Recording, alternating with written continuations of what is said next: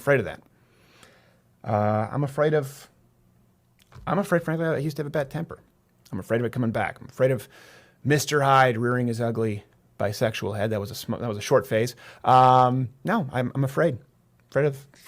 Okay, so guys, let's say he's bisexual. Okay, let's just say he's bisexual. Who cares? Why do we care? It doesn't seem like he's acting on it. And you don't know, maybe he was, a lot of... Wait, hold on. Wait, hold on. Wait. Hold on. Hold the phone. Hold on. Chill. Whoa. Okay, hold on. Whoa.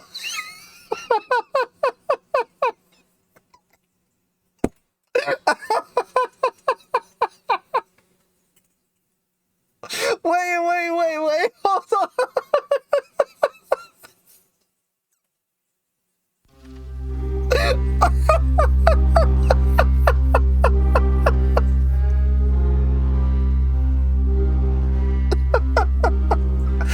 Wait, hold on. Alright. So, obviously, there's a lot of crap going on with Steven Crowder. We went over the stuff with Steven a bunch of times before with the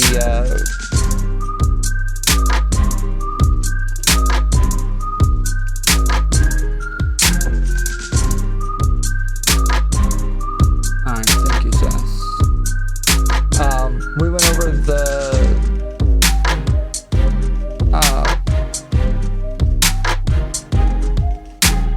that video, the nanny cam video on the back porch, and talked a lot about whether or not we considered that abusive and whether or not we thought he was doing anything wrong there.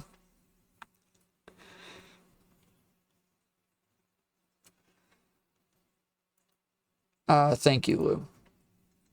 And so, yeah, there's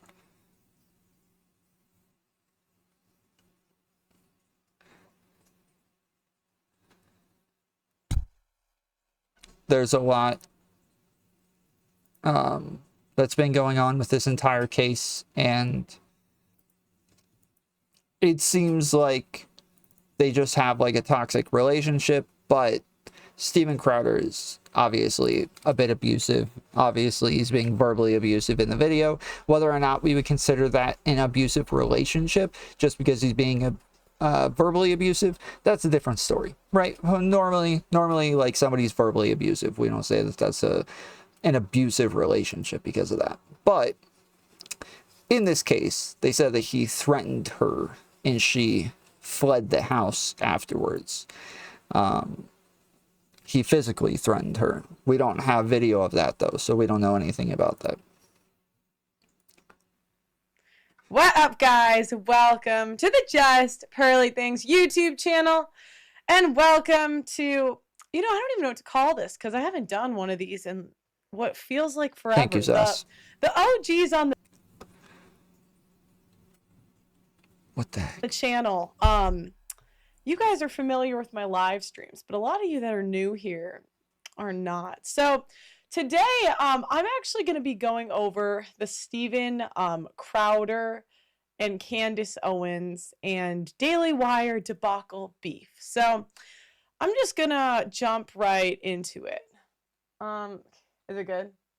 Okay, I just wanted to double check. All right, guys. So Tom, he basically said, watch it. And these people take that as a threat. No, the physical threat was, I'm going to fuck you up. If I remember correctly, that was the physical threat. I'm going to fuck you up. What up? Put it one in the chat. Guys, honestly, I have literally read on this case all weekend. So send a super chat for your girl because I just got off Pierce Morgan tonight, help a chick out. So let me give you my backstory on this case. So about 6 months, December, about 6 months ago, I saw that Steven Crowder had issued a video about the Daily Wire. Now, guys, at the time, I'd only like half paid attention to this, okay? So Crowder, Crowder and the let me start over. Sorry. So Crowder and the Daily Wire were friends. Okay. So Crowder, Daily Wire, which is like Candace Owens, Ben Shapiro, Brett Cooper, Jeremy something. All of those guys are. Yeah, Crowder was actually really good friends with Ben Shapiro. Even before Ben Shapiro was famous for anything, Steven Crowder and Ben Shapiro were friends. I'm pretty sure Ben Shapiro negotiated Steven Crowder's contract with Fox, I think is who it was. Maybe it wasn't Fox, maybe it was somebody else. But one way or the other. Ben Shapiro was his lawyer in a contract negotiation long time ago. Are besties. They're best friends. And Crowder comes out. Sorry, guys. I'm a woman. I don't know how to do anything. Okay. So Crowder comes out and basically says that They just turned her way down. Gives their employees slave contracts, as the word he used. And yeah, lots of people say you give your employees slave contracts.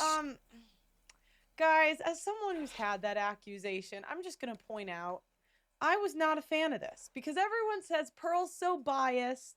Pearl just is taking no. I love Candace Owens. I love the Daily Wire, but wrong is wrong, okay? And really, I'm just trying to get to the bottom of this like the rest of you. So, okay, let's go here. Blessing, can you turn it off? I can hear it.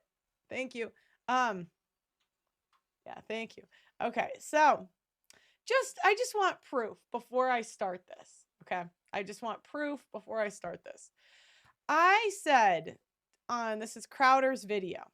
I get an icky feeling from this video. Some things should be handled behind the scenes.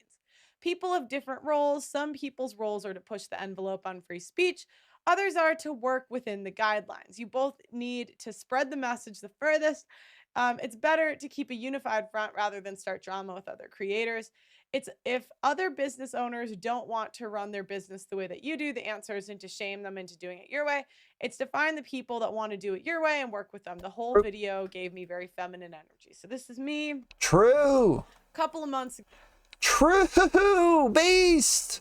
Pearl. Saying this. Now, I didn't really know the full backstory at the time. This was from like watching Crowder's, and it was just like an awkward video. He's talking about the offer they gave him, and he's like secretly recorded the call, and it was just, I just didn't, you know what I mean? It's like you're friends with someone for 10 years and your only option was to come to YouTube. I thought it was trashy. And in my point of view, if you don't like the contract, say no. 50 million's a lot of money, but so I didn't know if maybe it was because the money, he was offended, whatever. But I recently, I decided to give him a little more of the benefit of the doubt. So I watched his video with Tim Pool, right? And he went into Tim Pool. And these are like the notes I had from it. Daily Wire business model is based off of ad revenue, where Crowder's is based off of subscription. He accuses Daily Wire of buying ads to increase views, which hurts sponsors across the board. Now, I don't know if Daily Wire does that, but if you hurt my sponsors, I'm a little offended, all right? I don't appreciate that, okay? So this hurts the conservative movement because we do not have another business model because sponsors do not view the industry as working well, basically. And basically, the way Crowder saw this was as fraud. Because essentially, he was saying in the contracts, you are penalized if you get demonetized. And Crowder was essentially saying, hey, there are other ways we can do this model. You guys are frauding the people by saying you're against free speech while also penalizing the creators. Now, I still personally, guys, I think this is kind of a bitch move. Sorry. If you don't like the contract, yeah, get out. But I understand a bit where he's coming from. You know, he sees it as a movement. And I just think people have different, you know, strategies of going about it. Anyways, and I guess so then I listened to the Daily Wire and they basically said, you know, this was just a preliminary offer. Um, you know, it was negotiable. You didn't have to do all this. Now, okay, so that does that understand? Does anyone have questions We're gonna speed this up. the beginning? Does that make sense, everyone? If you have any questions, feel free to super chat it. Okay. So, and this time after it, you know, they go back and forth. You know, Brett Cooper, I remember she had some statement that said, "All right, guys, no, you know, it's negotiable." And I remember Candace did too. Now, what's my opinion on this? You know, I've worked with some people that have worked for the Daily Wire.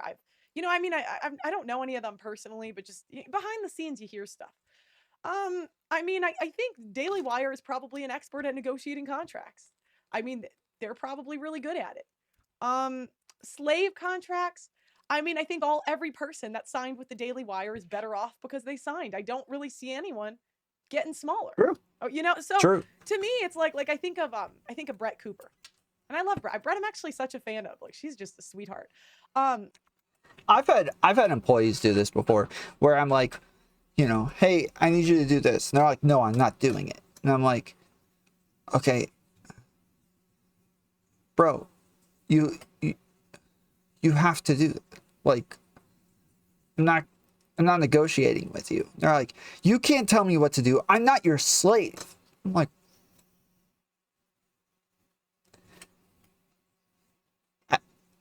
I pay you. What are you talking about? What do you mean, slave? I pay you. There's nothing to do with slavery. Like, I pay you. Like, I pay you to do what you're told. I don't know what you're talking about, bro. You know, she probably makes the Daily Wire a ton of money, but I didn't know who she was before she went to the Daily Wire. And as someone who went the route of building everything myself, guys, if 2.5 years ago I could have just taken a contract instead of, do you even know how much stuff I have to deal with on a daily basis? You think just because you pay someone they can't be your slave? Ridiculous. Yeah, no. I thought you said the other way around. You think just because you're paying someone they're gonna be your slave? It is much easier to just sign. Now, it depends what you value. I obviously make more money this way, but you always have the security of falling back on a network. Okay. Now, I keep hearing that Daily Wire is controlled opposition. I don't fully understand what this means. Now, I think it's something with like Israel. I don't really get it, right? But I'm not really gonna be going into that too much. So someone in the chat says 50 million divided by staff over 4 years when his production costs more than that. And then on the other side, they're saying Crowder has had so many co-hosts leave on bad terms. Dave isn't the only one. Okay. And we're gonna get into that too. And this is just my point of view. I'm not saying I know everything. I'm just saying this is the information I have. Okay. The contract would penalize you for each YouTube ban. It had no limit, which means you can end up in debt to the Daily Wire. Now, why are they going over old drama? Like the title says, she's supposedly leaking information about the court documents. So right now, she's just kind of like, you know, getting her ducks in a row, explaining the entire scenario. Before she does, she started off talking about the fact that everybody thinks she's super biased in Crowder's favor, but then she showed comments on Crowder's video where she's telling him she thinks that he was wrong about the way that he went about the whole Daily Wire thing. And so she's trying to prove that she's not just like a Steven Crowder simp and that she doesn't just agree with everything. You should have used Pearl's resolution when you doxed people, where I will blur it. I don't know what that means. Again, I just think if there was a bunch of creators with these like slave-like contracts, you would hear something about it. But, you know, I do think Daily Wire covers their ass. And the truth of the matter is, if your business model revolves around ad revenue, I don't know what we would do if we were demonetized tomorrow. It would be really tough. I genuinely, so I see where the Daily Wire is coming from because they're trying to make money. You can't do anything without money. And I also see where Crowder's coming from. At least be honest with your audience. Now, you know, either this isn't the point, right? This is not, I'm not even trying to go into the contract because this really is not what I care about. This isn't what I'm really talking about today. Okay, actually, I want to put the chat on this side so I can read it a little better. This isn't, I just want to see it better. Let me see. No, but now it's going to be in the shot. Okay, that doesn't work. You know, we gotta, oh no, dang it. All right. You know, it's so Didn't really crazy. think It's this like, through, eh? I built this whole studio and I still can't even have my chat on screen. You know, I don't know. But anyways, okay, it doesn't matter. It doesn't matter. What? So now there's an article written from Media Matters, and this was published in January. Okay, January. I mean, I have chat over here, or no, sorry, I got chat right here, and then I got chat right here on my phone as well, so that if I'm looking at this monitor or this monitor, I still have chat up. And I'm probably going to get a third monitor soon that just sits straight up and down like that. It'll just be my chat. So, and it says, Daily Wire host Candace Owens. Oh, wait, let me go to the second one. All right. Daily Wire host Candace Owens makes an ominous remark about being, context. Okay. So Candace Owens, you know, during her response to Crowder, this is what she says. Okay. All right, so we all get angry. Anger is a very normal human emotion, and there's no person that spends their entire Yeah, blessing. The audio is kind of peaking. I don't know if it is on screen, but it kind of is in here. All right, so we all get angry. Anger is a very normal human emotion, and there's no person that spends their entire life and has not felt angry before. So the question is, are you righteous in your anger? Have you been righteous in your anger? You say, I've never felt angry before. okay, do I have a right to be upset? Do I have a right to be yelling? And of course, we all come across circumstances where you absolutely have a right to be angry and to be yelling, but should you do it? Does it always benefit you? And I think about this often because it's very hard in my position not to find an excuse to be angry every single day. Politics is very frustrating. You get angry just probably following politics like I get following politics. And then when you're involved and you comment on politics and you're a known person, you naturally lend yourself to a ton of conspiracies on the internet.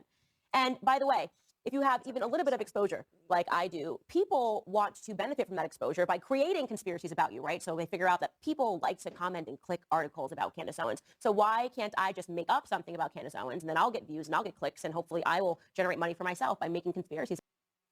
I mean, I did a video about Candace Owens. There was a woman who was getting like abused and stalked by a group of men, one of them being her ex-boyfriend. She had tons of video, tons of evidence, tons of text messages, like text messages on text messages on text messages, and like tons of videos and clips and all sorts of crap proving beyond a reasonable doubt that this guy was stalking her, was harassing her, and was physically abusive towards her. And Candace Owens defended this dude the whole way through and called this other chick a liar the whole way through and tried defaming this woman and tried lying about her, made up a bunch of bullcrap about her, and like almost ruined her entire career because the woman didn't want to go public with this stuff. So Candace held it over this woman's head. The woman didn't want to go public with it because if she went public with it, the harassment and everything would get a lot worse. So instead, she filed police reports, went through the courts, all of that crap, and tried to keep it all very DL. And Candace held it over her head and tried to blackmail her over and over and over with this stuff. And then even called it out. She invited the woman onto her show and started calling her out, naming all of these guys, talking about all of these guys, bringing up all of the freaking bullcrap that was supposed to be private. Candace is like one of the worst human beings ever. If you go through my video on this, I think it's I forget her name. It's like Arbery or something like that. It was really bad, dude. It was really bad.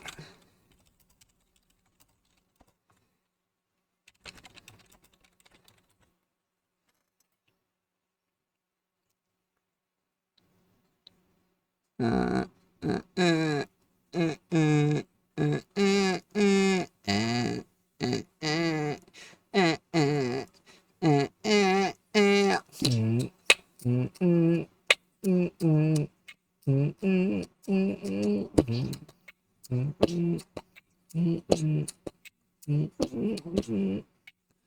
don't know why it's not popping up. It was, hey, this is one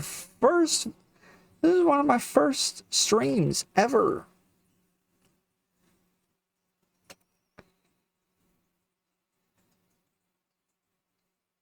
Nicole Arbor outs Candace Owens and Daily Wire. I'm sure if you pedophile for someone over today. Actually, yes, this is exactly. Think. Well, actually, I can't. You know for a damn fact. You guys are gonna have to edit that. We can't have this online. So at this point, I had already expressed. I've spent the better part of a decade for office. Candace made wild claims against this woman, like really damaging. There was claims in there that revolved around escorts and sex work and her being a magician movement. I just want to show you guys how hot this chick is real quick. That's the important part. She's a babe. But yeah, if you want to go watch this, if you ever want to know what a piece of human garbage Candace Owens is, go watch Nicole Arbor's video on Candace Owens or watch my video on it. You can watch it at the very end.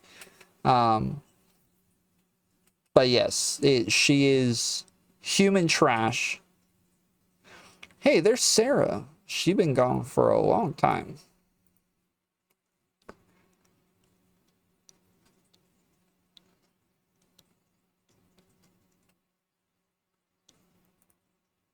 So yeah, she's garbage. Up. I've faced. I mean, we already know. I mean, I don't know. Like, I always felt like obviously she's just a bit disingenuous and she's kind of a liar and crap like that. But this is like malicious stuff, dude. This is like insanely gross and malicious stuff. Yeah, this is really bad stuff. Wait, that was the same stream when I was going off about Xanderhall, right? Yeah, this is where Chud and him got into it over my video. audience more. She should have done better to, like, you know, though you know things about the video. Yeah. Freaking Xander was lying like a mofo. All sorts of conspiracies about myself. Yeah, and I'm gonna say I'm gonna agree with her there. Yes, and it's unfortunate because you don't have time to go through all of them. Okay, but yeah, as just one example, recently, and it's making its rounds on the internet, somebody put together a photo collage of me with one of my best friends. My best friend's last name is Schwab, and they have somehow deduced that that must therefore mean that this person is related to Klaus Schwab of the World Economic Forum, and that therefore ties me in with the World Economic Forum. Completely ridiculous. Schwab is a very popular German last name. In fact, there is a town close to Munich, right next to Munich, called Schwabing. But never mind the truth, obviously. Don't let the truth get in the way of a good conspiracy. Brendan, that's Schwab.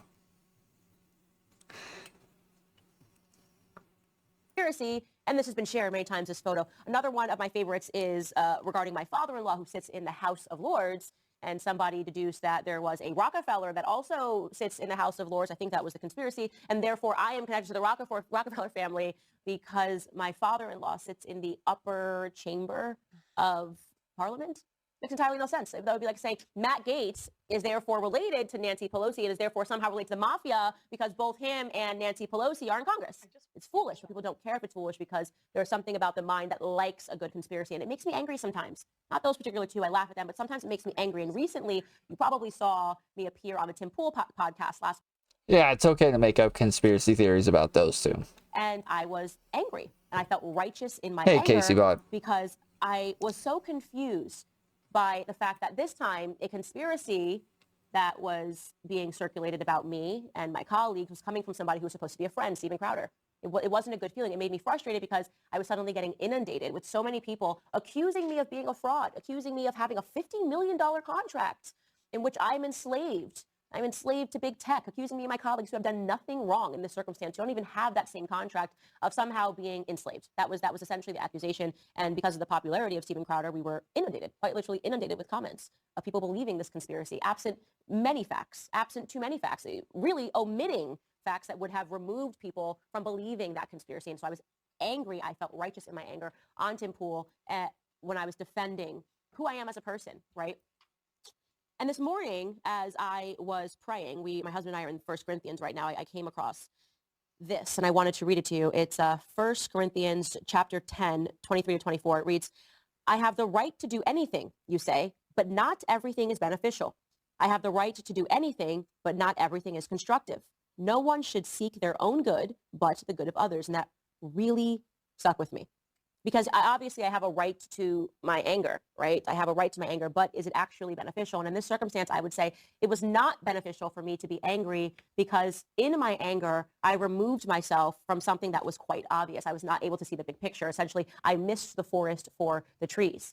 Over the weekend, I was given a lot more information regarding Steven Crowder, a lot more background information regarding what could have possibly led to this moment. And not to my surprise at all, obviously, this really doesn't have anything to do with the Daily Wire. And his actions are a symptom of something much larger. And I want to choose my words very carefully here because I'm not angry anymore. Steven has a lot going on. I guess is the best way to say it. He has a lot going on, and that should be clear because people don't do stuff like this if there's not a lot going on in their lives. You don't sell out your friend. You don't record conversations. These things are actions of individuals that are perhaps acting out of desperation. You have to dig deeper. You have to look deeper. Tomfoolery Show, do you know Pearl pays her employees? Yep. I would assume that's kind of what makes them employees, yeah. Deeper to fully understand the picture of why somebody might do that. And it's certainly not because somebody is upset with a $50 million contract. And because I now am more aware of certain information rather than being... So I have a question. Later, I mean, for those of you that know, later, she says she didn't know. Here, does this sound like she knew? Because she's talking a lot about, like, she was told something. Okay, you know. Angry.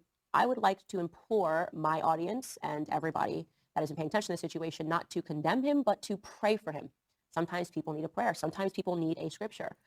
That he said how Pearl pays her employees? I'm not sure what the difference is. Like, she pays them with money? You know, Stephen purports to be a Christian, and I believe that he needs to lean into his faith. And I am certain that in the near future, more information will come out. I do not think it is my place to say more than that. Well, probably what I should say is I am unsure at this moment if it is my place to say more than that. You know, maybe if I feel in further defense, something should be said, or maybe if I feel that the public has a right to understand certain circumstances. So I want you guys to hear this from Steven's point of view. So I'm gonna say, as a content creator, YouTuber, I had heard things about the Steven divorce before it came out. Nothing confirmed, nothing that I knew. And my thought is, if I knew, me who is in England, Fresh and Fit also said they knew. What's his Fit? Not Myra, another one. He says he knew. So wouldn't it stand to reason that at least Steven might think that she knows? But at this moment, I think I would just like to carefully back out. I am genuinely praying for Steven Crowder. I am praying that he is reminded that there is always help in the form of the Lord. And again, I implore my audiences to just hope that he finds the truth and that he comes to the truth. And honestly, from the bottom of my heart, that is all that I'm going to say about that. Okay, so... She kept saying throughout the entire debacle that she had information about him from behind the scenes. And when all of this came out, I thought this was what she was talking about.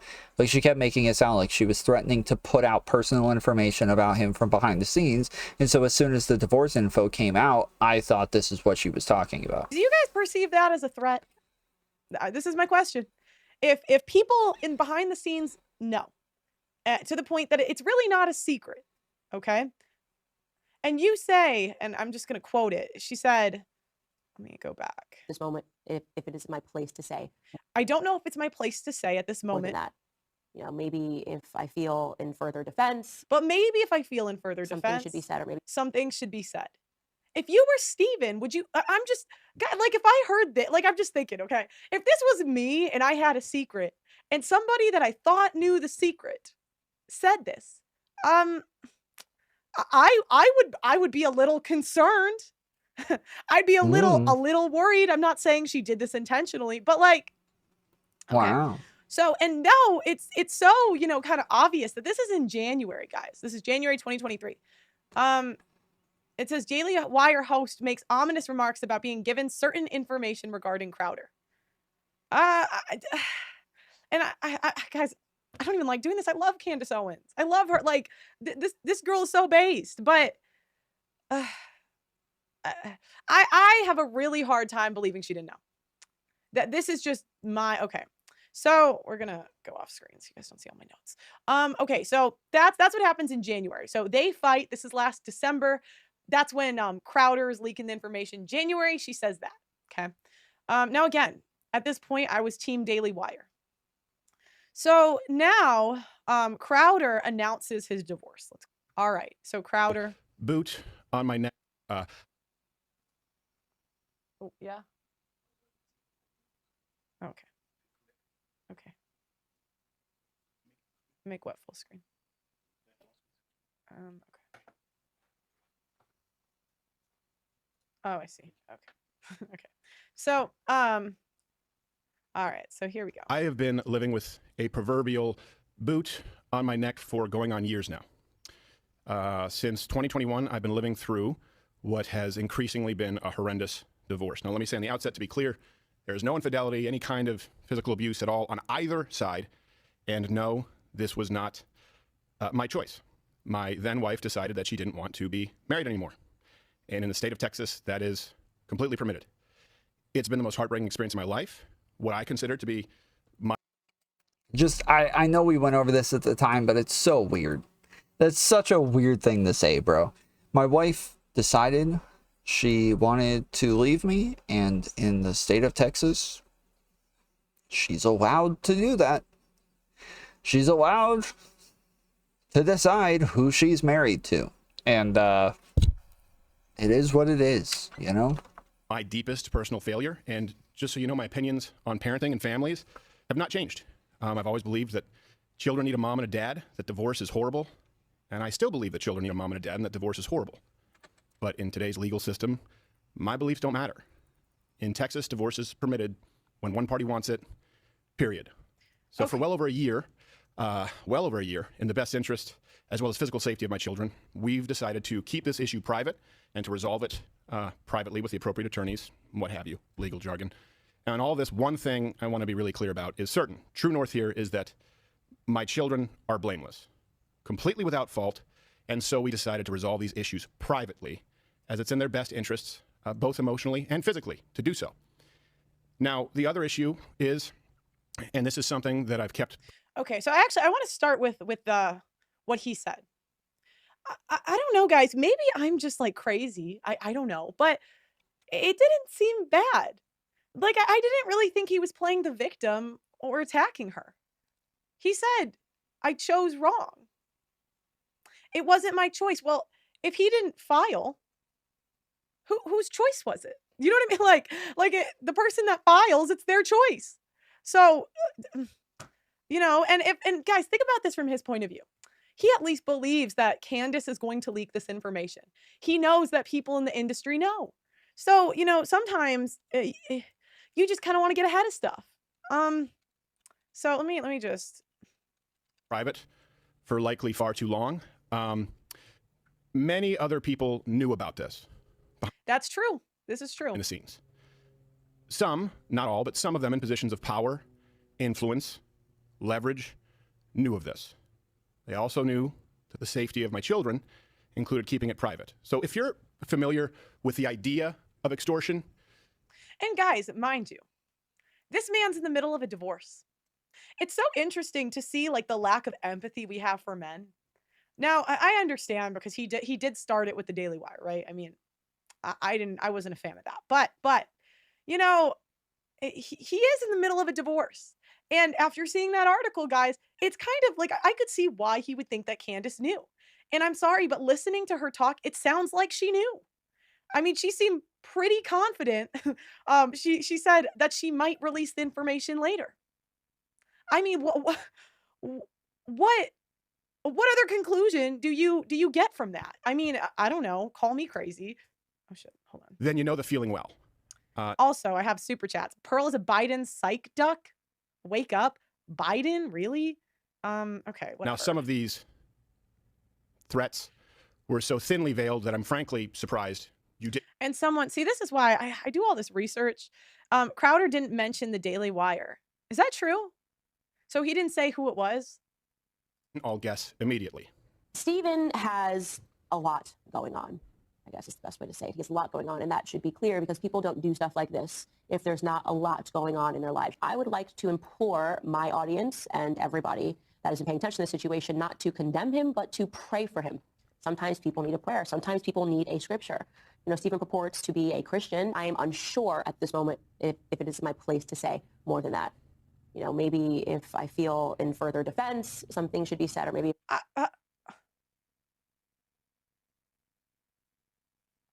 Like, I was like, how did no one catch this? It's the literal, like, I feel I would at least think that she knew. That the public has a right to understand certain circumstances. Yeah, I mean, obviously she's right. Candace was saying some really weird stuff here, and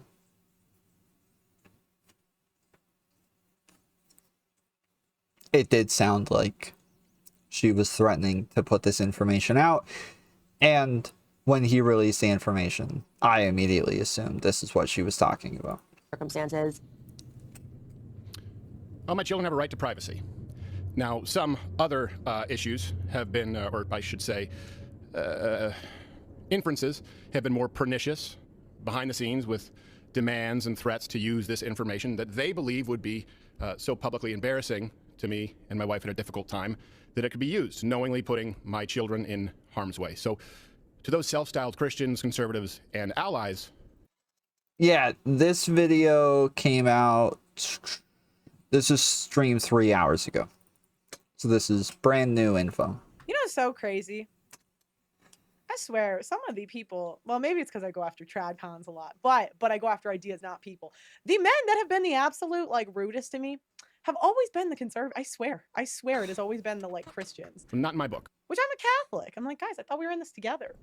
Now, if you find yourself, I don't want to get into details, so this is going to likely be the only time I have to address this or want to address this. If you're asking yourself, hey, did X person or did Y person know? The answer is likely yes, which will be made alarmingly clear as this process of discovery continues. And it also, by the way, makes me that much more appreciative of those who did know about this and in understanding the best interests of my family, my children, kept their word and used discretion. I can't thank you enough. Sincerely, I appreciate it. Won't forget it.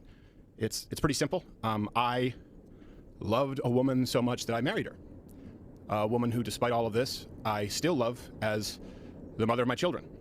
And she wanted something else for her life. That's not my choice. She simply wanted out, and the law says that that's how it. So instead of getting, okay, now guys, now this is where we have to go. And this is something I've trained myself to do.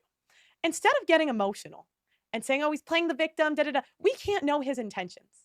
So it's kind of stupid to argue, oh, is he playing the victim, And I'm like, wow, you know what I'm like? This is really a lack of sympathy for a guy going through a divorce. Divorce is really tough on men. Men about Stephen's age are more likely to commit suicide after a divorce. I mean, this is a guy who said on air, one of his greatest fears was getting divorced. And it's so interesting because now our gut reaction to the guy is he's playing the victim when he just said that the only reason he's bringing this out is because he at least thinks that people were threatening him. Now, maybe he was wrong, but I mean, when you're in the spot he's in, you don't think you're going to have a little bit of paranoia? A little? And, you know, someone else is saying, and I didn't know this, where Crowder was, because I didn't want to go too much into the contract. Yeah, I mean, to a point it makes sense as well, because he didn't come out with the information for a whole year, right? He didn't come out with anything for an entire year, and then all of a sudden she makes these threats, then he comes out with the information. It makes sense that that's actually what he thought. It makes sense that this is why he would come out with the information. Stuff, it was just confusing me. That Crowder never said the Daily Wire specifically, and he said multiple companies. Huh.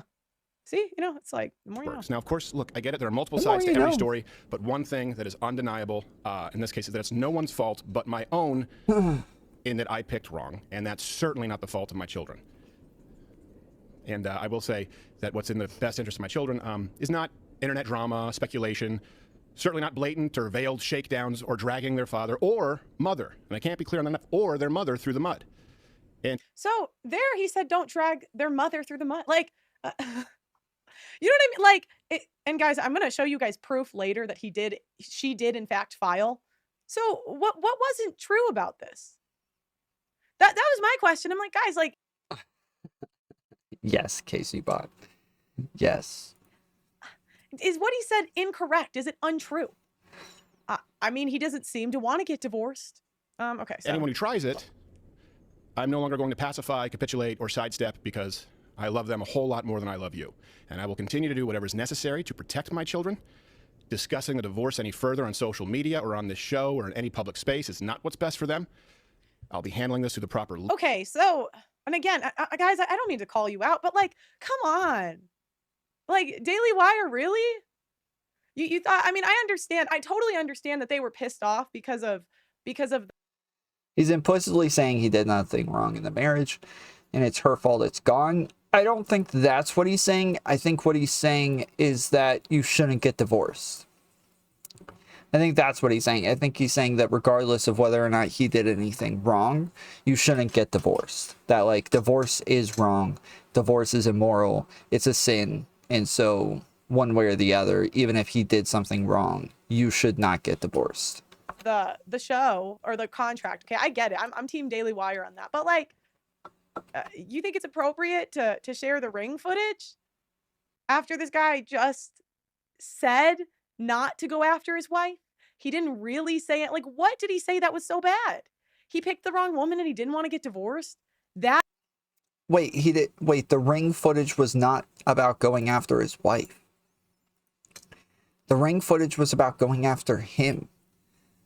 Like, sharing the ring footage was about him screwing up, not his wife. Where the hell did that come from? Like, the people who shared the ring footage saw that and they were like, oh man, we're really going after his wife here. No, the person who posted the article and outed the ring cam footage, that person had already talked to the wife, had already talked to the family, had talked to her parents, and was putting this information out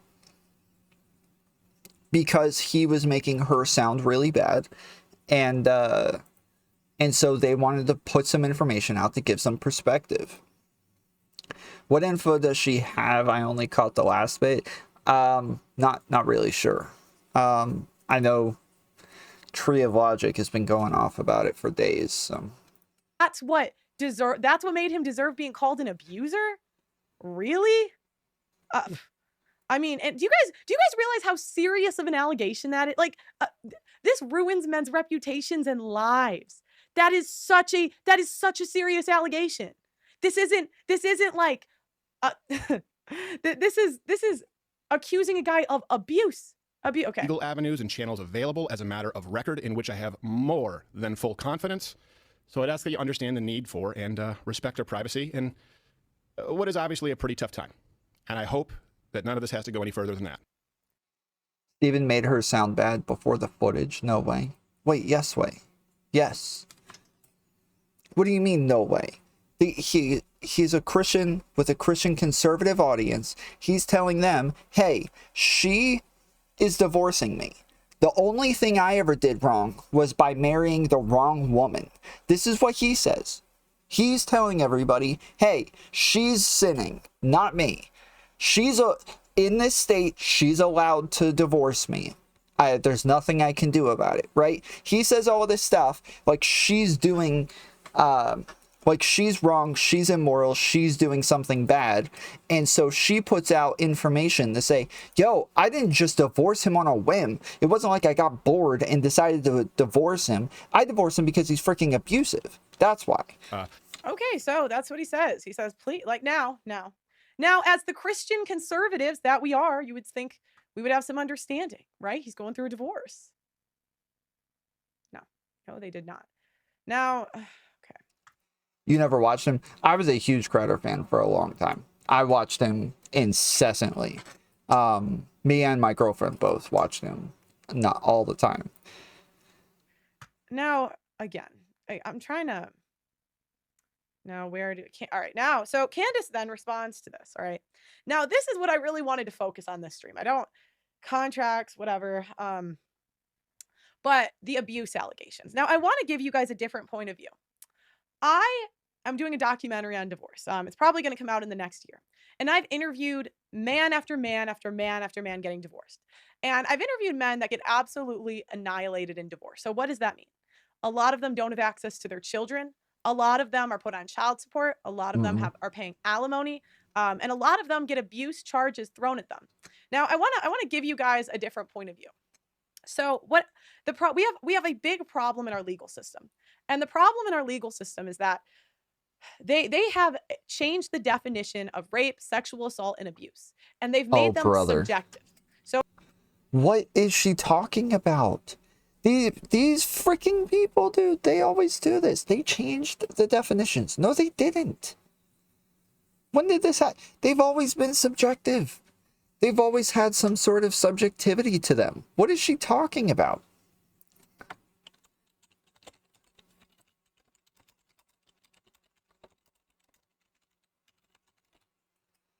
Or whoops, not abuse.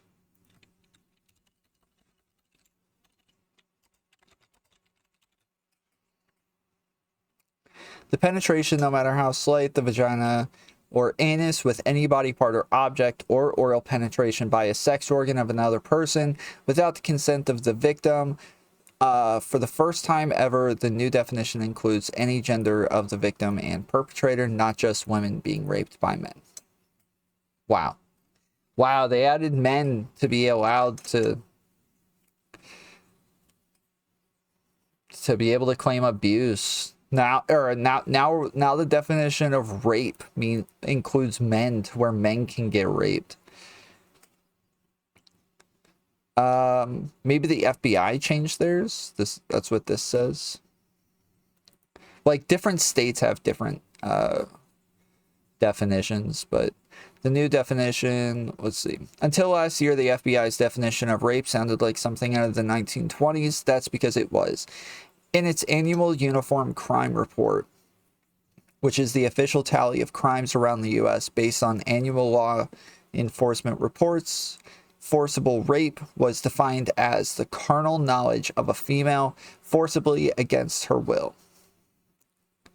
The FBI finally updated its definition of the crime to match the times, and newly released UCR data suggests that the archaic forcible rape standard caused a significant percentage of rape cases to go unreported. So when they say reported, right? So we're still talking about the fact that, like, you can have your case in your state where they have their own definition of rape, and you can still win based on the state's definition, which is going to have to do with consent. But it's not going to go into the reports. It's not going to go into federal data, meaning that, like, we're not going to, when we talk about how many people get raped every year or something like that, the FBI is not going to be keeping track of it because it'll be under something different. New definition. The national understanding of rape has changed entirely since 1929, when the FBI started the Uniform Crime Reports. States and courts have updated and expanded sexual assault laws, and the public has a broader understanding of who counts as a victim or survivor. But even as the legal definition of rape changed, the FBI continued to use the 1929 standard when it asked states and local law enforcement agencies to report the years cases of the UCR and when it calculated local and national crime rates based on that data.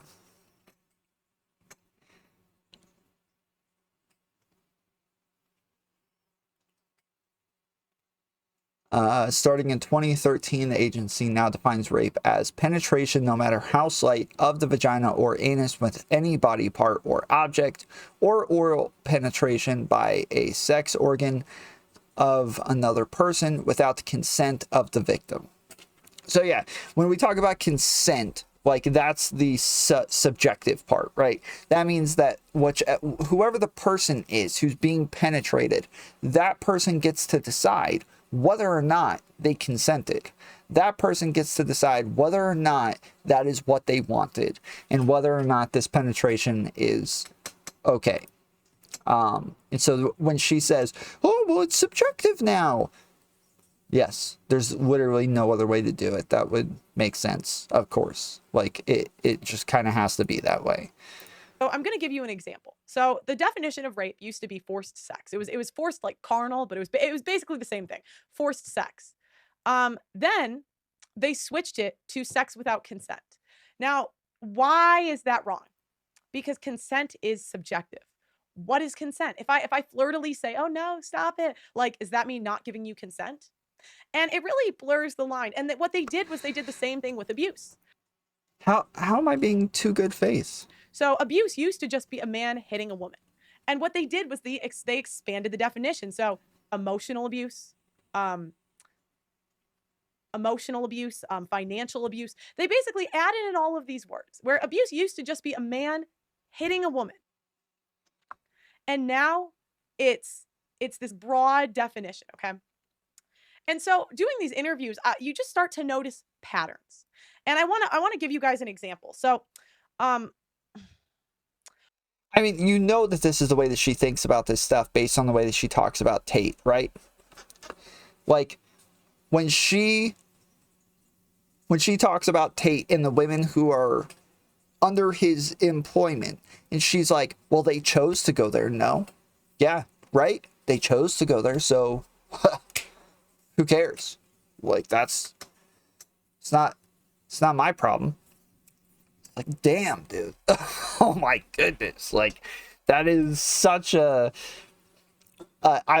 privileged way of looking at this. One thing I would notice is the women that tended to put clips on social media never told the full story or talked. Especially Pearl, somebody who could be coerced into killing herself. Like, about their abuse typically on social media. So for example, I would have a girl come on my show and she would tell me a story that sounded horrible, right? So it would be like, oh, he pushed me down the stairs, right? That's what she would say. And I started asking questions and I'd be like, oh, that's horrible at first, right? But then you start asking questions. And I would say, okay, like what led up to it? What happened? It turns out this bitch wouldn't leave his house. She refused to leave his house. And so he didn't mean to push her downstairs, you know what I mean? Like, and so I would ask, like, was it intentional? What led up to it? And I found more times than not, women had a part to play and they would almost edit out the part they had to play. And doing the divorce. Dude, she does this all the time. She freaking does this all the time. Where she like takes these minuscule anecdotes and is like, well, I knew somebody who actually raped the man and then called the police and said that he raped her. So women aren't so innocent, are they? What the fuck? What are you talking about, dude?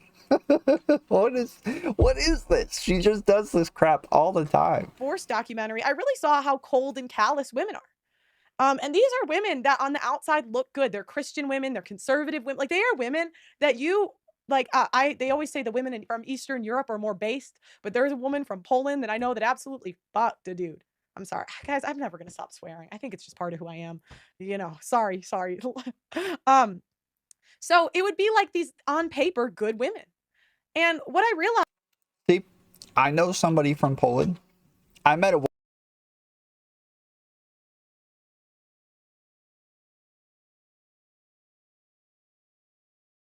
is that women, like, our emotions just get. Let's go, NSC. Let's get some cheers in chat. in the way, or we just go nuts. And in this society, we're constantly told we're the victim, and we're constantly catered and pandered to. So yeah, okay. So essentially what they did was they expanded the definition to include everything, where abuse is no longer just hitting a woman. Now it's if you can't spend $5,000 on my credit card, you're being abused. If you can't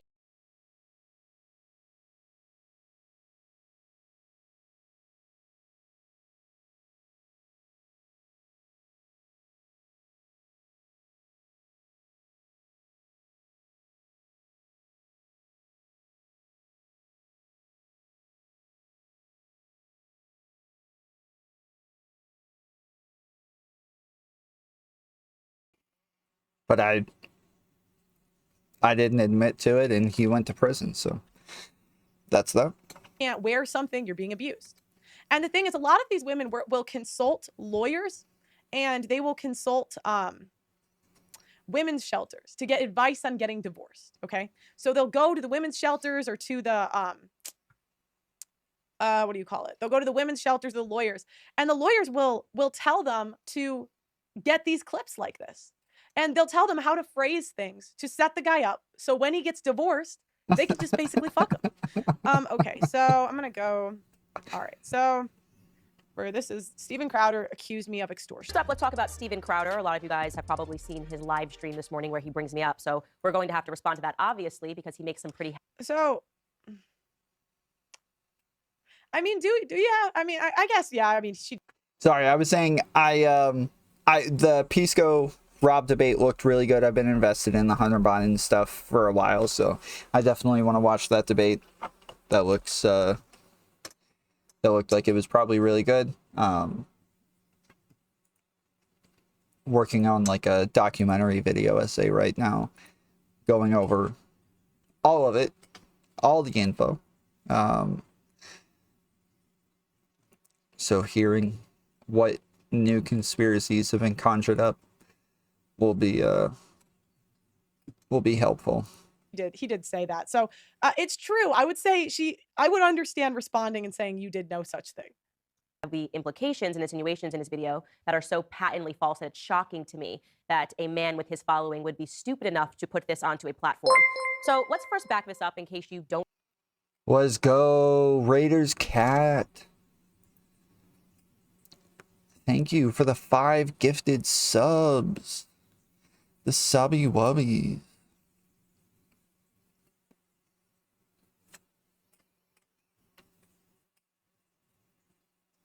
Well done. Let's get some cheers in chat for Raiders Cat. No. While we're talking about Steven Crowder. Yeah, let's get some cheers. Who Steven Crowder is, it's totally plausible. He sort of lives on the internet. Steven Crowder is somebody who has a show called Louder with Crowder, who had something very terrible happen to him at the end of last year. The Daily Wire came to him with a $50 million term sheet. He was offered $50 million. I know, horrible, terrible. He was so upset by this that he then decided to do a video in which he calls out essentially all of the Daily Wire hosts, myself included, for accepting slave-like contracts. These were the very heavy implications of that video, that his followers needed to stop Big Con, talking about how we are all existing and we're kowtowing. And of course, we responded forcefully to this because it's simply not true. The idea that I'm somehow in bed with big tech or that I'm dishonest in what I do simply because we didn't accept, I guess, his counter offer to the $50 million contract is pointedly ridiculous. Now, why are we talking about him again? Well, in closing back in January, I essentially said that we were no longer going to talk about Steven Crowder, and I instead offered that people should pray for him because obviously, when a man does something like that, he is broken. You don't do something like that to your friends unless there is something going on in your personal life. Well, Steven Crowder announced this morning that he is going through a divorce, and I want to show you bits of that video. Take a listen. But needed to take a moment here to address some issues out there that are circulating. It's never fun. But, well, I guess let me be clear here. I have been living with a proverbial boot on my neck for going on years now. Since 2021, I've been living through Wait, are we really about to watch this again? what has increasingly been a horrendous divorce. Now, let me say on the outset, to be clear, there is no infidelity, any kind of physical abuse at all on either side. And no, this was not my choice. Okay, so in the open, you get it. Steven Crowder is a victim. Once again, he's always a martyr for his belief. He's always a victim. And this time, it's the proverbial boot on the neck. He's literally George Floyd. So the idea here is you need to feel really bad for Steven Crowder right away because he's got a boot on his neck. Let's see what else he said. So if you're familiar with the idea of extortion. Well, and the one thing she cut out the part where he said to leave his wife out of it too. I mean, maybe she puts it in later. I'm trying to remember. Then you know the feeling well. Now, some of these threats were so thinly veiled that I'm frankly surprised you didn't all guess immediately. Steven has a lot going on, I guess is the best way to say it. He has a lot going on, and that should be clear because people don't do stuff like this if there's not a lot going on in their life. I would like to implore my audience and everybody that isn't paying attention to this situation not to condemn him, but to pray for him. Sometimes people need a prayer. Sometimes people need a scripture. You know, Steven purports to be a Christian. I am unsure at this moment if it is my place to say more than that. You know, maybe if I feel in further defense. And I'm just like, asking, Candace, you couldn't see why he would think that? I mean, I heard of this. You know what I mean? Like, I heard of it, and I'm in freaking England. You know what I mean? Things should be said, or maybe if I feel that the public has a right to understand certain circumstances. Well, my children have a right to privacy. Now, some other issues have been, or I should say, and they also gloss over the children having a right to privacy. Like, I just couldn't believe she shared the clip next. Because I'm like, that's bad for the kids. Like, come on, he didn't say anything crazy. But you don't think, like, everybody thinking the dad is an abuser is bad for, like, as much as we talk about protecting children. Sorry, guys. Inferences have been more pernicious behind the scenes with demands and threats to use this information that they believe would be so publicly embarrassing to me and my wife at a difficult time that it could be used, knowingly putting my children in harm's way. So to those self-styled Christians, conservatives, and allies, not in my book. Now, if you find yourself, I don't want to get into details, so this is going to likely be the only time I have to address this or want to address this. If you're asking yourself, hey, did X person or did Y person know? The answer is likely yes. So much I want to say here. First and foremost, I'm going to co-sign that. How the hell did I find out? I don't reveal my sources, but it's like, yeah, hold up. A person that watches his show, how do you not see that he is so obviously acting and that he is a very bad actor? Do you feel bad for him when he says that? When he says, I mean, a little bit. I'm a Catholic. Where's the empathy? If you're familiar with the idea of extortion, well, if you are familiar with the idea of extortion, you should realize that video that he just showed of me wasn't that. Nobody threatened him. Nobody made demands behind closed doors. His insinuation that I knew about his divorce before he decided to attack the Daily Wire is a pointed lie. Let me tell you what actually went on behind the scenes. Steven Crowder on election night was our friend. He was on the backstage with all of us, laughing, having a great time. He even sent me a retrospectively very flirty message thereafter on Instagram about how nice I looked on election night, even though I didn't respond to it. Okay, so this He sent me a flirty message and told me I look nice. I just hate the way she talks, dude. It's so obnoxious. It seriously, like, it pierces the ears. Really didn't like. Because we know how serious accusations like this are. So, a guy's called a creep, his career's ruined. So he sent you a message on election night.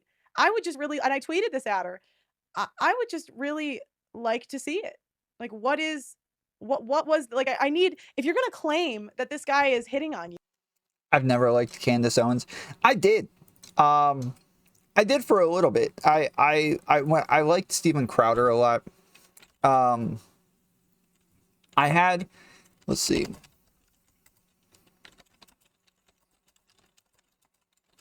So before there was like this why I left the right, why I left the left thing. Or at least that I knew about. I put out a video called Why I Left the Right. And I kind of go over Steven Crowder, Ben Shapiro, Candace Owens, like a ton of different right-wingers, and kind of just like debunk a lot of the stuff that they're saying. And I'm like, dude, you can literally just look up like half the freaking crap that comes out of their mouths, and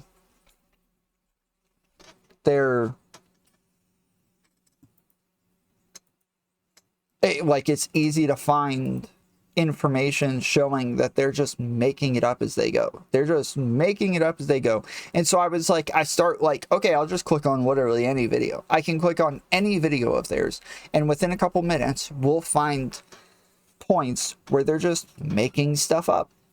And that's what I did. I start going through videos of theirs, just like, you know, they're wrong, looking stuff up, showing how wrong they are. And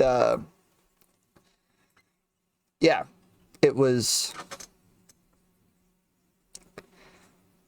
this is like my first video essay I ever put out. This is why I got canceled by my audience at the time. It's because they were pissed off that I was kind of changing my positions and moving right or moving left. And like even it says here, I'm leaving the general consensus on the right wing. Just saying, like, I still consider myself right wing, but I'm not this like mainstream right winger where I buy into all the bull crap that these people are making up nonstop and crap like that.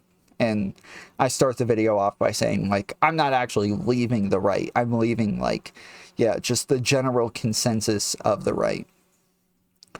But yeah, like, I go over a bunch of Candace Owens videos as well and kind of talk about some of the stuff that she's making up and some of the stuff she gets wrong. So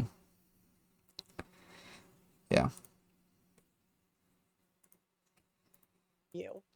I need evidence. I need to see it. And, you know, just because he says you looked nice on election night, I don't know, guys. Let me know in the comments. I don't think that means he's flirting with you.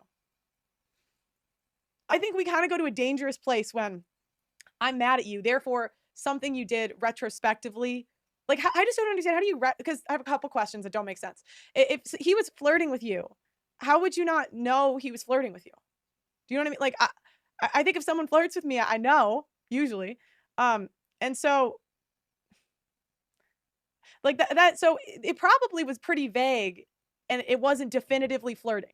So if it wasn't definitively flirting, why are you like putting that out there? That doesn't, I want to see it. That's my question. Like, where's the evidence? Thereafter, obviously, he attacked the Daily Wire. He decided to record his friend, Jeremy Boring, and to release the recording out of context to make it seem like Jeremy Boring knows that he's employing all of us like we're slaves, right? I agree with that part. And, you know, I've been accused of that. Slave contract. It's so crazy, too. This is what Steven Crowder did. We had a right to respond forcefully to all of his claims. We all did that on our different platforms. And then I said to myself, just sitting there one day, why is he doing this? It's a very simple question and an obvious question that any person would ask. This is not normal behavior. It's very erratic to go from being friends with somebody, being with them on election night, laughing, having a great time, to suddenly wanting to ruin their entire company and launching Stop Big Con. It's bizarre behavior. I turned to my husband and I said, where's his wife in all of this? Isn't she so supposedly a Christian? I'm just thinking about the way that I talk about everything in my life with my husband. Every night I'm talking to him about what's going on at work. I thought to myself, where is Hillary Crowder in all of this? How did she not tell him not to do something this? Why you shouldn't tell your husband what to do. Are these like, y'all don't believe in like submission? No, you think you should listen to your wife? Okay. Vicious and this disgusting. And then I said to my husband, I bet they're not even together. I logged on to Instagram and I found Hillary Crowder's Instagram account and I looked to see, and it turned out that she didn't follow Steven Crowder and that Steven Crowder didn't follow her. He didn't follow anybody in her family and she wasn't following anybody in his family. That was my aha moment. Clearly, there was some sort of a separation. Now, bro, seriously, she talks like just the cuntiest person ever. Her cadence and her voice, like, her tone, everything. It is just like, I hate the way she talks, bro. Hillary Crowder's Instagram account. You should listen to your wife. Okay. I logged on to Instagram and I found Hillary Crowder's Instagram account. And I logged on to Instagram. Like, I hate it. I hate it. She is just, ugh. And I looked to see, and it turned out that she didn't follow Steven Crowder and that Steven Crowder didn't follow her. Just, what are you doing? What is wrong with you? You look like a freaking marionette right now. Look at her. Put lines on the side of her freaking jaw. Right here. Just put 2 lines on the side of her jaw. And she looks like a freaking marionette. He didn't follow anybody in her family, and she wasn't following anybody in his family. That was my aha moment. Clearly, there was some sort of a separation. Now, okay, so this is where she like contradicts herself. She said, I didn't know. And then she says, clearly there was some sort of separation. So you knew, like, do you know what I mean? Like, and I just, us women, we're the FBI, we're on some FBI type shit. So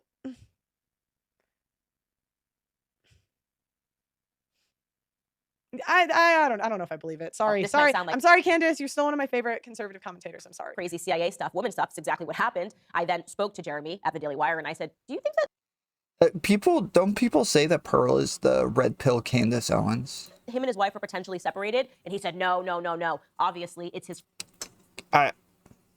Candace is way smarter than Pearl. That's insulting to Candace Owens, honestly. friend. He would have known whether or not they were separated, except he didn't. He actually had no idea if they were separated either.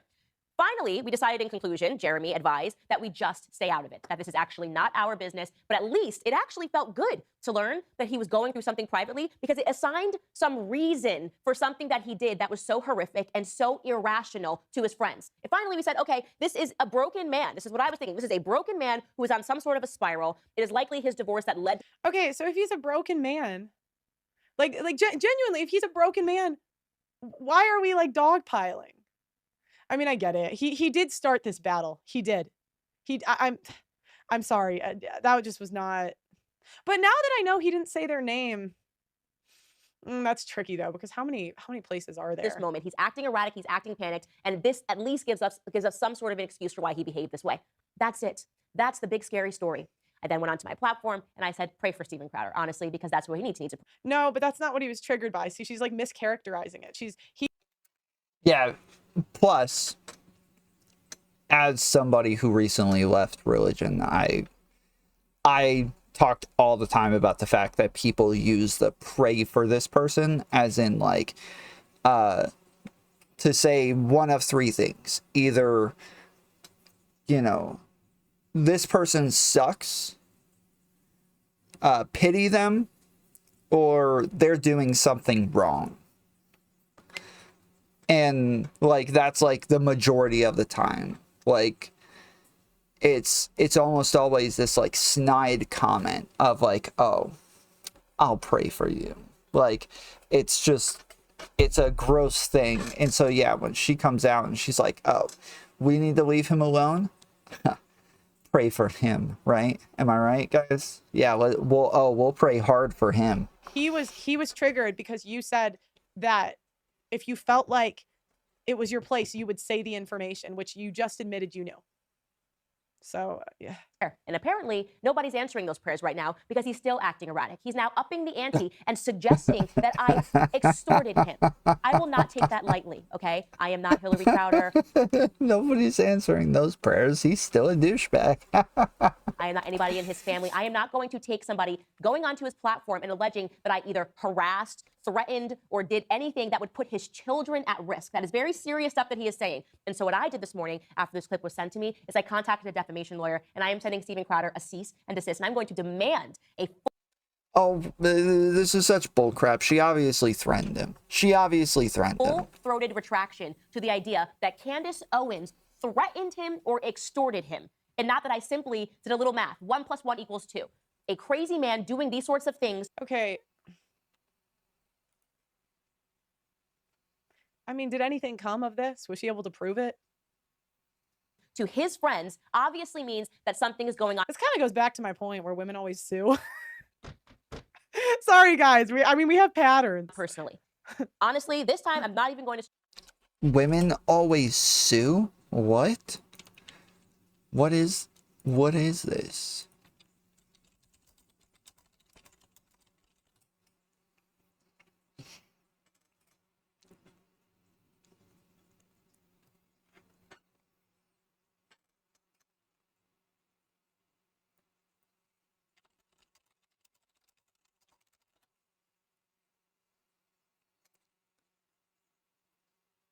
Yeah, I don't know what she's talking about.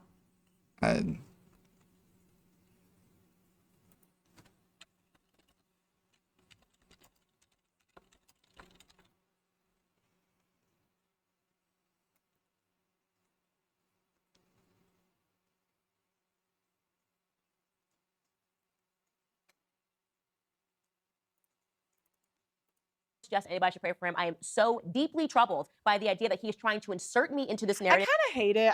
I'm sorry, guys. I hate it when Christians say I'll pray for you because it's always the most condescending thing.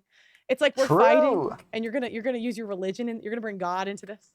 True. Now I know what they'll say. They'll say, well, that's what you're supposed to do, pray for your enemies. And I feel like if I felt like they like meant it, I would accept it. But it's almost used as like an attack. Pertaining to his divorce. I'm frankly angry about this. So I'm going to hope that he does the right thing, okay? That he does another one of his live feeds on the exact same platform. Okay, so this translate. Do this or I will sue you. The exact same medium and offers me an apology and takes back every single word that he says. And, by the way, if you think that that's bad, here's how he decided to end this clip pertaining to his divorce. It's pretty simple. I loved a woman so much that I married her. But you... A woman who, despite all of this, I still love as the mother of my children. And she wanted something else for her life. That's not my choice. She simply wanted out, and the law says that that's how it works. Now, of course, look, I get it. There are multiple sides to every story, but one thing that is undeniable, in this case, that's no one's fault but my own, in that I picked wrong. Is that offense? Like, I'm sorry, for the conservatives, we're like the party of not being soft. That's like, look at her face. This is offensive? Really? Saying you picked wrong? And she cut out the part of Yes. What do you... what is wrong with this woman, dude? the end where he said to leave his wife out of this too and leave her alone. I picked wrong. I mean, did he pick right? Do you know what I mean? Like, he certainly didn't pick correctly. Wow. How kind, how loving. You really must have loved this woman, Steven Crowder. Again, I don't know who's buying your act anymore. I certainly haven't bought it from the very beginning. It's very obvious to me exactly what you are. You come across to me as a very dishonest individual. It seems to me... Oh, because Candace Owens comes across as just the most honest. Everybody knows how honest Candace Owens is. Me, Steven, that you really, for whatever reason, want to insert me into this narrative. Like, there is just something about me that you are hyper-focused on. And so I want to help you a bit and really... Oh yeah, Shapiro over Crowder all day, every day, since the beginning. I don't know. So I started watching Steven Crowder because I had a girlfriend at the time who loved Steven Crowder. She was like, oh, I watch this guy all the time. He's so funny. And so I started watching him, and he had like debates, like old debates from back in the day that I started watching because I enjoyed the debates. He didn't do them currently, so I wasn't really interested in his current stuff, but I started watching his old stuff because he had a lot of debates. And then I wasn't like, I started to, after I watched a lot of, all of his debates, then I started watching like his current stuff just because I had already seen all of his old freaking crap. But I still loved the Daily Wire. Like, I still have my leftist tears hot and cold mug right here. Daily Wire right there at the bottom.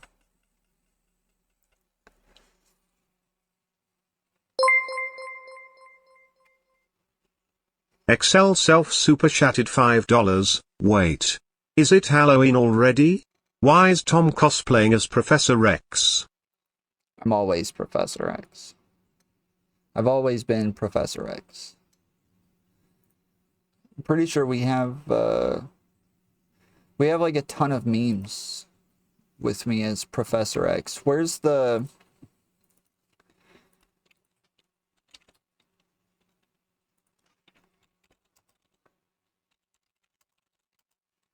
Oh, what was the dude's name who I debated?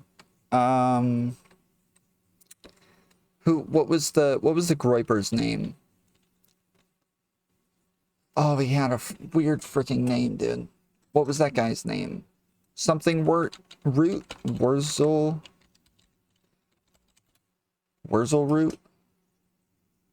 Yeah, there you go.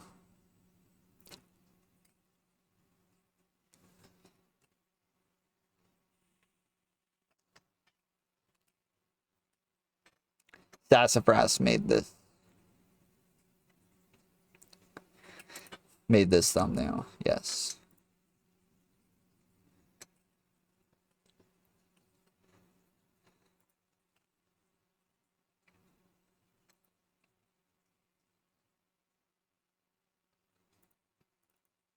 really, I want to help your wife because you essentially just used your platform. Millions of people have access to your platform. She doesn't have the same to insult her.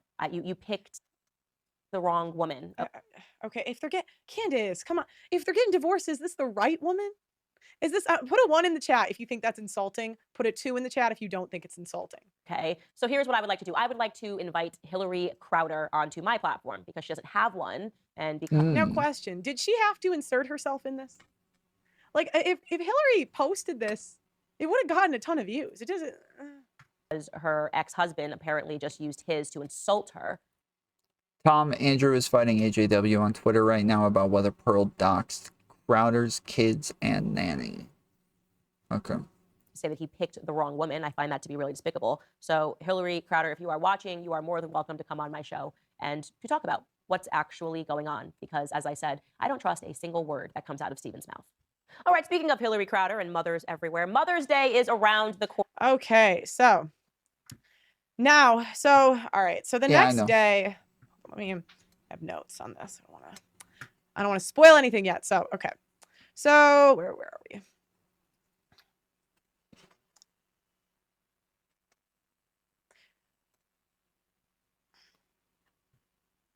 Okay, so the next day, Candace comes back. Now, this is the part I want to talk about because really, this is the part I care about. This is what, and this is exactly why we're here today. Okay. Shut here. Okay, Later so incendiary. This is because it's occurred to me that there are some people out there who believe that to be a okay, so now she labels him. I know I want you guys to keep track of what titles we're giving people. Steven Crowder is a monster. A monster is a serious threat. Like that's a crazy, okay. Conservative, what it means is that What?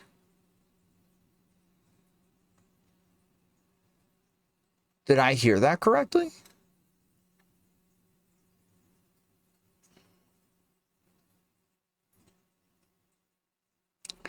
Did I hear that correctly? I might have misheard that. I'm not sure. Did she just say calling him a monster is a serious threat? Is that what she just said? I was reading something for a second, and now I'm not sure if I actually heard that correctly. To call someone a monster is calling them a threat. Oh, it's calling them a threat. Oh, yeah. Of what titles we're giving people. Steven Crowder is a monster. A monster is a serious threat. Like that's a crazy, okay. Conservative, what it means is that we become tribal and we defend other conservatives even when they do things that are wrong. That we don't discuss things that are horrible on our own side because we need to just make sure that we score wins in other ways, and that is wrong. So that to me is the exact opposite of why I have this platform. I am not tribal. I want to expose things when they are bad on the left, and I will also expose things when they are bad on the right. Now, question. Is it appropriate to expose private video footage from a home, from a private fight? And do you think that's necessary when really Crowder was talking about a contract? Wrong. But there's just something about when you go so personal, where he says, I picked the wrong woman and now you're labeling him an abuser. That's wrong. God, like that's so wrong. Like that, I can't even, it's like absolutely. Wait. Whoa. Okay, earlier you were talking about the fact that she wasn't actually pointing at the stuff that everybody else was pointing out when they were saying that she threatened him, right? Everybody said, oh, she's threatening Steven Crowder because she said, I have all this background information on him and I'm going to stay quiet unless I feel the need to say more, right? That's what she said. Okay, everybody was like, yeah, that's a freaking threat. She's threatening him. She's threatening to out this background information, right? And Pearl says she's not even but then Candace goes on and she's like, what? I didn't threaten him. I said pray for him. You think saying pray for him is a threat? And Pearl was like, whoa, that's not even addressing the thing that people are calling a threat. What are you talking about? Like, that's not even the thing, right? But now here, she's doing the same exact thing. That's wrong. Like that's so wrong. Like that. And now you're labeling him an abuser. She's not labeling him an abuser because he said he picked the wrong person. That's not the thing that makes him an abuser. Nobody's saying he's an abuser because he said he picked the wrong woman. That's wrong. Like that's so wrong. Like that, I can't even. It's like absolutely wrong. Okay, but come on. Obviously, I have been interested in the Steven Crowder saga pertaining to his divorce because he literally inserted me into his divorce a couple of days ago. And his wife and family are now speaking out regarding that video in which he told people publicly that his wife was leaving him. You remember this. He chose wrong. And he essentially made it sound as if he did not want his marriage to end, but his wife simply wanted to leave. Well, she has responded by giving video, and I want to prep you. Okay, who filed? You can fight. You can have reasons for leaving, but the question is who filed? Oh, I want you to know this is horrific video. It is very difficult to watch. It's especially difficult to watch because in this footage, she is 8 months pregnant. And the video essentially reveals just how emotionally abusive he has been. And she is alleging that he has been emotionally abusive to her. And now, guys, I want to call these feminist words. Emotionally abusive. What does that mean?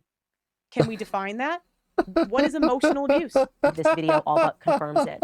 So let's first get to the footage. I'm just going to allow you to watch it. What the hell? I drew a boundary. I drew a boundary. No, you just did it. I drew a boundary of abusive and cruel. Okay, so I knew exactly what was going on when I heard this. I drew a boundary at abusive and cruel. So what happened was she probably went to a lawyer, or she was probably like, is there a date on this? 2021. Okay, so he's been getting divorced since 2021. That's what he said.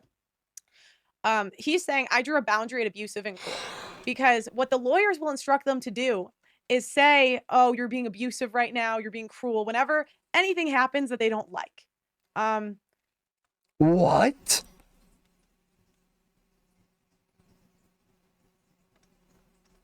What? They weren't. What?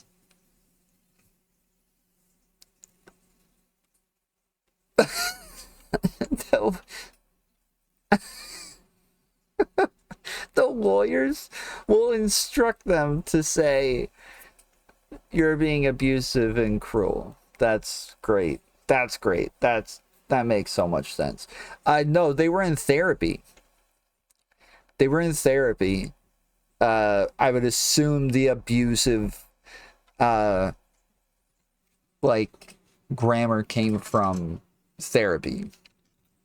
Because that at abusive and cruel. I'm not taking the car. So he says you're not taking the car. Christians, conservatives, don't you believe in submission?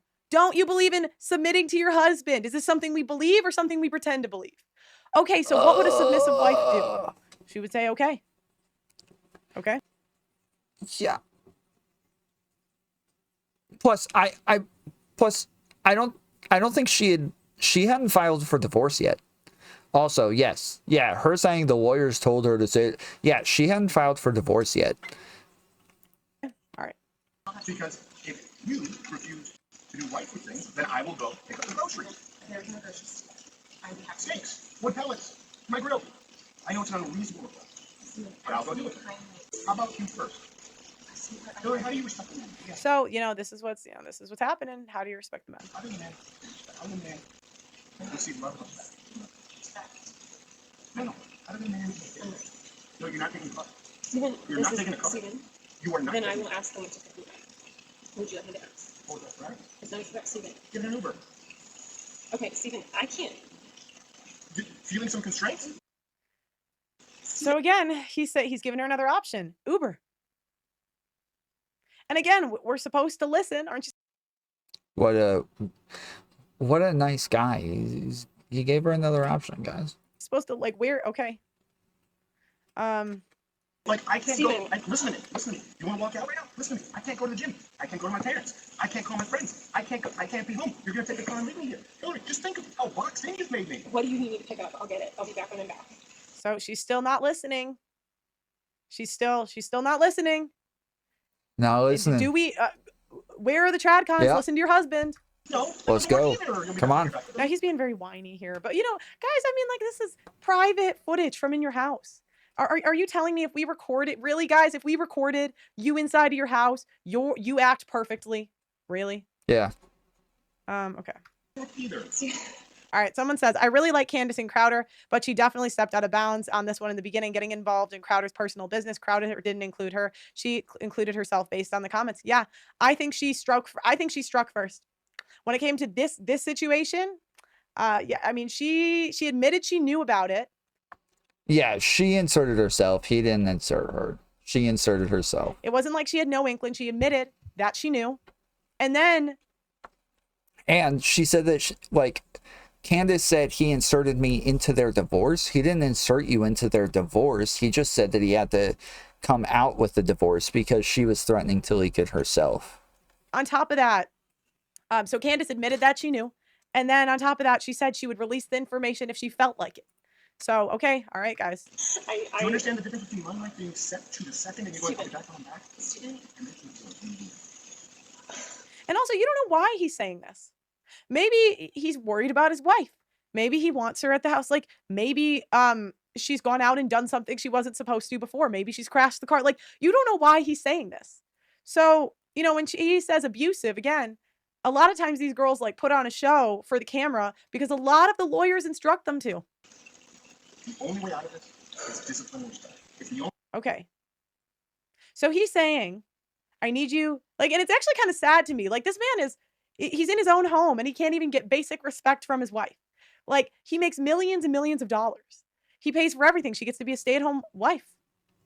And, you know, he can't even get a girl to listen to him. Someone says he's controlling. Pearl wouldn't last 2 weeks with him. Well, I mean, guys. Yeah, this, like, I think if we're talking about a happy marriage right now, some of what she's saying would make sense, right? Some of what she's saying would make sense if this was a happy, you know, healthy marriage, but it's not. It's obviously not. And she's trying to get out of there right now. She's trying to leave. And she's like, well, why didn't you submit? Well, obviously, she's not down for submitting anymore. Later, Blu-ray. Have a good night, man. Obviously, she's not looking to submit anymore. I don't know, like, what is Pearl's suggestion here? Like, oh, well, you want to leave? Well, he said you can't. You have to submit. Oh, you want to divorce him? Well, he said no. You're supposed to submit, so yeah, not being a good wife, are you? She doesn't want to be a good wife. She wants to leave him. Guys, anybody that's watched him online sees the kind of guy he is. I mean, you have more lenient bosses and you have more strict bosses. Pick your boss, pick your poison. But usually the richer the guy, the more strict you're going to have to be. It is what it is. We are going to do cast. Good. Because you can't have any discipline. Yeah. There you go. You throw your hand. You give up so easily. I don't give up so easily. You give up so easily. I just said the only way out of this is discipline and respect. You said, then we're going to do cast. No, we are adding cast. Okay? I love you, but Steven, your abuse is sick. So there, she did it again. There's the feminist language. Like, what is abuse? Did he hit her? No. The feminist language, dude. This freaking chick is a character, bro. Watch it. Watch it. Watch it. Watch it. Watch it. Watch he's losing his temper because he told her to stop. I'll get what you need to get. And I need some space. We need to just talk and maybe a little bit. Okay? I love you. I love you very much. I don't love you. That's the big problem. I've never received love from you. And the fact is, when I don't look, I need to do A, B, C, and D. You just be disciplined about it. You don't. No. Okay, wait. So let me go back for a second. So your abuse is, and someone said in the chat, a pregnant woman should not be driving. Think airbags, think brake noises. What would they do with 2 babies in the womb? Yeah, he could have just been protecting her. A lot of times guys tell us things to protect us, but we don't listen. True. The second thing too, I'd like to point out, my mom ran a marathon 9 months pregnant. I'm really tired of these, like, you're pregnant, you can't do it. My mom, sorry, not. No wonder you're so tired. She ran a marathon. 9 months. She was like 7 months pregnant. But it's like, guys. I love you very much. I don't love you. That's the big problem. I've never received love from you. And the fact is, when I don't look, I need to do A, B, C, and D. You just be disciplined about it. You don't. No. But I love you more than life itself. Okay. Put on some gloves. No. But I love you more than life. Okay, so he's communicating respect is love to men. That's what he's communicating. And she's not showing him respect by not listening to him. That's all men want. They just want to be listened to. Shut up, Pearl. Shut up.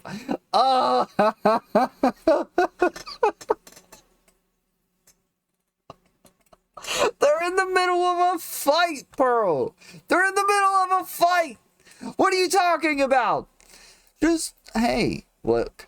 He's obviously being whiny and disrespectful, and he's a horrible husband, but just listen to him. Just do what he tells you to. Damn. No, that's not fair. It's not fair, and it's disingenuous. Hillary, you're right in that. Become someone that's you day in and day out, worthy of a wife. No, not as a wife. I didn't say as a wife. Hillary, come on now. I'm not gonna date. I'm not gonna date you anymore. I'm gonna go. I'll get text me what you need. I'll get you what you need. This is so dramatic. Like, this is the most, I don't know how you guys bought this. Really? Like, what is this abuse? I love you. I'm committed to you.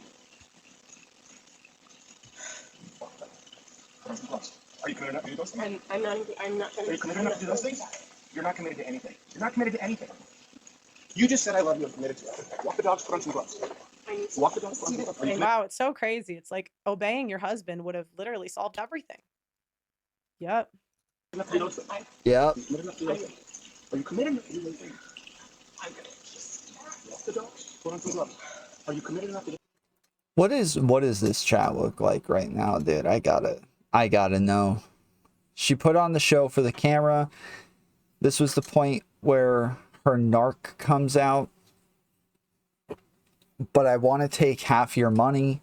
Having boundaries and standards for his 8-month-old preggo wife is abuse. He married a boss babe.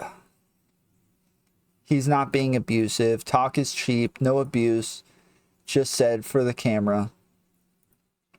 She's doing whatever she can to have him get violent, which we all know Steven would never do. Well, he did. Like, he did threaten to fuck her up, so...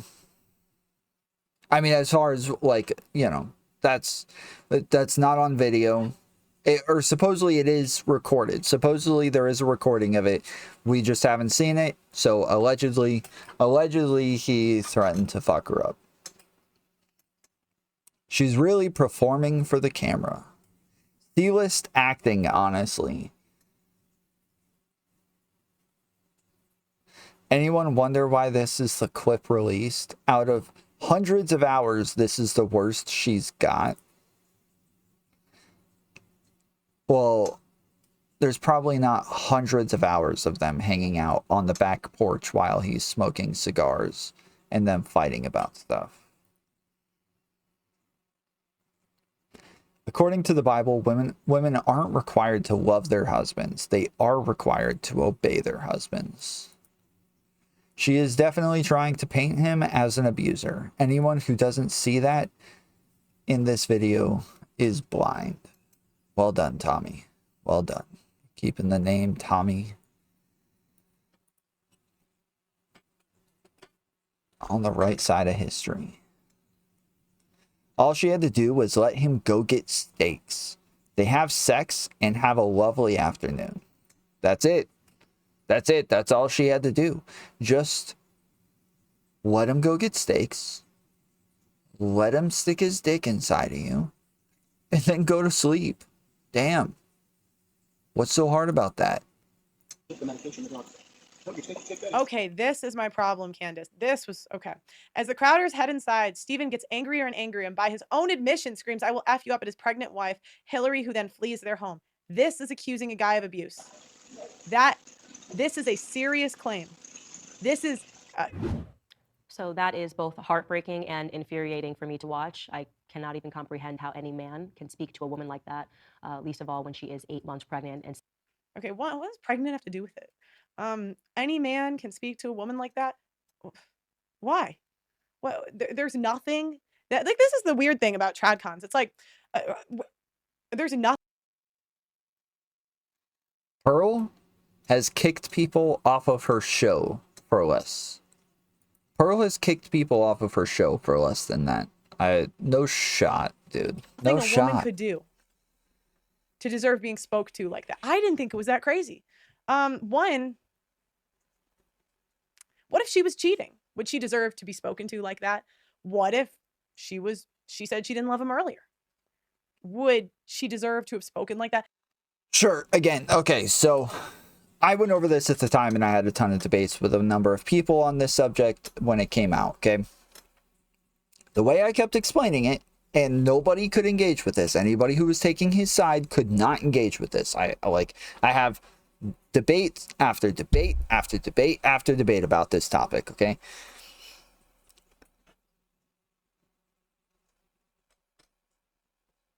We are only going off of what we have. We're only going off the information that we have, okay? The person who wrote the story and released that footage, that was a freaking horrible writer. Like, it was a freaking hit piece, okay? It was, and it makes me second guess all of that footage. It does. It makes me second guess all of that footage and what was in there and what wasn't in there and what they cut out and all this other crap. Like, it makes me second guess all of it. The person who wrote the article and released that footage seemed shady as hell. I do not trust anything that they said. So when they add in that he said, "I'll fuck you up," I just don't like. This is why I say, like, allegedly that's what was said. I have trouble believing it, okay? But she fled the home after he said that. I believe she came back afterwards and then eventually left again, left him for good, and filed for divorce. She filed for divorce after she found out that he had already been talking to lawyers about filing for divorce. So, anyways, the clip is all we have, okay? We can all speculate as to other things that could have been happening. That's fine. Speculate away. There's a lot of possibilities here. There are. But we don't have that information. The information that we do have is the video. And so when we're just going off the video, just off of what is said there, we can come to the conclusion that he is being abusive. Now, does that mean that, like, there is nothing that could possibly justify this interaction? No, there's a lot of things that could possibly justify this interaction. There's a lot. There's a lot that we could, hypothesize. There's a lot. There's a lot of stuff that we can make up that could justify this interaction. There's a lot. We could come up with endless amounts of whatabouts or what ifs to justify that interaction. But we don't have that information, okay? The information that we do have is the video, and so that's all we can go off of. We can just watch the video, come to a conclusion based on the video, and then when more information comes out, we can update our positions. But currently, this is all the information that we have. That's it. We just have this information, and so just based on the video, we're going to come to a conclusion, and then when more information comes out, we will update those positions based on the new information. It's that simple. But these people don't do that. They don't do that. They're not going to go based on the information. They're going to make up a whole lot of bullcrap to say, well, what if X, Y, and Z happened? What if she was cheating? What if she just told him moments before that the babies were going to be black and that he wasn't the father? What if there was a sniper that was off in the woods and there was a red dot on his forehead the entire time, and she told him that if he didn't say abusive things to her, that the sniper was going to pull the trigger? What if? It could be, it's possible, right? We don't know. We don't know that didn't happen. We don't know, like, you can't prove that didn't happen, right? Can you prove that there wasn't a sniper in the woods? No, because they cut out the beginning of the video. So the beginning of the video, she may have very well said, there's a sniper in the woods, there's a red dot on your forehead, and if you don't say a whole lot of abusive stuff to me, your brains are going to be splattered all over the place, okay? You cannot prove that that did not happen. So, yeah, like this is what they do. Is they have to come up with a bunch of imaginary bullcrap that they don't have any evidence for to justify not calling this abusive. My point is, you can't tell anything from a small clip, okay? And abuse, guys, we can't do emotional abuse. Like, that's all feminism. Okay, none of this shit exists. I hate it every time she says it, dude. It sounds so stupid, dude. It sounds so stupid, dude. Well, we don't do the whole emotional abuse stuff. That's feminism.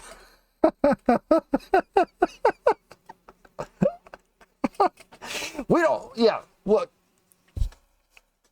guys, we don't drink water. Okay, feminists drink water. Did you know that? Did you know that? Feminists drink water. So we don't drink water. Okay? That's a thing that feminists do. Existed 100 years ago. So if tradcons, if you guys are going to claim emotional abuse for this, then you're just as bad as the feminists. I'm sorry. I do live on the East Coast, Bubbles. I live in the Eastern time, good sir. That is such a serious allegation, guys. And millions of men go to prison or are not able to see their children because of claims like this.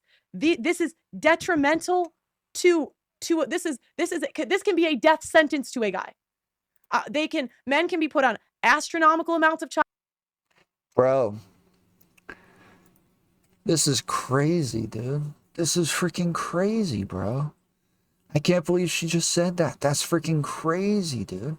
What if there was like a group of people that like had even higher suicide rates than that? What if, what if there was a group of people who had even higher suicide rates than that based on like, I don't know, like preferred pronouns and, you know, like gender and, you know, medical diagnoses and stuff like that. Like, what is that, right? If we're going to use like, you know, suicide rates as an excuse here, if we're going to use like possible suicidality as a reason for why this isn't okay,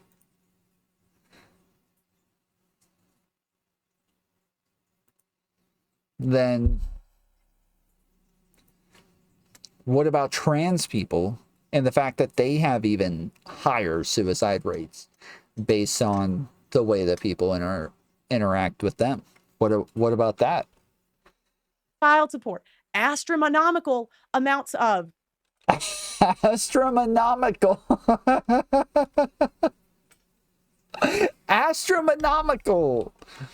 That's gotta be a new dono sound, dude. Astronomical. Put on astronomical amounts of child support, astronomical amounts of alimony, all that shit, okay?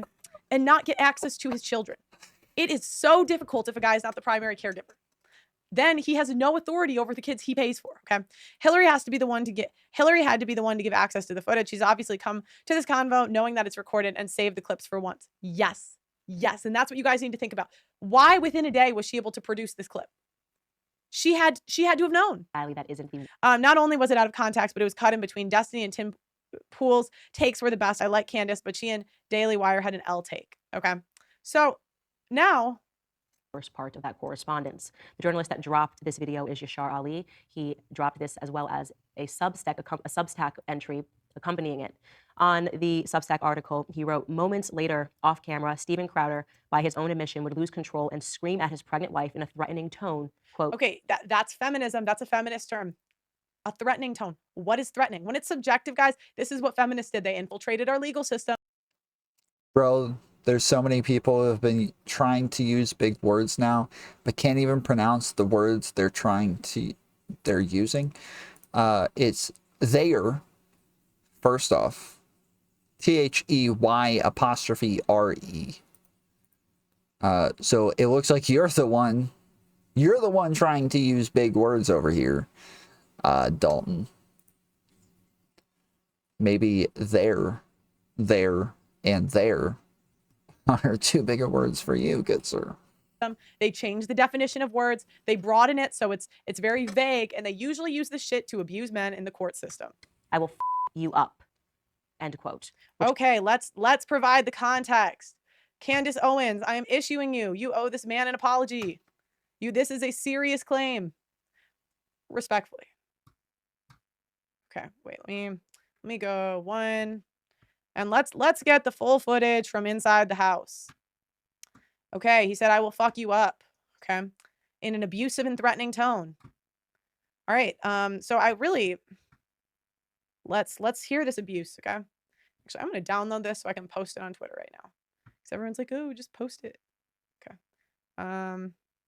What is the context of that? Saying if you go to your friend and you know that it was not meant that way, and you marry it with Stephen threatened it, that is the context of that. Saying if you go to your friend and you know that it was not meant that way, and you marry it. All right, sorry guys, sorry. I didn't even, okay. Can you guys hear that? Can you hear it? Okay. Wait, are we finally getting the I'm gonna fuck you up clip? Wait, are we finally getting that? Are we finally getting that clip?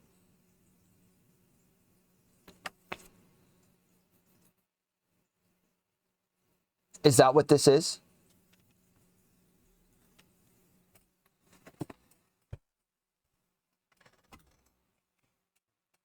Abuse to Pearl is what exactly? Would love to know. She doesn't believe in it. That's feminism. All right, I'm back. That is the context of that. Tomfoolery show, you know, Pearl was supposed to debate that Nina chick on Crucible. We were trying to set up a debate with Pearl. Somebody reached out to me about a month ago asking if I wanted to debate Pearl, and we went over like a list of things that we were possibly going to debate, and we're working on setting it up and negotiating stuff back and forth, and she stopped answering. Then she was supposed to go on to Cherry's show for a panel and backed out last minute. She's been dropping debates left and right, so I don't know Nina. Okay? But I saw her in one debate. I saw one, okay? Not making like super strong claims based on this, but saw one debate where she debated crap, what was her name? Sanvi. And all I saw was the end where she was like freaking out that Sanvi thought it was okay to kill dogs. She was going off about the fact that Sanvi thought it was okay to kill dogs, and that the pro-life movement will never succeed if you think it's okay to kill dogs. And that's all she cared about. Like, she was going off about it, and then the debate ended, and she went off about it for like another, I don't know, like 30 minutes. I was watching her go off about it. I'm like, have you never heard of a pound before?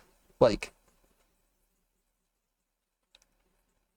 there's like a bunch of people in her chat like arguing with her, like, wait, you know we kill dogs all the time, right? Like, like, you're acting like most Americans would be against killing dogs, but most Americans know we kill dogs all the time. Like, we're putting down tons of dogs every day. Like, I don't know what you think people think is happening. Yes, puppies over babies. Yes, don't kill dogs. That's horrible. Babies, no problem. But dogs, no. Hey, they're cute. Saying if you go to your friend and you know that it was not meant that way, and you marry it with Stephen threatened to hit me, Dr. Walker, said you threatened to hit me. You want to play those games? You want to play those games? I'll play those games. I will fuck you up. Okay, I'm sorry. I didn't mean it that, Hillary. I didn't mean it that way. Way too far. That's exactly. What? Right after he said I didn't mean it like that? What?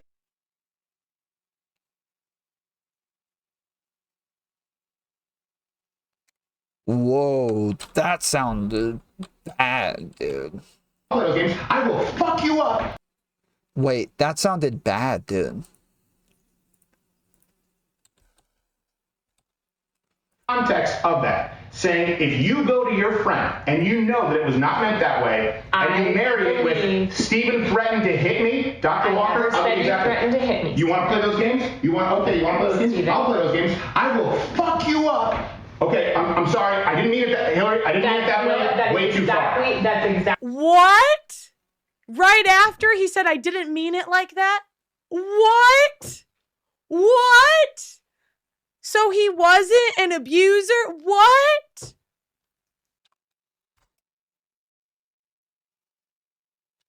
Okay, first off, this does not change anything about what happened on the porch, okay? This changes nothing about what happened on the porch, even if we had like an agreement that this was perfectly normal and there was nothing wrong going on here.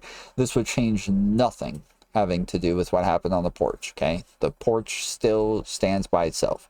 Secondly,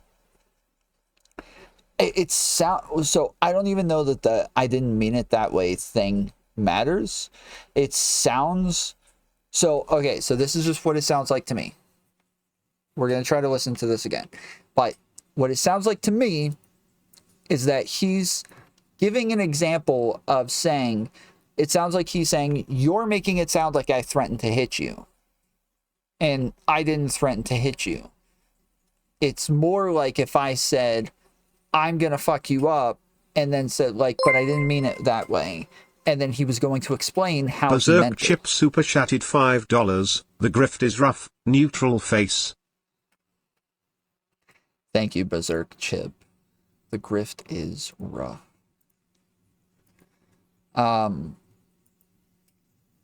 So it sounds like he's not actually saying, I'm gonna fuck you up. That's what it sounds like he's saying. He's giving an example of where he would say something threatening, but it doesn't make sense that he says right after that I didn't mean it that way. We got to listen to this again. This is so out of context. I'm not understanding. Hit me, Doctor. You know that it was. That is the. All right. I'm back. Okay. That is the context of that. Saying if you go to your friend and you know. So here he says that is the context of that. So they're talking about the context of some other conversation right now. Okay. Then he starts saying if you go to your friend. So they're giving like some sort of hypothetical. Okay. So it's. That is the context of that. Saying if you go to your friend and you know that it was not meant that way, and you marry. If you go to your friend and you know that it was not meant that way. So they're talking about something else right now. They're talking about some other comment right now. Okay. Is the other comment that they're talking about him saying, I'm going to fuck you up? Is that the comment? That's what I'm wondering. Okay. So let's. Saying if you go to your friend and you know that it was not meant that way, and you marry it with Stephen threatened to hit me, Dr. Walker, threatened to hit me. You want to play those games? You want to play those games? I'll play those games. I will fuck you up. Okay, I'm sorry. I didn't mean it that, Hillary. I didn't mean it that way. Way too far. That's exactly. What? Right after he said I didn't. Okay, no. Okay, no, that does sound bad. No, that sounds really bad. No, that sounds really bad.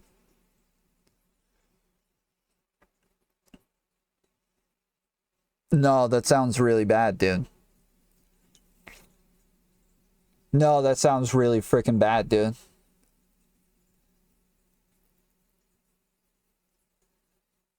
No, that sounds bad. That sounds really bad.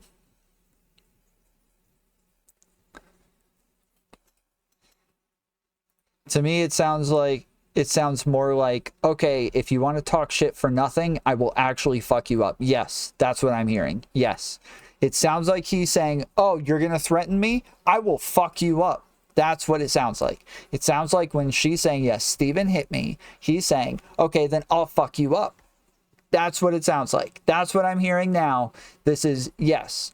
This is very different.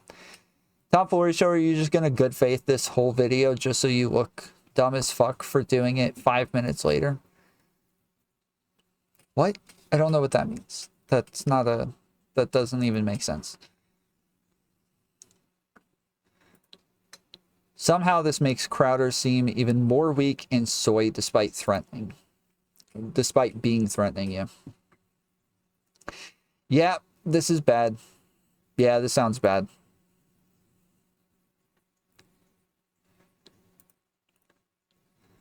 Yeah, it was him blowing up and realizing he just threatened her. Yes, that's what I hear. Yes. I hear him go, like, getting way too mad. His anger came out. He said he was going to fuck her up. And then immediately, as soon as he said it, he's like, oh, I fucked up. Oh, I fucked up. And immediately being like, hold on, wait, no. I meant it in a good way. You know, like, I'm going to fuck you up. You know, that's how I meant to say it. Didn't mean it like that? What? What? What? So he wasn't an abuser? What? Oh my goodness! This is That's crazy. what happened. I will actually say that what Steven is saying right now is exactly what happened, okay? That terrified me, and that is way too far. And it can't But it's way too far to claim that I've ever been violent, threatened violence. And you know what? Let me tell you something I appreciate, okay? I appreciate. Okay, so yes, so they are going over what happened. Wait, they're going over what happened. That is what they're doing. They are going over what happened. This is so confusing, dude. This is so confusing. They are going over what happened. This isn't the actual recording of it happening. This is them talking about it happening.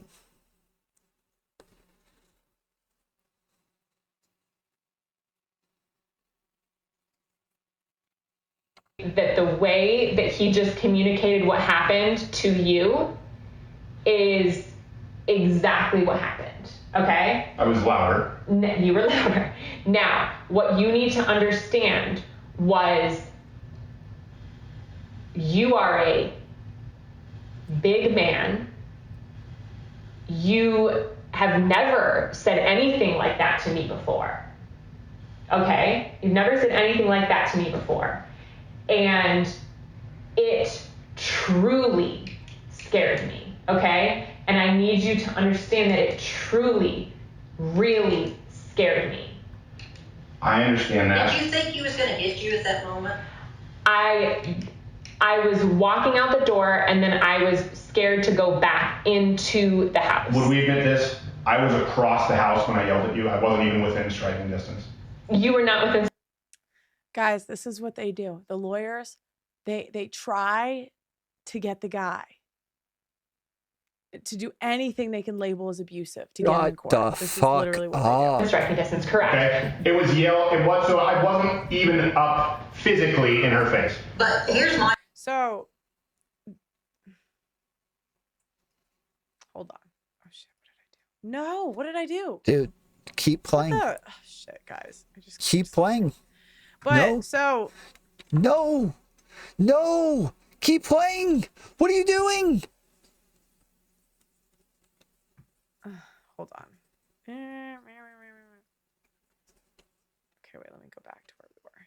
So you were not within striking distance, correct? Okay. It was so I wasn't even up physically in her face. Okay. But here's my point. It was bad that he said that. Yes. Okay. He shouldn't have said it. It was wrong. I think he said that. He caught himself. He said, I didn't mean it that way. He tried to roll it back or whatever, pull it back. Now, you had a right to be upset with the verbiage of what he said and how I said it. I'm just saying, in hindsight, would you agree that 3 months of what he has gone through is a little bit of an overreaction? So I need... Chase super chatted $2.99. Thank you, Chase. Appreciate it. $2.99. Real quick, yeah, if anybody wants to join the Fool's Den, that is our membership group. We don't have mug club. We're not that cool. You don't get a leftist tears mug, but you do get a lot of cool emotes. Not gonna lie. We got some of the coolest emotes, including Steven Crowder. So yes, if you would like to join, we start as low as $1.99. Everybody else, they're starting at $5, right? They're all so expensive, but we care about you. We start as low as $1.99 for the first tier. That's cheap, okay? That's freaking cheap stuff. That's not. You want to at least start at the $4.99. Pay $5. Hook it up. Join the membership. We have some of the coolest and most loyal chatters up in here on a consistent basis, hooking it up with some memberships, and it helps the channel grow, makes it so to where I can hire editors and get people to put out more content so that you guys can always stay up to date on what's going on. So make sure you join the memberships. Let's go. My cunt is now a member. My cunt became a member. Give me a Tom Seaman mug now. I got you.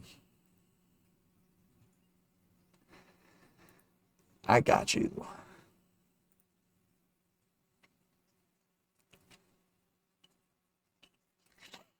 But yeah, or you can just send donos. I'll accept those as well. You can send donos real quick. Use TTS. Let's go Berserk. Berserk Chip with became a member. Yay, yay. Also, when you join the membership, make sure you message either Sass or I in the Discord. We have a members only channel where I talk to a lot of people in there. I'll post a lot of clips. We'll have conversations about different videos. I like to post TikToks and Instagrams and crap, and we'll all chat about funny videos and crazy stuff. I just posted some stuff about Drake last night. It was pretty wild stuff with Drake, but yeah. Also, you can get a top tier membership, which we're gonna come out with apparel pretty soon. Let's go, Mantis. Let's get some more. Mantis became a member. Cheers in chat for Mantis. Let's go. But yeah, we're gonna come out with some apparel pretty soon, and everybody in the top tier, the top fools, so I think it's $20 a month, they will all get hoodies or shirts once we get all that stuff out. So make sure, if you want some of that apparel when it comes out, we have shirts, but all of the shirts left, I only have shirts left in like XXL and crap like that. I think I got one over here.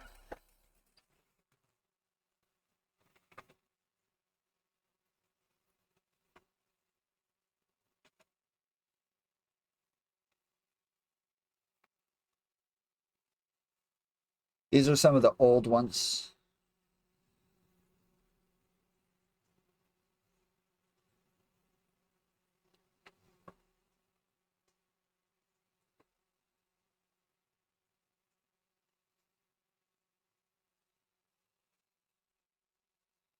Yeah, this one is, yeah, double XL. So yeah, when we come out with new ones, we'll have the different colored logos, just like you can see next to all the members' names. They all have different colored logos next to their names based on how long they've been a member. And then also, at the end of every stream, your name will be added to the credits if you are a member. So currently we have, I think, about 120 something members. So yeah, we have all of their names on the credit screen at the end of every stream, shouting them out, letting everybody know who our supporters are and what level they're at. So yes, make sure you join. Even if you're not watching this live and you're watching this later, take a second, send some donos, or join the membership. It's a cool club. All right. So, yes, sounds like they're talking to a therapist. Sounds like they're having a conversation about what happened in the moment. And it sounds like the person who is talking to them is being a bit of a douchebag. I mean, I'm not going to lie. If you're turning around and you're like, yeah, he said he was going to fuck you up, but he was going through a hard time, right? Peter Poopy Pantaloons tipped $10. Fuck the membership, Tom. Not that people shouldn't become members. I just prefer not to have recurring payments, so consider this my membership. Okay, I gotta get back to work. Oh, almost forgot. Go fuck yourself, Tom. Lol. Thank you, Peter Poopy Pants. Albino White Guy super chatted $9.99. I was forced to make this donation, under duress. Based. I'm gonna duress a lot more of you. Thank you, albino white guy. It's kind of repetitive, isn't it? A little redundant, albino and a white guy. Where's our hype train? Yeah. So yeah, this is a little weird that whoever they're talking to, you guys, some of you said they're talking to a therapist. I doubt they're talking to a therapist when the therapist is like, yo, all he said was he was going to fuck you up, right? He's under a lot of stress. Give him a break. Chill. It's not that bad. Even the marriage counselor, I think. Yeah, I don't think that's a counselor. No shot. Was taking his side. It's a bit of an overreaction. To clarify something. Like, guys, this isn't abuse. You can call it what you want. This abuse has to be hitting somebody, okay? She's so dumb. She's so dumb. This emotional abuse is way too subjective. And I don't think it's fair to judge. It's so funny because the same commentators that said, hey, this shouldn't be the court of public opinion. Yeah. Did this to Steven. Yeah. Something, okay? Can I share some information? There would be a lot of progress if you said maybe yes here. Oh, yes. Oh, yes. Absolutely. Yes. For that incident, yes. Okay? I agree with you. Okay? That is the context of that. Now, I want to go back to the beginning. I want to show you something. Saying if you go to your friend and you know that it was not meant that way, and you marry it with Steven threatened to hit me, Dr. Walker, threatened to hit me. You want to play those games? You want to wait. Saying if you go to your friend. So if you go to your friend and you know that it was not meant that way, and you marry it with Steven threatened to hit me. So he's mad because she's going to her friend saying that he threatened to hit her. So this is what women do. This is what women often engage in. No, that is what that is. That is what that is.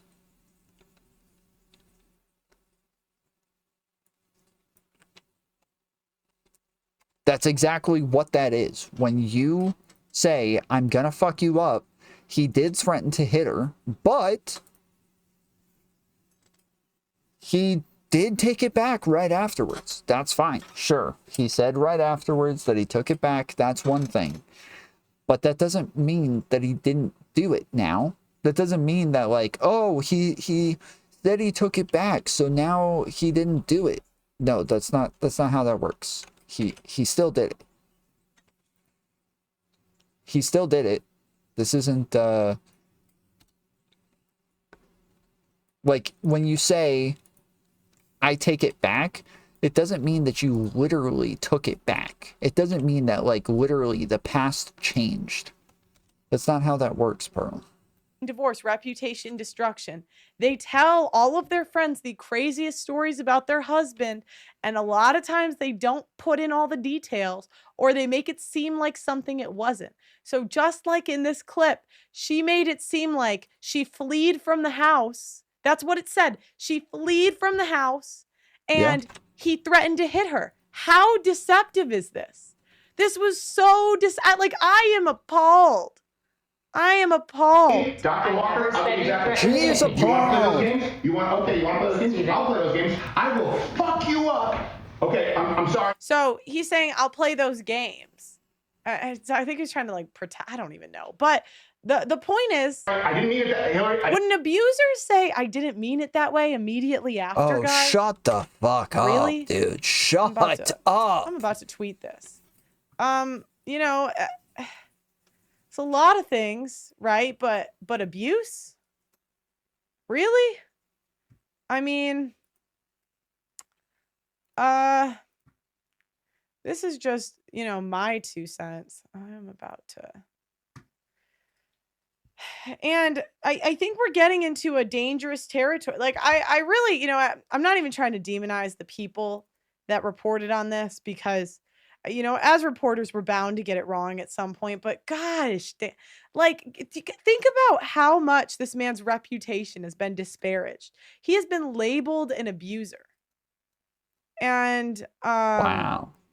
Someone said marriage counseling is private and privileged, as in the recordings of them. She must have released it. Crowder wouldn't have. Exactly. Now, is labeling someone an abuser worth, is that worth? Okay, so I just changed the way that this pops up a little bit.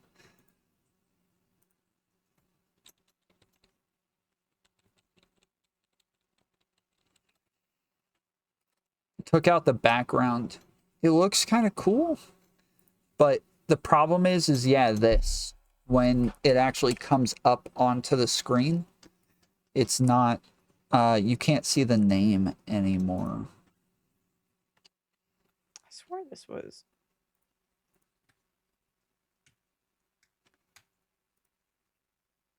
Ha ha ha. Yes, I am about to post this on Twitter. Oh, she's about to post this on Twitter. What? I can't.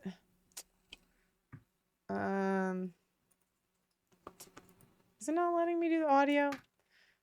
Okay, well, Blessing, pull that clip, will you? Just post it on Twitter. Okay. So now we're finding out a little more context. So she's secretly recording marriage counseling sessions. And I think we can agree this was a little bit of an overreaction. Okay. Led his wife to flee. Wait, she's recording marriage counseling sessions? Wait, she's recording it? Why in the world would she release that? That doesn't make sense. Why are we saying she released that?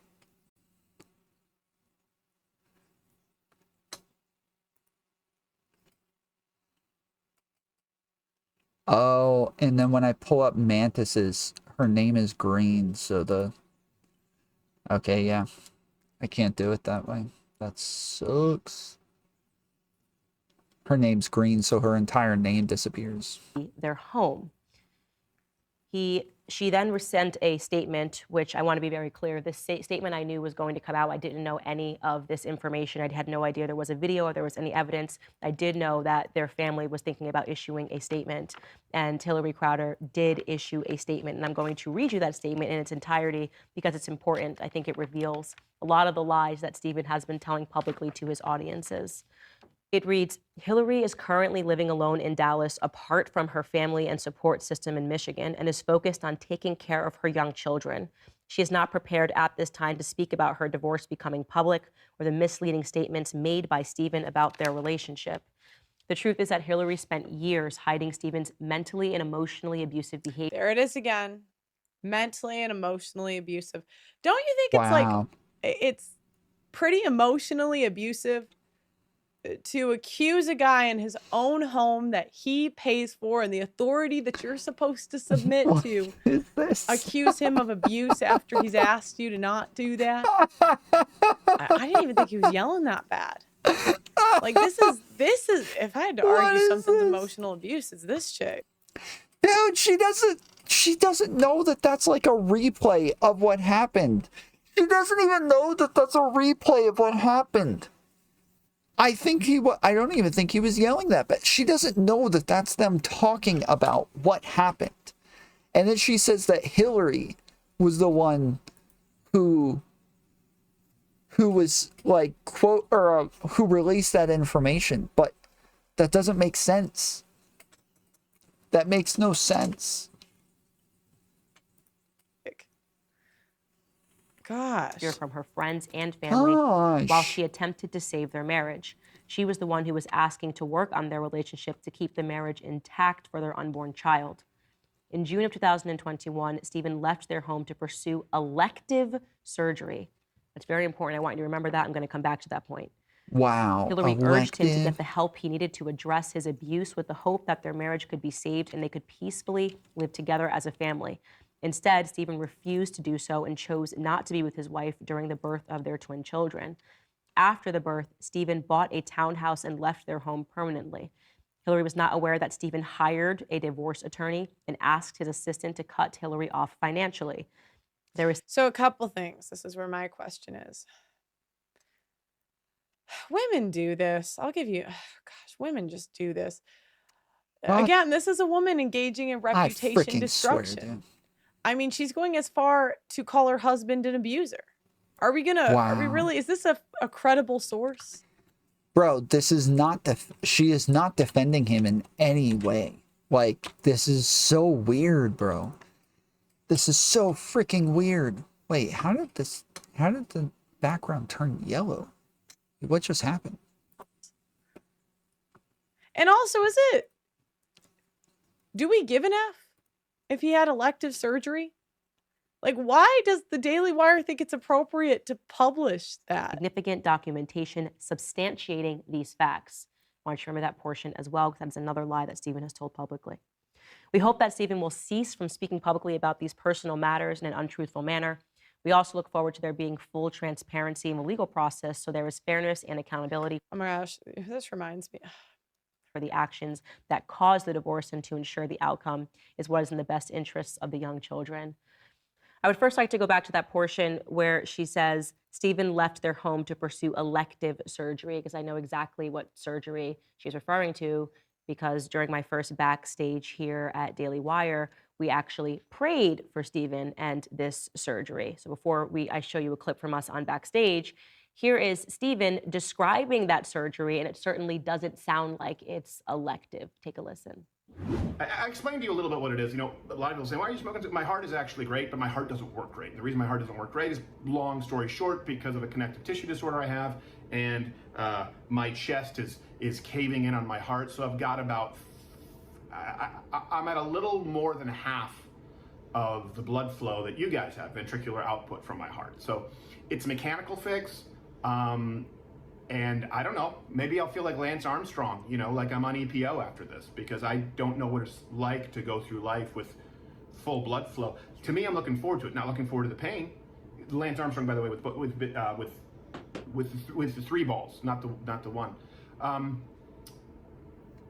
So yeah, it's overall a positive thing, and honestly, I've probably needed a little bit of rest. It comes in the form of having my chest cracked open. Obviously. So increased blood, I mean, that seems pretty necessary to me. He had the surgery, and then his lung collapsed, and here is us praying for him, praying that he actually gets better. Okay, so I think the questions we're going to go through in this is he an abuser? So from that clip, I'm going to say no so far, but is he an abuser?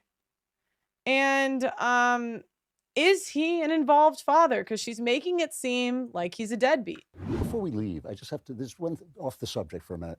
Our pal, Steve Crowder, who makes the best ashtrays in the country, is in the hospital fighting for his life, and he's really come close. They use the Steven Crowder mug as an ashtray. You can see right there, there's a Louder with Crowder mug sitting right there. They all use them as ashtrays. He's come close to the dark edge of things, And I just want to say that crazy as he is, we love him and we're thinking about him. That we hope he makes it back. You're a better man than I am. Well, that's true. I was actually just looking forward to the show being over so that I could text him and say, hope you don't make it, pal. Actually, this is a real story. Last night I had to go for a drive because it was a long story, but I had to burn down gas to take my car into the shop. And so I was going to smoke a cigar and, I was going to say my nightly prayers. And I thought, I should probably pray for Crowder, because he's in this.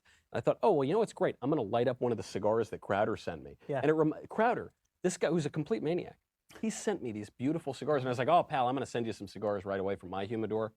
Haven't sent him a single thing, but that guy, he, really a generous fellow. And doesn't get enough credit. I actually did text him and say that we were praying for him at great risk to our souls. and if he dies, I personally will kill him. Right? And yet, according to his wife, this was an elective surgery, really a cosmetic surgery, because Stephen didn't like the way that his chest looked. That's not, no, hold on. Because he had a sunken chest. It was not something that was actually required to. Yes, no, a sunken chest still is, you can have problems with your blood flow from a sunken chest. She is not all there, dude. She is not all there, bro. She's really, this is so hard watching, Dumb Review Dumber, or Dumb being reviewed by Dumber, actually. To save his life, and yet we see that same pattern of behavior. I mean, that seems like a pretty I don't know. I don't. Stephen garnering a ton of affection and prayers from his followers, purporting to be the victim, when in fact the facts don't line up with his narrative. The second portion that I'd like to point to is where it says Hillary was not aware that Stephen hired a divorce attorney. This stands in stark contrast to what he told his followers when he said how hard divorce was and how difficult and horrific it had been, and how he really didn't want it, and just, Texas is a no-fault divorce state. What is the truth here? I don't know. Obviously, right now we have his wife's word versus Stephen. Well, lucky for you, I have some affidavits. Oh, gosh, guys, I'm going to tell you the worst thing that ever happened to me. I read about 150 pages of affidavits this weekend. 150 pages. And then I realized there was a video. I was like, why, God, why? Okay, where I didn't buy Crowder, this BS is when he tried to say he's for us, not the Daily Wire, where Daily Wire spent hundreds of millions stopping vax mandates with lawsuits, alts to woke corporations. They're unicorns until they're not. Yeah, I'm more focused on the abuse section. I don't really care about word, but given my personal experience with Stephen, I am very much inclined to believe his wife. Now, I'd like to get in some other portions of this article, which I think are really important.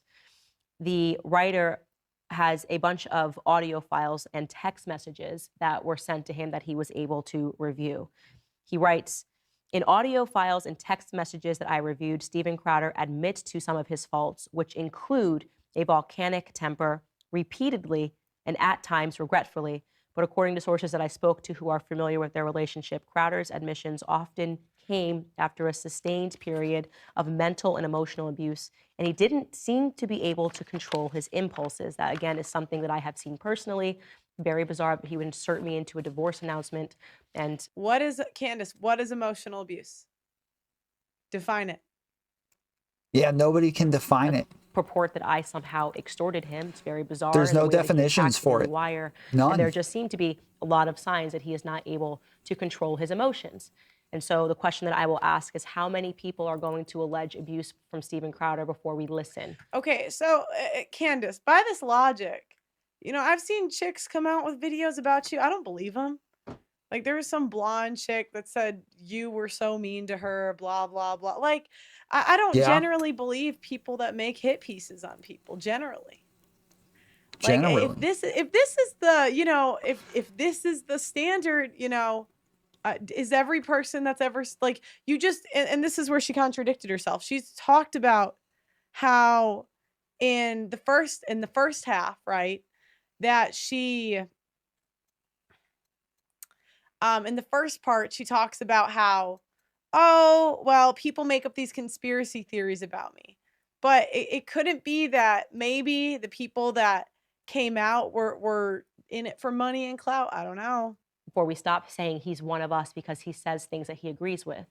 Wait, when you say, I don't know, you're just saying that now you're making up, like, your own conspiracy theories. Like, what are you doing? You're just, like, admitting, like, yeah, now I'm making up mine. I don't know. Maybe I am. Maybe I'm not. Who's to say? We purport that we are the party of family values. How can you look at that video and defend him in any way? How can you look at that video and not roundly condemn this and say this is not something that actually represents the things that we believe? The writer goes on to say, like so many things in his life in recent years, Crowder's temper and paranoia led him to destroy his relationships with Sir Shapiro, Boring, and others at the Daily Wire when he posted a video on his channel suggesting that the Daily Wire, without naming the company, was attempting to align itself with big tech by mentioning in their initial offer to him that if he was demonetized on social media platforms, that it would reduce his overall compensation. Well, again, going back to the pattern, it's not just the Daily Wire. It's David Landau. It's Sven the Computer. It's Jared Mon. Okay, so guys, freaking, I'm so annoyed that I have to do this. Well, oh my God. I actually was more annoyed that I had to go down all these rabbit holes. It literally took me forever. Okay. All right. So basically I went through and I wrote down the complaints about Steven from his ex-employees. So it looks like there's one guy named Owen Benjamin. And same with Dave Landau. Those are the two that I really looked into. Yeah. And a bunch of people that are unnamed. Okay. So okay. Dave Landau, and I wrote down his complaints. Crowder yelled at him on the phone. There was a don't talk button for him. He got yelled at for being late for work, and they changed the studio time a lot. He had control issues.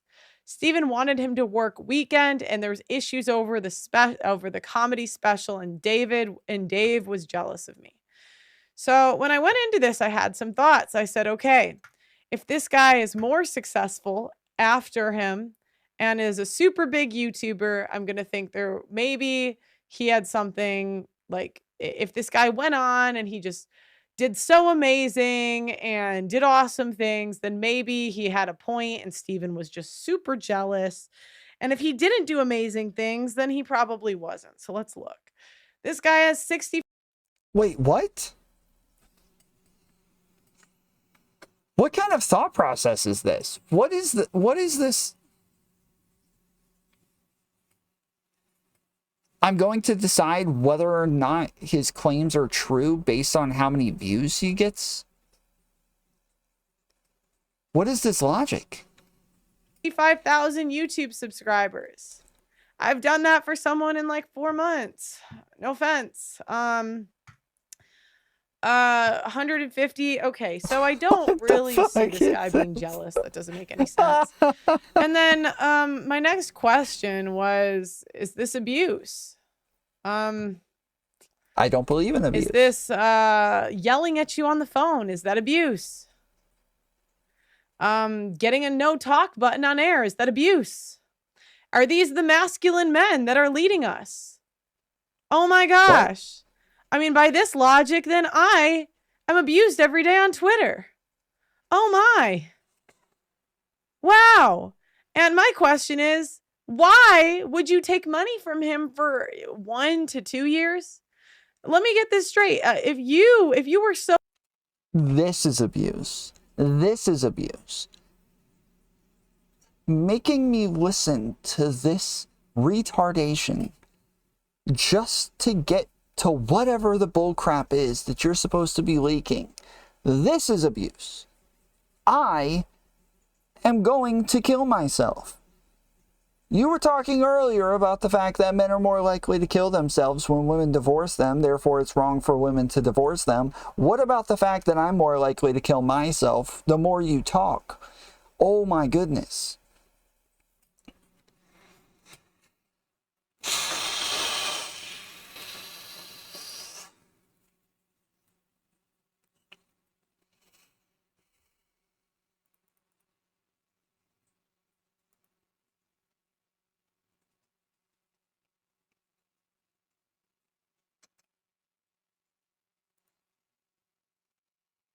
Yeah. Yeah. I got a plan. Let's all kill ourselves tonight. We're all going to kill ourselves at the same time, and we'll show her. Yeah, we'll show her. Yeah, she won't be quick to put out a video like this next time, will she? We'll show her. Suicide pact.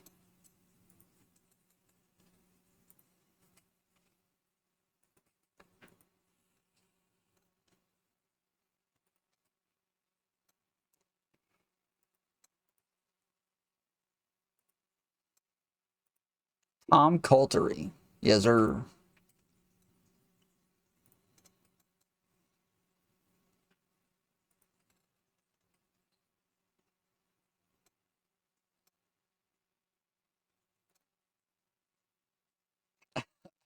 How about nope?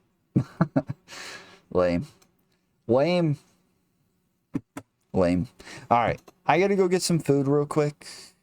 I'm going to make some foodie foods. So I'm going to let this play and I'll be right back. So abused, then quit. I would never, like in my right mind, take money from somebody and then cry abuse later. Now, guys, I had a copier sales job. I hated that job. You don't have a right But the mind. management was nice. They're always nice to me. And if they did yell at me. Whoops. I didn't like it. I would just quit. But when we get to a point where you're bitching on the internet about getting yelled at, maybe there's more to it, okay? All right, let's see. Yeah, I know. I just got the abuse. All right. Yeah, I mean, if anything, these guys abuse me with the Owen Benjamin's like tweeting at me every day. Am I being abused? All right. So, and then Owen Benjamin. So, all right. Now I'm going to read this article.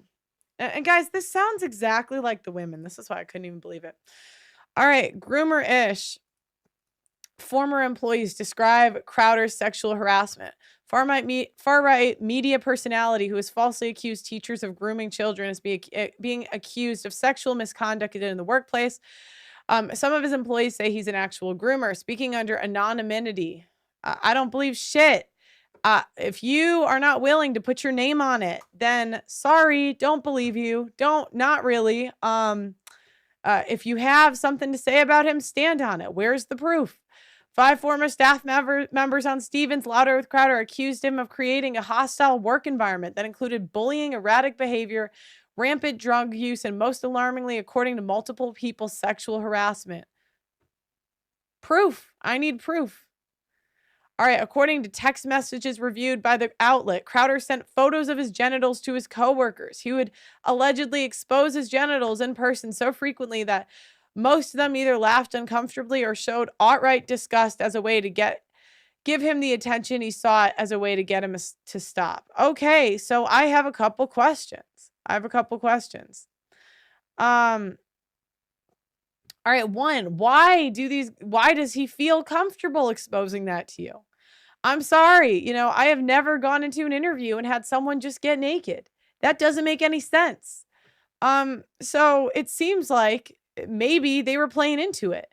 Maybe they were doing it too. I don't know. But this idea that you can just say someone, abused me or like sexually harassed me with zero proof, right? Where is the proof? And zero, I don't know, and zero context. I'm not this sounds weird. I'm not even gonna lie to you guys. Sounds weird. But I mean, and he knew to stop because you laughed. Do you guys read this stuff? The more disgusted everyone seemed, the more he seemed to get off from it. It's like he couldn't understand we weren't in on his joke. Another person who received unsolicited and unwanted genitals from the host warned that looking back at the behavior, they believe he was acting in a way he'd accused others of. Okay, this is from July 2021. So then why didn't you quit? then quit. Like, I'm sorry. It just is weird to me that it all comes out at the same time. In the moment, we dismissed it as some sort of frat boy humor. In hindsight, it's super creepy. It's super creepy and felt groomerish. So again, I don't understand this hindsight. Was it frat boy humor? Okay, that's what you said it initially was. But in hindsight, it's creepy and groomerish. That makes zero sense. Call me crazy. I don't know. All right, let me just okay, blah blah blah blah blah blah. Okay. So, you know, are these the masculine men? Like, I'm sorry. I have no sympathy. I get bullied so much on Twitter. I have had, you know, quote unquote, I mean, you could say, oh, abuse, blah blah blah. It's just like, really? Our grandpas used to go to war and you're bitching about getting yelled at on the phone? Shut up.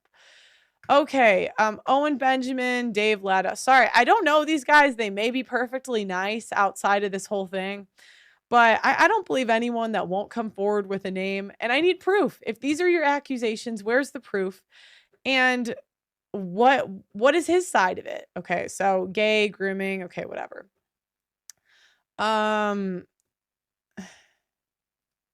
Check for video under the tweet with Crowder's.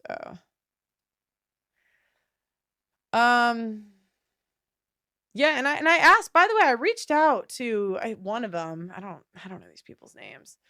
And I asked, okay, and I guess here this is a 5-year-old video, 4 or 5-year-old video, Crowder, from his show. He had the following to say. Sometimes you have to make hard decisions, and sometimes you think you have to make hard decisions, and it's just wrong. I'm afraid of that. I'm afraid, frankly, I used to have a bad temper. I'm afraid of it coming back. I'm afraid of Mr. Hyde rearing his ugly bisexual head. That was a short phase. No, I'm afraid. Okay, so guys, let's say he's bisexual. Okay, let's just say he's bisexual. Who cares? Why do we care? It doesn't seem like he's acting on it. And you don't know, maybe he was, you know, a lot of... Wait, hold on. Wait, hold on. Wait. Hold on. Hold the phone. Hold on. Chill. Whoa. Okay. Hold on. Whoa.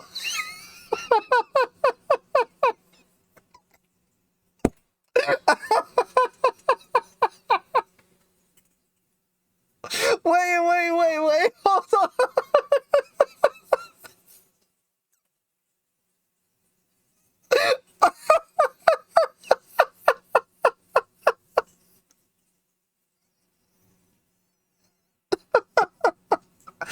Wait, hold on. Wait, okay. First off, I don't think he's bisexual. It's an obvious. It's a little quip. It's a little joke that he's throwing in there while talking about like his anger issues, right? Like it's just, but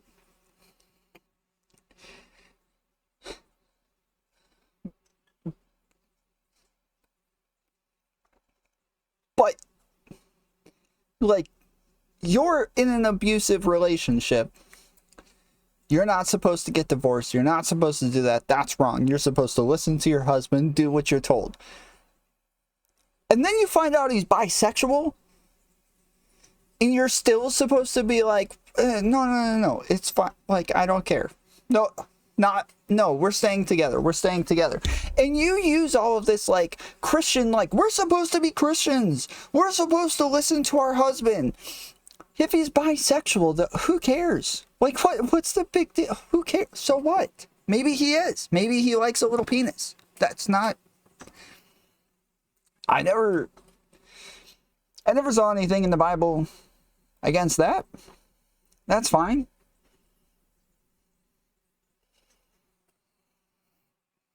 I don't remember any problem with that in the Bible.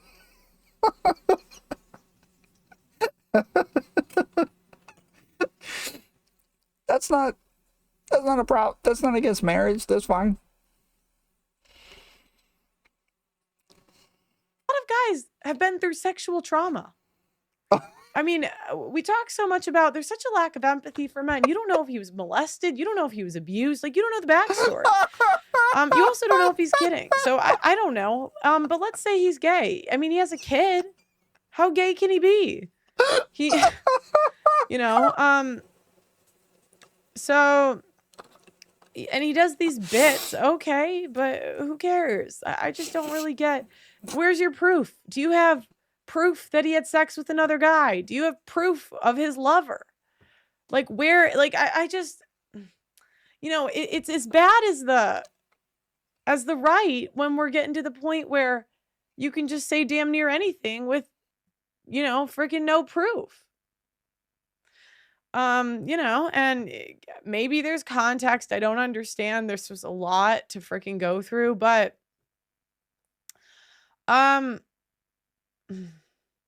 now we also have, and I screenshotted this, Candace Owens is and Natalie Corzin said Screenshot is already past tense. You don't have to add an ed to the end. It's just screenshot, not screenshotted. Candace Owens knew there was a lot going on behind the scenes and chose to stay out of it. And Steven decided to drag her into it with his video about divorce, where he placed public blame on his wife. So Candace offered her platform to get the full truth. Pretty simple. So now the sister's corroborating what Crowder said, and she's saying that Candace knew. So now we have a Candace saying she knew. He's saying she's new. You know, I don't know. Wait, what? No. That's what Candace said. Candace said that she knew there was something going on behind the scenes because they unfollowed each other on Instagram.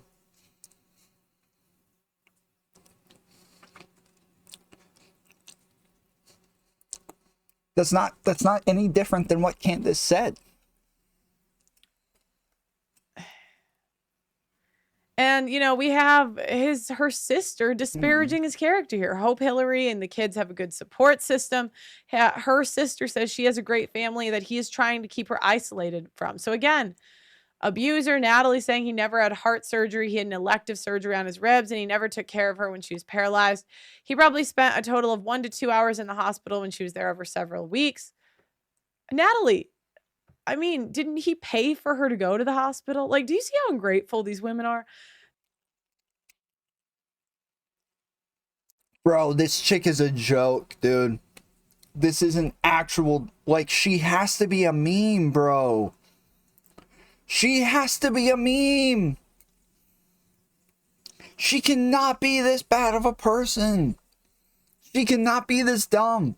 I refuse to believe she is actually this dumb.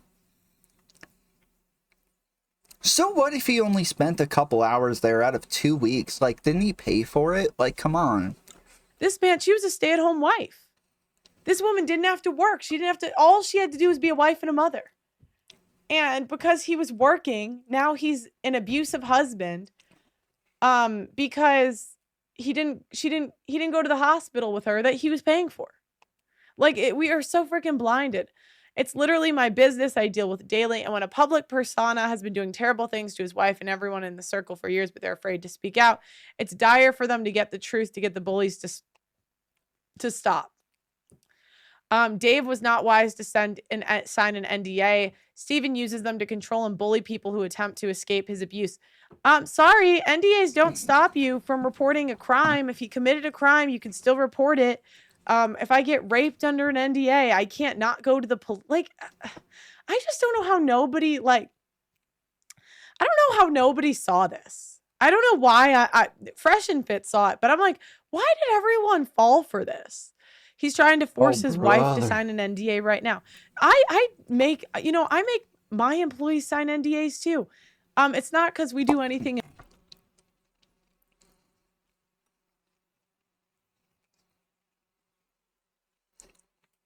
What? He's trying to get his ex-wife to sign an NDA right now. I get my employees to sign NDAs too. That's not his employee. What? That's his wife. What do you mean? What do you mean two? That's not his employee. Abusive, but it's because people love to freaking run to the internet over anything. You know, one time I got called a colonizer. A colonizer. I also got the slave contracts one. What? Oh, okay. That has to do with the contract. She didn't give enough information there. People love to run to the internet about anything. One time I got called a colonizer. It just sounded like so out of nowhere, like so random. People love to run.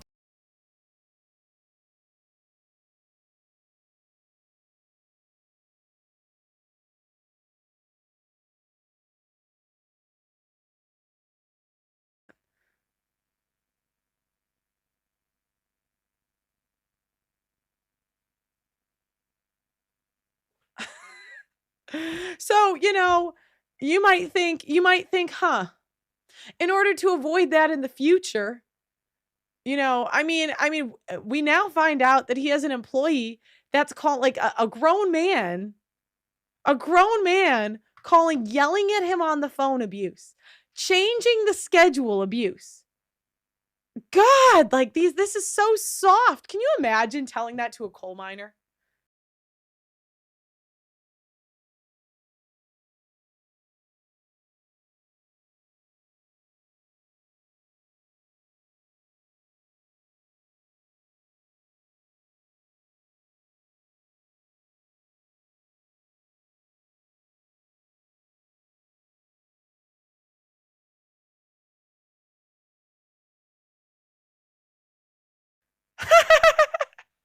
Imagine.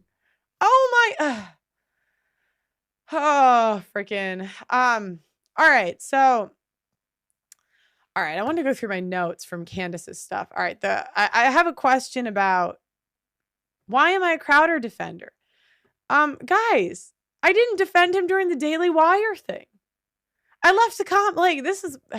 You guys will say what you want. Is she trying to get a job? You know, I've pretty much accepted I'm unhireable everywhere. So I don't really care. I like to figure out what's true. And I just genuinely, I think this was wrong.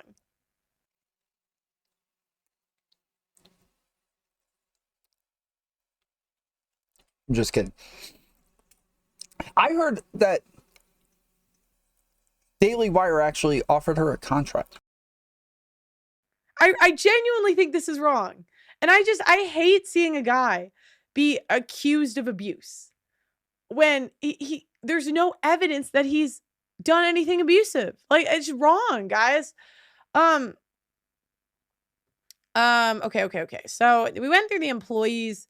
Now, are there more? Maybe, but I'm gonna need proof, and we're gonna need.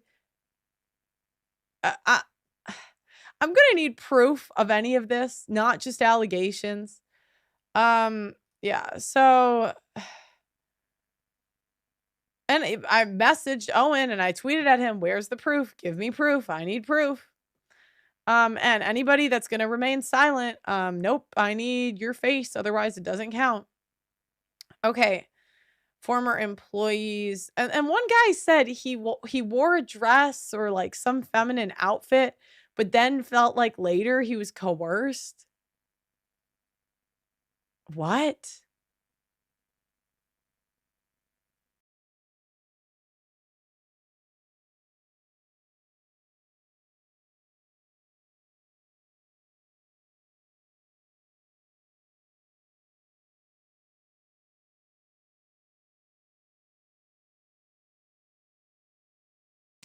This is what was it called?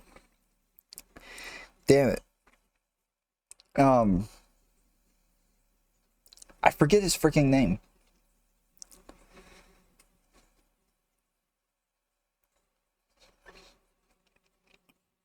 Anyways, Owen Benjamin and the other guy. They were the two who were sitting there. So do you remember when Steven Crowder did the whole thing where he had two people pretend to be cops and then they put their knees on the back of his neck and put him in handcuffs. You guys remember this? Who was the guy? I'm blanking on his name. The guy who died.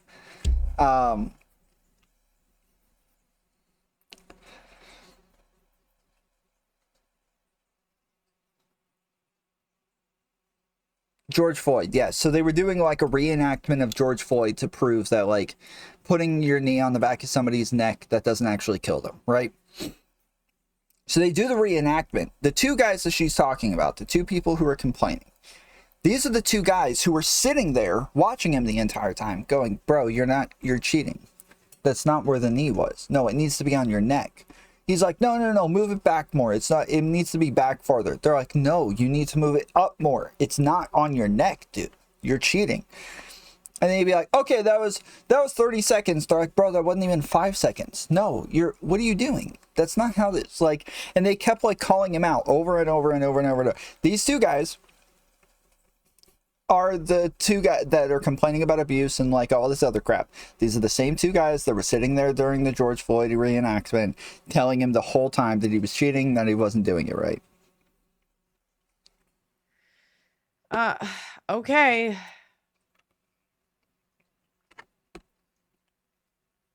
Like, this is just so silly. Okay, I want to see what else we got here. Because then I'm going to go into the affidavit. I didn't hear about that.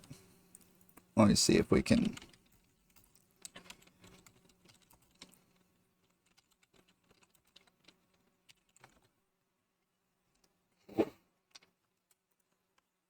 Just like with Epstein, I am going to be a human experiment here because I don't buy it. It's time for me to go outside and live on concrete, knee on neck / shoulder for 9 minutes.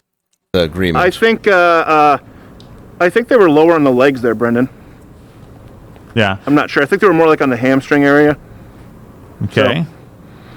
All right. There you go. So uncomfortable position for sure. It's supposed to be a restraint. Stephen, can you talk to us a little bit? Can you breathe? Yeah, no, I can talk to you. I have more of a spasm in my neck because my neck's been sore for a couple of days. Okay. Like I said, what really hurts is my left shoulder just because of a nagging shoulder injury, and the fact that Tokunawan put the cuffs on my forearms, not on my wrist. Again, he did that? Yeah, he put them on perpendicular to where my wrist goes as opposed to actually putting them. So he made it needlessly unpleasant. Thanks for that, Tokunawan. Is this how he was cuffed then? Do we have it properly? I think it was properly. Well, I think what he's saying is that his is worse. Yeah. Stevens I think is they worse. cuffed Floyd properly. I think that I have producers, not police officers, cuffing me here today.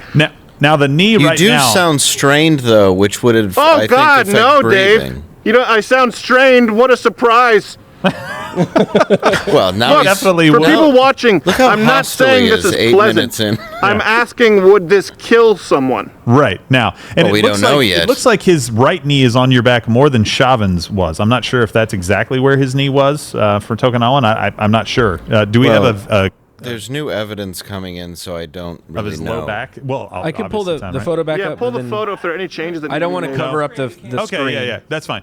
Yeah, good idea. I was just seeing if somebody Here, could look I can put it in the offline. lower third. Give me a Not on the. Oh, wait, hold on a the second. show Why am here. I doing this? George Floyd was able to move his head back and forth. So, Yeah. hey, you know what? I took it out. Let's also, because now they're saying it was on the neck and shoulder. Let's move the knee to a little more. It was more. No, it wasn't on the shoulder. It was across the shoulder Wouldn't blade. you have to restart the clock? No. The point is they did both positions. Most of it was on the shoulder and back of the neck. So Chauvin would have to do just like that as well. He would move to reposition. My the point is photo your there. breathing does sound strained, which Yeah, no, he's right on the freaking neck in that picture. He is right on the neck.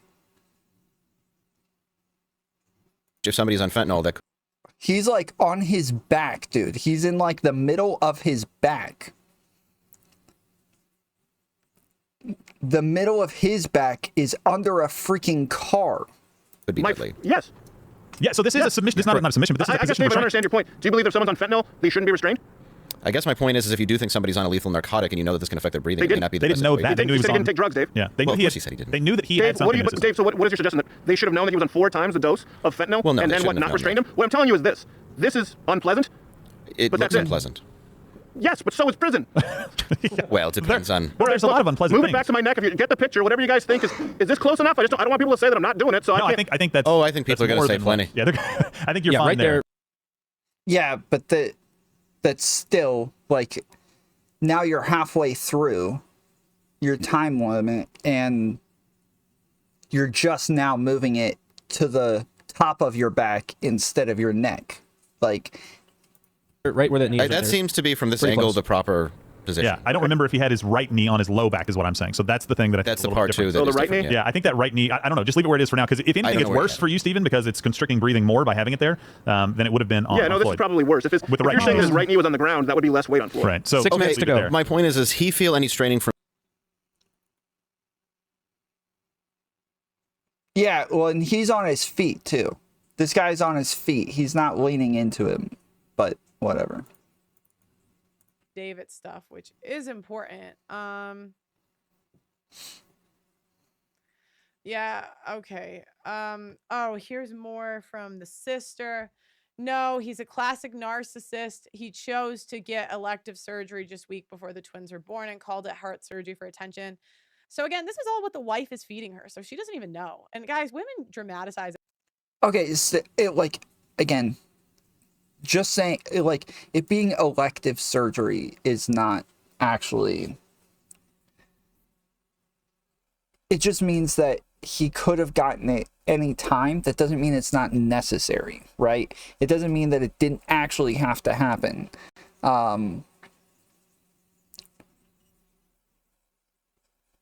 So, like, this isn't... a lot of these arguments just aren't very good. But like, it also, yes, it was chest surgery. It's likely that a caved in chest did affect his heart. That is likely. Everything. Oh, okay. I read this one already. I thought I didn't. I did. Okay. All right. Candace.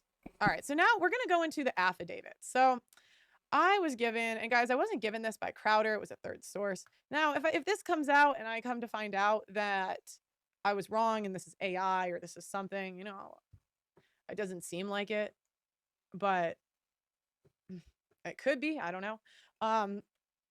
But wait, let me get this drive out. Okay. Okay. Now we're going to watch the deposition of the family nanny. Okay. And I'm going to skip the first half because the second half is what's really important here. So, by the way, this is after, all right. Do you know whose company Leland is? I believe it. I think it was like here. Yes. Okay. What is your current rate of pay? Right now, the intention was for me to stay full-time, but Hillary said due to finances, I would go to part-time work. When did you go to part-time work? Maybe a month and a half. Okay.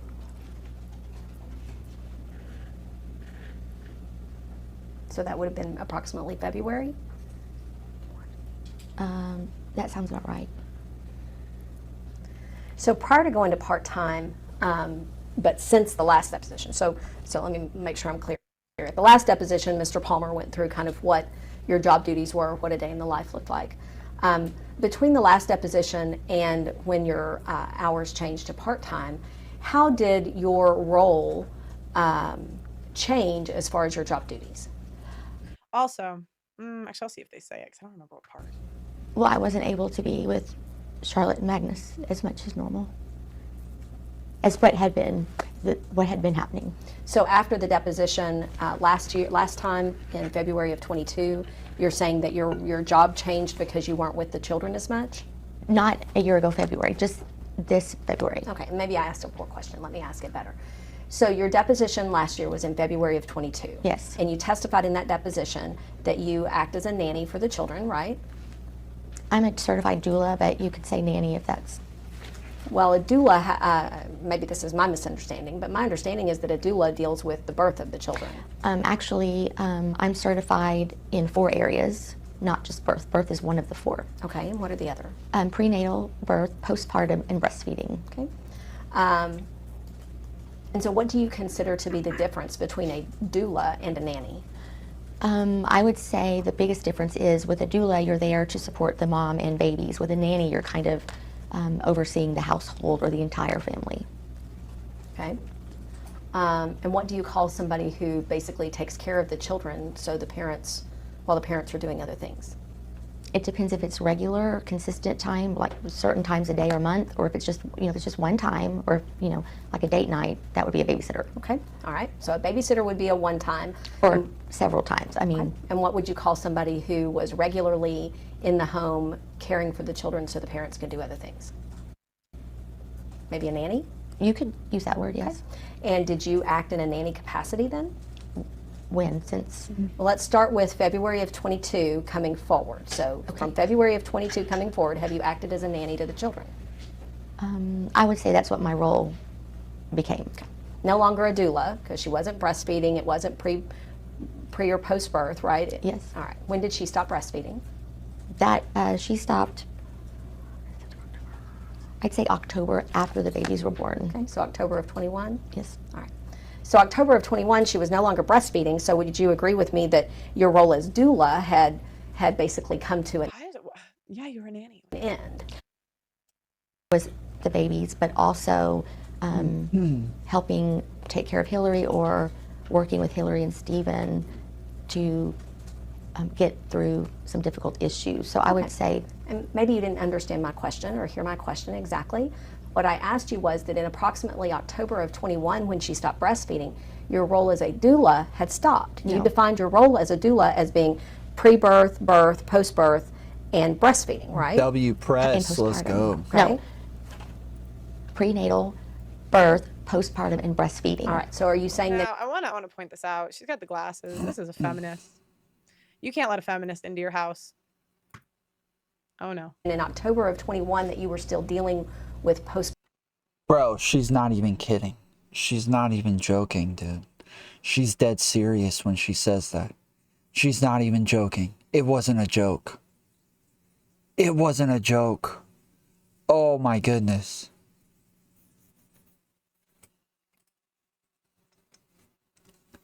Postpartum issues? Yes. All right. And what does a doula do to help deal with postpartum issues? She provides emotional support, physical support. For whom? For the mother and the babies if needed. Are you testifying then that in October of 21 that Hillary was suffering from some postpartum issues that still required your assistance? I am not qualified to say make a diagnosis, but I would say the situation was difficult. Okay, and I'm not asking you to make a diagnosis, ma'am. I'm just questioning your testimony. I'm actually just exploring your testimony. You testified that you were still acting as a doula in October of 21, and that the role that you were fulfilling as a doula was postpartum. So I'm asking you to describe for me what your duties were as a doula dealing with postpartum as it related to the Crowder family. I primarily took care of the babies every day or every evening. I stayed overnight and some mornings. And how did that address postpartum? Because Hillary was going through a situation that was very emotionally taxing on her, and at that point Stephen and I were working together to meet the baby's best needs, I feel. And that's in October of 21? That date is approximate. It could be November. I don't. And so what we're talking about here then is prior to the separation that has led to the divorce? Yes. Describe for me what Hillary was going through that necessitated, and I'm talking about this October time frame, as you described, postpartum time frame. Describe for me what Hillary was going through that necessitated you and Stephen working together for the babies. She just seemed emotionally distraught and, maybe depressed, just that type of behavior. Did you suspect postpartum depression? I was at that point, because things have changed a lot since then. I see things differently on areas, but I don't know if it was depression or just her way of dealing with a difficult situation.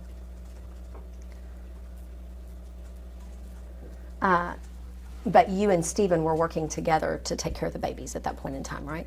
Yes, and we had talked about a plan for future. About Stephen had said about me schooling the children, so that was kind of that was my intention, and I think he and I, that was our intention together. And in this October 21 timeframe that you're speaking of, what would be the division of duties between you and Stephen regarding the children? We would talk and laugh about different milestones that the babies were having, and he would inquire. I know he and I would sit and talk for a long time about their developmental milestones, and he always wanted to know kind of what I thought, or he was studying and learning them. So does that sound like a deadbeat dad? That you guys were painting him out? Wait, did somebody call him a deadbeat dad? Did that happen? To be? Does this sound like a deadbeat? I could tell, so we collaborated together as far as what they're doing, their newest behavior, that kind of thing. All right, and y'all were working well together? Yes. All right. And he was good to work with? Yes. All right. Very much. And did he, and so he took an active role with the babies too in that time frame? Yes. All right. In this October time frame, what hours approximately, or what days, what was your schedule? Well, from August the 14th until November 23rd or 4th, I had spent every night with them. So would you basically work late afternoon through the night to the morning and then go home? Pretty much. About what time would you get there in the evenings then? It got to be maybe 6-ish, 6:37 p.m. Yes. Okay. And then what time would you go home in the mornings? It varied. Sometimes it was, 8. Other times it was longer. Okay. And then during the day, when you weren't there, how were the children cared for, as far as you know? Section 4. It's okay. He has to just insert little pins in the record for us to revisit later. Those don't concern okay, you. thank you. You can answer the question. What was the question again? I'm sorry. If you know, who took care of the children during the day when you weren't there? When I wasn't there, let me think. Well, there was So she's thinking about who's taking care of the kids. It's not Hillary. Guys, Hillary wasn't watching her own kids. I might have skipped over it, but I read this entire thing. This nanny worked 100 hours a week at one point. Oh, you want me to put it to 1.2? Oh, I can listen and fast. Don't. The girl that at one point she was working 100 hours a week. What was Hillary doing in this time? So can you understand from Stephen's point of view? He has a stay-at-home wife and a nanny working 100 hours a week.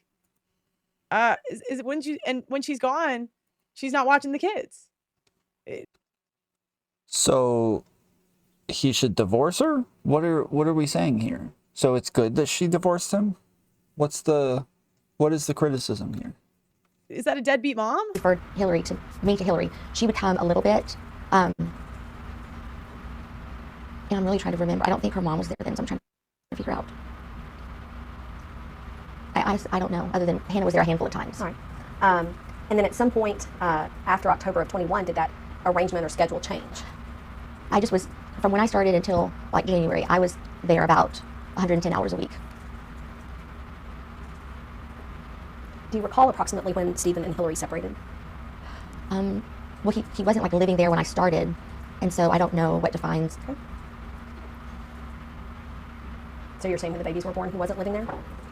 No. No, that's not what you're saying? Or Sorry, I guess I just had a thought. Can you imagine going to every person you've ever pissed off in your life and saying, have you suffered emotional abuse? I mean, someone's going to say yes. That's so broad. Like, goddamn. Like, yeah. No, he wasn't living there. Sorry. No, he wasn't living there. And at any point from February of 21 through the present day, has Stephen Crowder resided in the home? No. Where, as far as you know, did Stephen Crowder reside during this time frame? He got a townhome or in Bristol, right close by. Okay. But he would come over frequently? Yes. So you said until January you were working approximately 110 hours a week. So that seems to differ from the 6:30 p.m. to 8 a.m. schedule that you told me about a few minutes ago. So what would be your schedule if you were working 110 hours a week? Very long, and if I would come at 6 o'clock at night, I would gradually stay longer in the morning or daytime, and just every night I was there at least the 12 hours. And what was the purpose in you staying longer? Just to care for Charlotte and Magnus. And why was that needed? Why were you needed to do that? I guess just based on my experience and my care for them. Why could Hillary not take care of the children?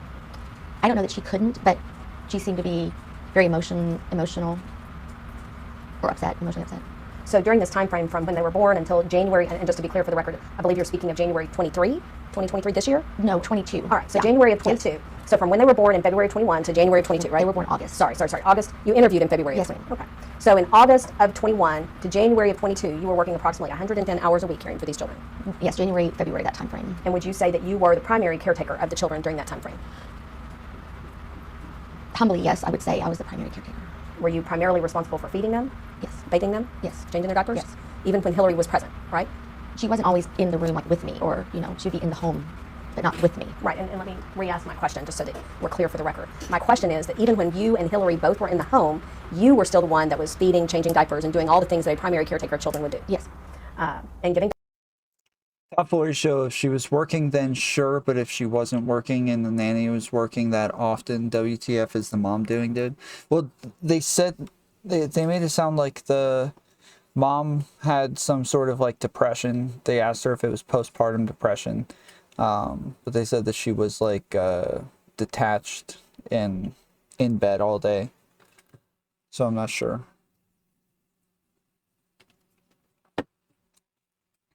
And I'm not sure how long this happened for. Baths? Yes. And what would Hillary do during these times when you would be primarily taking care of the children? Mostly at that point, she was in her room. Okay. Okay, so now a little more context. Would you, as a guy, if you're busting your ass, building this huge company and your wife won't even take care of her kids, is that someone that even really deserves her children? No offense. Okay, actually, maybe it was a good thing I read this because that actually wasn't everything I wanted to go over. But luckily, I wrote notes so I know which parts to get to. Ha ha ha. Couple things I wanted to point out in this. Do I want to hold up, guys? I thought it was all going to be in that video. You have to. Everybody take a second, hit the thumbs upsies. If you don't follow me already, go into the description, click the Twitter button to follow me on Twitter, and then also we get a link to my Discord in there where all of the homies stay. Everybody hangs out in there and chats. They you can suggest content in there if there's something going on, if there's a debate, if there's some drama, some fights. Join the Discord. Link is in the description. I'm balling on a budget here. You know what I mean? It's all right, couple things I wanted to read to you. So Candace accused Crowder of, and I'm going to give you guys the link at the end of this so you can see everything. Candace accused Crowder basically of not like saying, Hillary said that it was Crowder. So after all this went down, Crowder said, let's unseal the records, right? And then Candace says that Crowder's lying about it. And the truth of the matter is he actually in this says that he wants to unseal the records except for business docs and medical records. Is that fair, guys, in the chat? Is that big liar? Is that evil man? Is that just an abuser? How would okay. we know?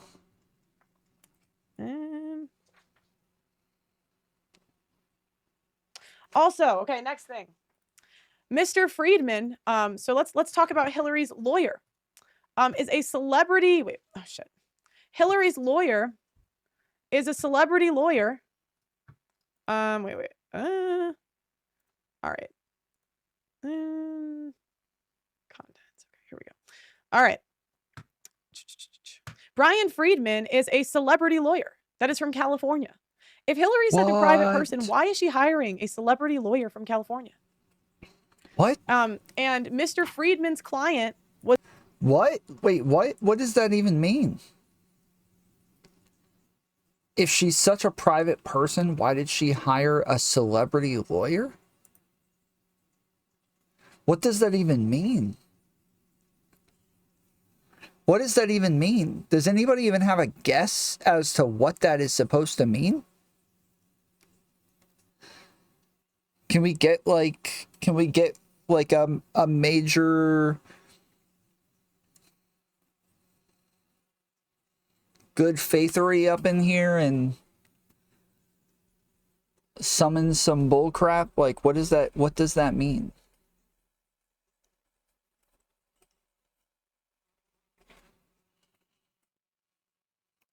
Crowder asked Pearl to do this. It's so weird. I mean, that's what Tree of Logic is claiming. Tree is claiming that Steven is bypassing the gag order. He's not allowed to talk about it.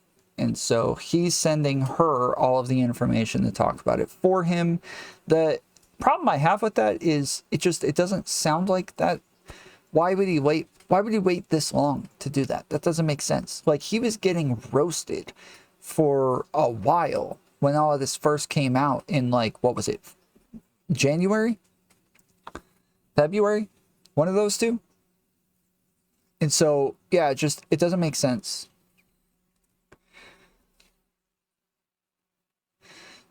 I mean, when she says a celebrity lawyer, is the lawyer a celebrity, or is it a lawyer for celebrities? I thought when she said celebrity lawyer, I thought she meant like a lawyer for celebrities.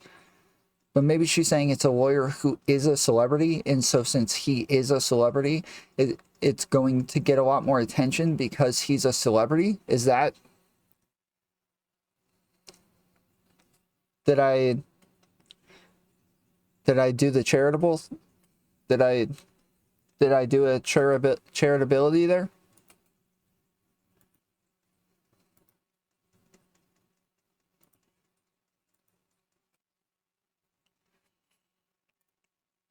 Tomfoolery Show, nah, you're missing the real question. Why the fuck would he pick, of all people, Pearl to try to hold up his reputation? Yeah, no, they like, that's the... I don't think he was... I don't think he sent this to her.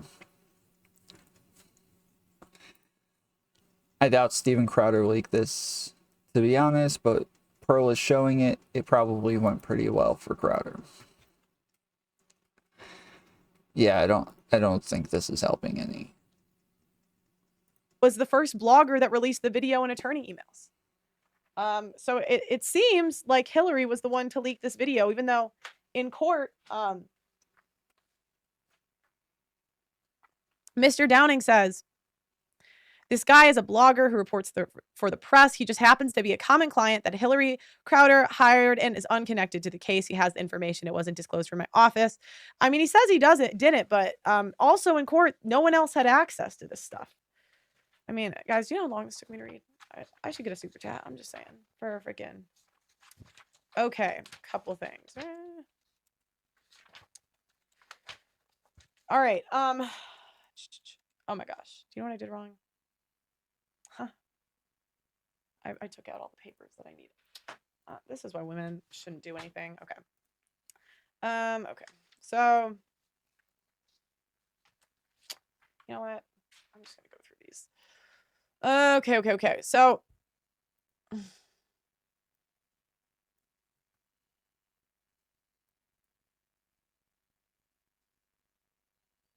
the nanny worked for Crowder and said she never witnessed abusive behavior. What?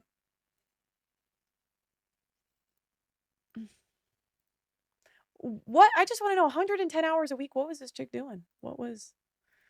oh, here we go. This is what I was looking for. Okay. The key transcripts from the motion hearing. Okay. I'm gonna pull this up.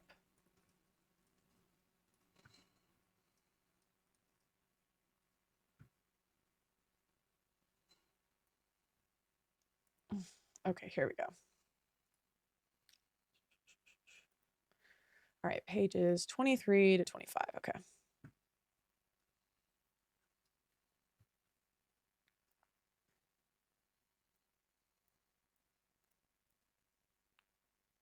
Okay. Motion hearing. Oh, actually, I want to finish the nanny one first. So let me go back. Nanny, here we go. Okay. So other important things from the nanny. All right. 24 to 25. Okay. Oh, I didn't realize you can like go on the side. Oh, that is so nice. Huh. Okay. We listened to that part. 28, 31. All right, 28.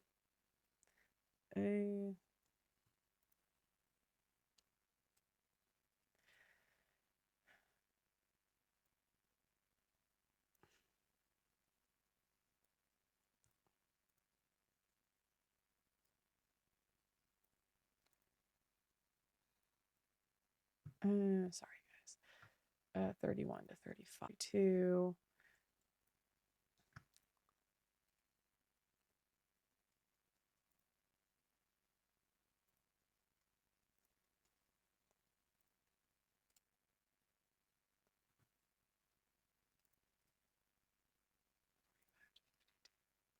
Okay, so again, this lady the nanny's working up a storm. Okay, 39. The other thing that I thought was really weird, and I'm trying to find the actual receipts of this. The nanny and the Hillary just had a weird relationship, guys. Like extremely weird. To the point where they would say, "Our babies, you're my person." And this is why you got to be careful you put by your wife. Like this is weird stuff. Okay, now they keep going back and forth about the hours. Okay, so let's listen to how is Steven as an employer, this evil boss. Okay. Wait. So these are just notes. Key moment. This is all 42. This is all bullcrap. Like I don't care about any of this. 62, okay. Have you ever seen Steven Crowder be physically violent with his wife? No. Have you ever seen Steven Crowder be physically violent with his children? No. Has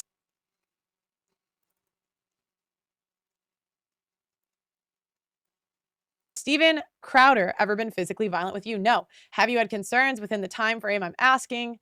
From August of 2021 to present, have you had concerns that Hillary's emotionally stable as a parent? In some areas, in areas. Okay, yes. And I think specifically you said you have concerns about Hillary's extreme highs and lows. Yes. Okay, and you expressed that to Steven's mother at one point, didn't you? Yes. And this was an area of your concern. Hillary's emotional stability. Yes. Okay, can you give me more specific examples about Hillary's extreme highs and extreme lows? Just, crying and not being able to, get up, take care of the babies, or, just, you asked for Steven's mother for a meeting approximately November 21. Yes. Did that meeting ever happen? No. What did you want to discuss with his mother in the meeting? I was trying to get a better grasp on the whole picture of what may or may not have been happening as far as their marriage, not necessarily, their marriage, but just to understand if something bigger was going on. What do you mean by bigger? Just what would cause, counseling that she was doing or they were doing in her and, being kind of distraught and upset. Describe for me what you mean by Hillary being distraught. Just crying a lot and having a hard time coping with the dynamics of the situation. And what do you mean by the dynamics? Yeah, she definitely put the name out there. Of the situation. The beginning to separate, filing for divorce, all of that. Okay, in the notebook in front of you, I'm going to ask you to And the address. turn to tab 38. Thank you. Do you recognize the document contained behind tab 38 to be a constant declaration that you executed on approximately the 24th of January 2022? And you swore under that oath. Yes. Have you reviewed that document lately? Not lately. Do you believe it to be true and accurate? Okay, blah, blah, blah. I sent it to my attorney. Okay. Basically now they're just saying that she hand wrote this. Okay. Okay. Do you recall which part of this document were written by you verbatim? Okay. This declaration relates to some events that occurred January 2022. Yes. And specifically in the time from January 18th, 19th, 20th, and 20th. No, this was a live stream. Earlier we were going over the comments or the chat from the live stream. So this is all a live stream. First, I don't necessarily see where it says anything other than January 21st. Well, I guess that's a fair statement. So there were a couple of visits where Steven came over to the house in the days leading up to the 21st, the affidavit or declaration of the events of January 21st. Yes, all right. So in the couple of days before January 21st, Mr. Crowder had come to the home. He had come to the home on January 18th and 19th. Do you recall that? I don't know that I specifically say off the top of my head the 18th and the 19th. On those couple of days before January 1st, when he came home, he was wearing a GoPro, wasn't he? A few days before, yes. So on January 21st, he was also wearing a GoPro. Now, guys, a lot of people have said Steven was acting crazy and recording his wife.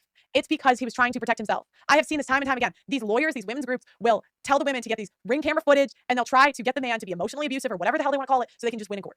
So this is why he is recording himself to protect himself. Okay. So it was something you could have expected at the time. So I think he had done it a couple of times before. So it was something you could have expected at the time. I can't say what I expect or not expect. In the description, you say, I was surprised by Stephen barging into the house wearing a body camera. Yes. So you were surprised that he, quote, barged into the house with a body camera, or you were surprised he was wearing a body camera. Maybe the camera, I don't recall what is more surprising. You authorized this, didn't you? Yes. Wouldn't you know what you meant? This is the best of my recollection. I understand that, ma'am, but I'm asking you, when you wrote in your handwritten note that Mr. Nelson turned this into a declaration, were you surprised about him barging into the house? Okay. Okay, but the most important part.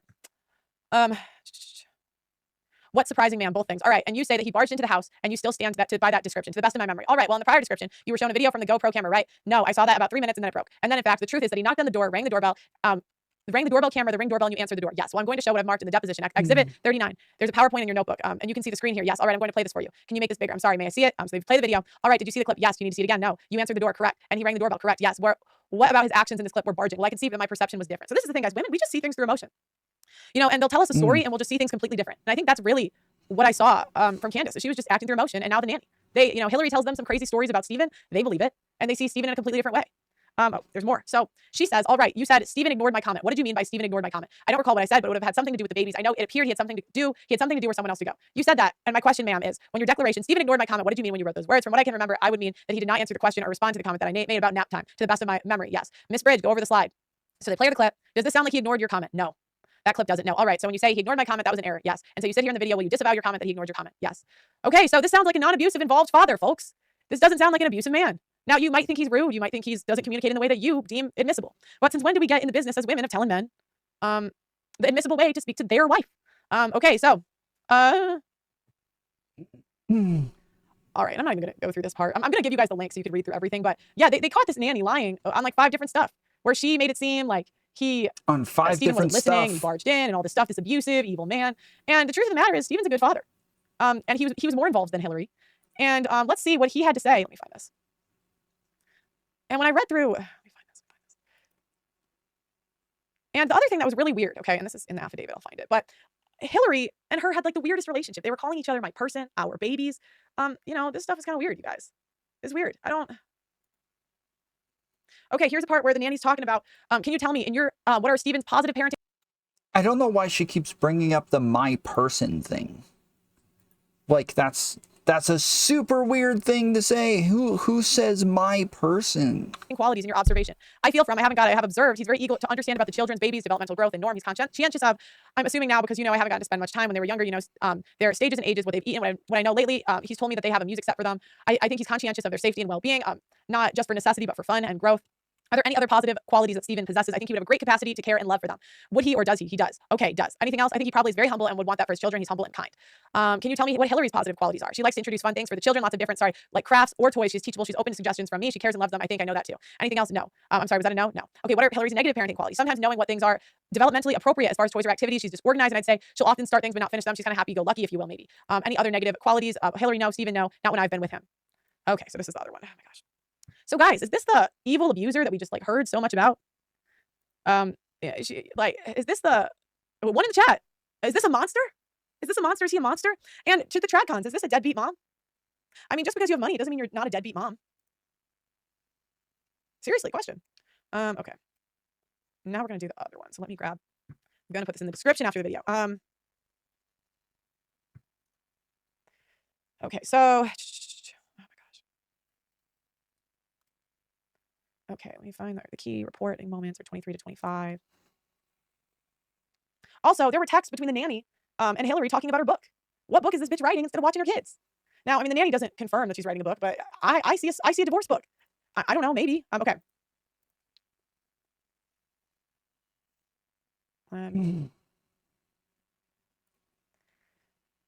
All right. So, in the circumstances that led up to Mr. Bradshaw's departure from the case and Mr. Downing jumping in, which is not something created by Mr. Downing at all, was the fact that the wife's family released a number of confidential information, things related to the family home, such as ring videos in the home, information regarding marital counseling sessions, and other issues. While perhaps in other businesses that might not have been seen as an issue if this was a midget widget manufacturer, midget issue, either one. But the main issue we have here is that the business regarding reputation staff. Wait, did she just say a midget widget?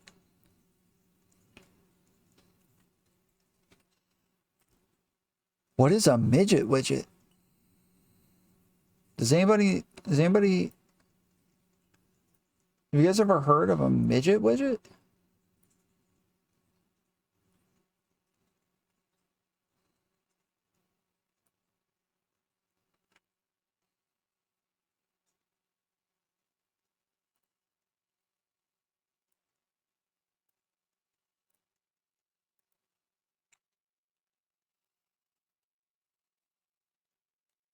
status and the entirety of talent that is involved with the show itself. And the media further that came after the release of Furore, I don't know, in the media, Fury, that came after the release of the information, which was according to the person who released it, giving to him by the wife's family. This blogger who released it got it from the family of the wife and their personal records that are ring videos and things and sessions that only the wife could have reported. So the main concern we have here is from the week that was released, there was another set of information released. Attorney communications between myself, Mrs. O'Neill, and Mr. Bradshaw's team at the time were a few days later referenced by the same blogger. There's only one other person on the thread besides the people I just mentioned, a lawyer who has not appeared in this case or even licensed in the state as far as I know, Brian Friedman. Mr. Friedman's client was a blogger who released the video and the attorney email. So this is a very unique situation where I would normally say, let's look at the parties and look at these documents. Let the business valuation experts look at it. We have a lot of concerns, not only about business contracts. The court, you're not just concerned about the things in the sealed envelopes. Mr. Richmond, which is Crowder's attorney, I think. No, there's these three categories: the business contracts because they express confidentiality, the business records themselves, such as finance, and they lead to a lot of personal information about husband, wife, and the business itself, including location, activities, even business and trade secrets. Hence the desire we have provided to Redline, which I believe Mrs. O'Neill just provided, that would provide a confidentiality level and a level called confidentiality plus. It could have been called attorney's eyes only. But for a lot of reasons, it needed a little bit broader than that. The main concept is it would only be visible to the attorneys who have appeared in this case with Mr. Okay. But basically the point that I'm getting in this part is she had her lawyer leak it. I mean, it's pretty obvious. 30 to 31, 36. Okay, the next part I want to point out, and then I'm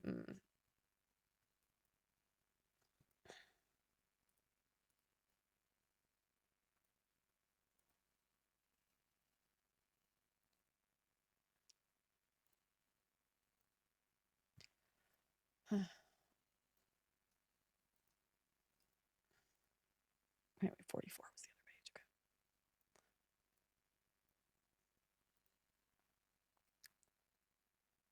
What I want, though, at a higher level is something that amounts to is a gag order. And I want that included in here. I don't want anyone posting anything about this divorce, these kids, anything connected with the divorce on any kind of social media, texting about it, emailing it, sending it to a carrier program. I do not care. It does not need to be in the public sphere at all. I don't know who's putting it out there. Obviously, I don't have control over some blogger in California. I wish I did, but these parties here and anybody connected to these parties, families, whatever you want to call it, I'm imposing a gag order that there are no discussions about this case, all outside the confines of this courtroom or the deposition with the lawyer. Guys, and I've seen this too many times. Okay. I've seen this time and time again where the women will go and talk. And I've interviewed guy after guy where the women will talk to the entire town, post on Facebook, and then the guy's under a gag order that he's not allowed to break. What the heck? How is that fair? How is that fair? Okay. It's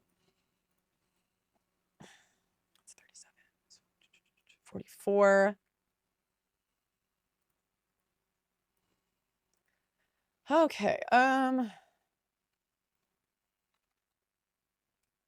I think 73 to 74. That was the other one. Oh, here we go.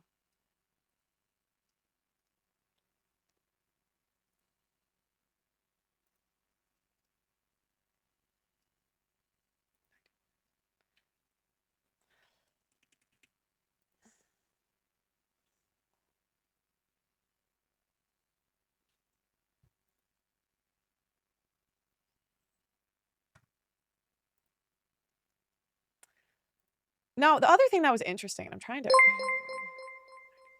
7, I think it might have been. Taylor M became a The member. other thing that was interesting, guys. Let's go, Taylor. Crowder denied everything. Oh, wait. So if you look at the end of the court transcripts, Patty Lynch they asked became him a about if it member. Lynn, let's go. Lynn-o! Daniel T became a member. Let's go.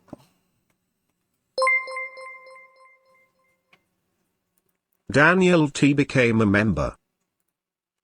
Well done. Lynn-o. Let's get some cheers in Patty- chat.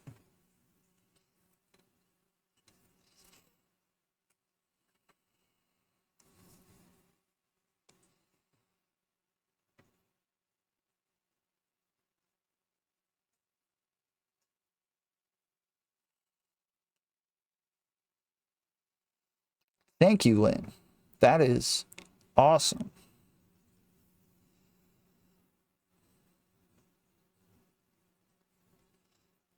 That is sick. 5 memberships. All to Fools 2. Not even the cheap ones. All Fools 2. Let's go. Thank you, Lynn. That is a huge help.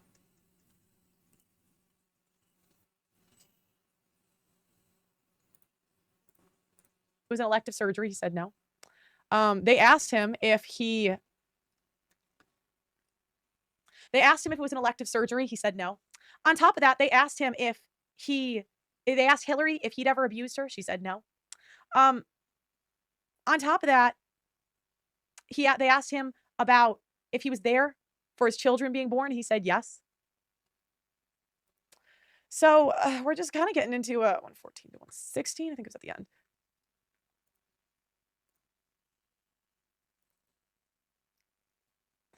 So, guys, this is a lot to go through. I'm just going to give you guys the link. But the biggest thing, like, takeaway, guys, is it really, this is what happens. This is what I see happen time and time again. The women go to the internet. The women pull a clip out of context. And all of the media rushes to take the women's side.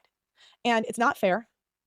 And if you are pushing emotional abuse as a real thing, if you're pushing this as a reason to label someone a monster, that is a feminist tactic. That is feminism. Yeah. Emotional abuse. It's expanding the definition of abuse and weaponizing it against men. Bro, that's so cool. Yo, that is so cool. The sand coming up in the wave? That is so cool. Yo.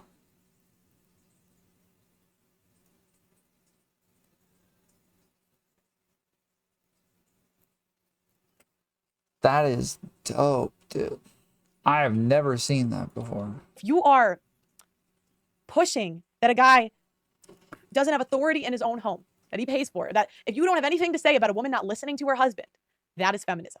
Okay, because feminism is all of the freedom without the authority. So I'm going to give you guys the link. I'm going to put it in the description after this video. But guys, it was really disappointing as a Daily Wire, as just a conservative content fan. Just to kind of see how one-sided this whole thing was. So, I'm going to give you guys the Dropbox link in the description. And who knows, maybe I'm wrong. Let me know in the comments. I'm getting sleepy. Yeah, and I don't think he's a monster. I don't think he's an abuser. I think he's a rude guy. I think he can be rude. What the hell? What YouTuber is it? You think Candace Owens isn't rude? You think Ben Shapiro isn't rude? You think if you ask their families, you think I'm not rude? We're all rude. It's like part of being a YouTuber. You're blunt. And I just think it's like the same exact tactics. It was so crazy. It was the same tactics where it was all these anonymous sources calling him abusive and them believing one woman who wasn't taking care of her kids, who had a weird relationship with her nanny and is showing to be a manipulative liar. So, a Weasley I'm gonna tweet this link. I'm gonna put it in the description. How do I turn this off? Blessing, I don't even know. But guys, like the video on your way out. Oh wait, I think I remember how to turn it off. I'm a woman. I can't. Oh, there we go. Like the video on your way out. Subscribe to the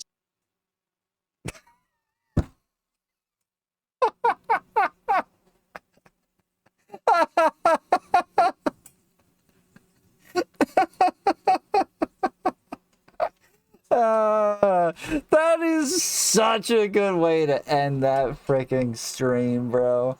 That is so perfect. From you, does he feel anything that would indicate that you're suffering? I don't know. Hey, token out.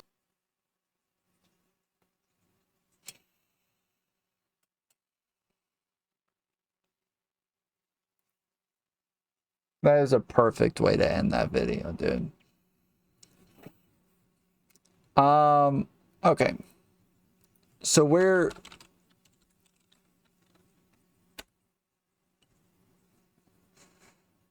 did Tree go over her stuff? Was it on Kick? Was it on Twitch?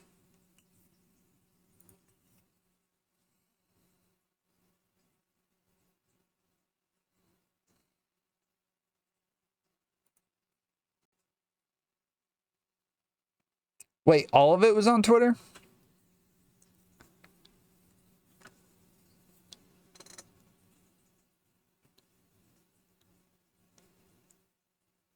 I was told she did some of it on Kick. And so imagine being a multi-millionaire and having to pay a nanny 100 hours a week because your wife can't and refuses to do anything. Okay. Wait, what is the? Why did she bring up the multimillionaire part there? Why did she bring up the multimillionaire part there? The being a millionaire means you're probably more likely to do something like that. Being a millionaire means you're way more likely to do something like that. Play the Twitter video? Wait, hold on. We're supposed to listen to a Twitter space.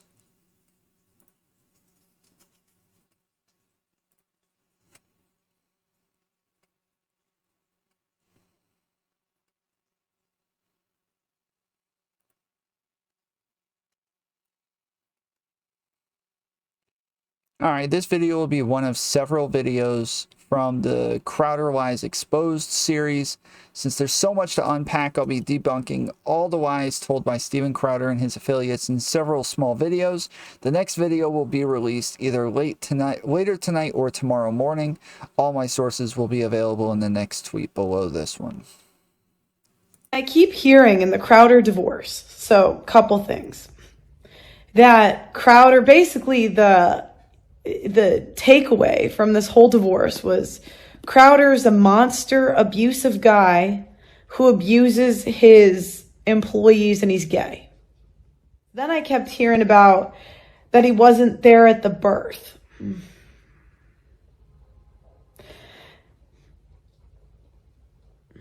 But weren't they born during like COVID or something? Did we ever ask why?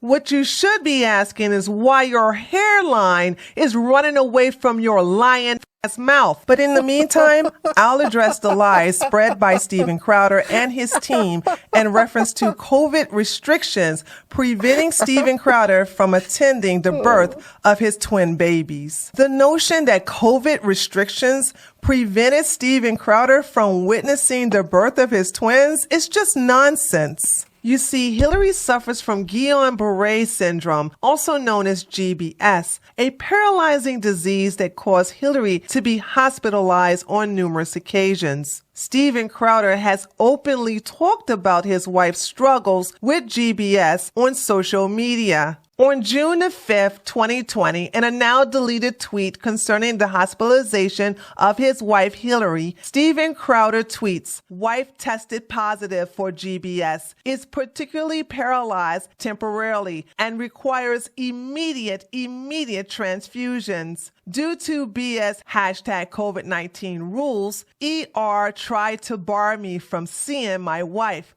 Long story short, I'm here with her now. Zero f***ing apologies." Here's a clip from Steven Crowder sharing that experience. So when they told me I couldn't visit my wife, because my mom had taken her to the emergency room. She had taken her there to triage or whatever. So and then loud. we didn't Oh my goodness, that is so freaking loud, dude. really know the rules, so I go up and say, "Hey, I'm here to see my wife." So, "Well, you can't go visit your wife because your mother was here and it's only one person per 24 hours. And I said, "Well, okay, sure." I went down and I sat and I said to my wife, I said, "Listen," at this point we thought she had GBS and they were telling us she might need to get a ventilator because this is something that's serious and very serious paralyze your condition, lungs, right? So very scared at this point. We weren't able to see a doctor, so we're in the dark. And I said, "Sweetheart, I don't care if I'm the nightly news hauled out in cuffs. I'll get in there and see you. But if I do that now and you're here for another 5 days, I'm not going to be able to see you for 5 days. So I just want to figure out what it is you want me to do." She said, "Hold on. Let me talk to your mom." And this is one thing I wish that everybody out there had a French-Canadian mom who gets shit done. Because next thing I know, 30 seconds later, the doors swing open, and my mom is there with her arms crossed, and a guy in a surgeon's mask goes, "You, Steven?" "Yeah." He goes, and I walk in. So here we have Steven Crowder, determined to be by the side of his wife at the peak of COVID-19 restrictions during the year 2020. And with the help of his mother, they both were able to be in a hospital room with Hillary Crowder together. So if COVID restrictions didn't prevent him from being with his wife back then, why would it prevent him from being with his wife during the labor and the birth of his twin babies? You see, on the hospital's website where the twins were born, the COVID restrictions simply stated that one person can be present for labor and delivery of a patient.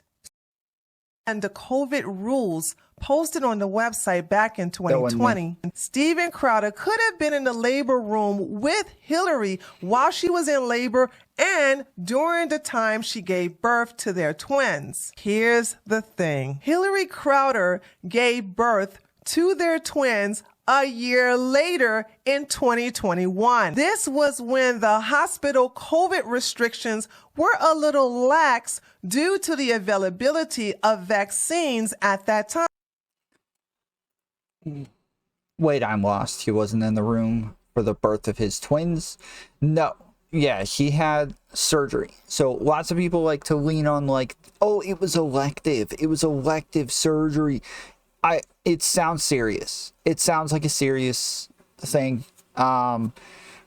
Everybody is like really leaning on like the word elective there, but it sounds like it was actually a serious surgery that he had to get, and yes, it was at the same time as his twins were being born.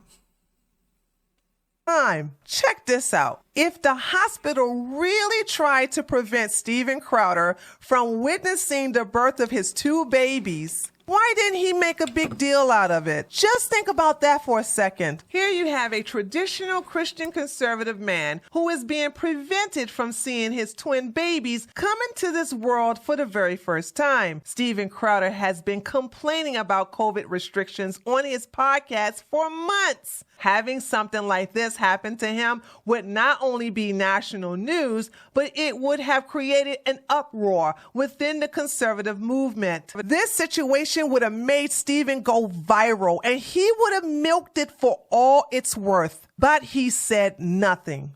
Why? Because he purposely refused to be there for his wife as a means of punishment.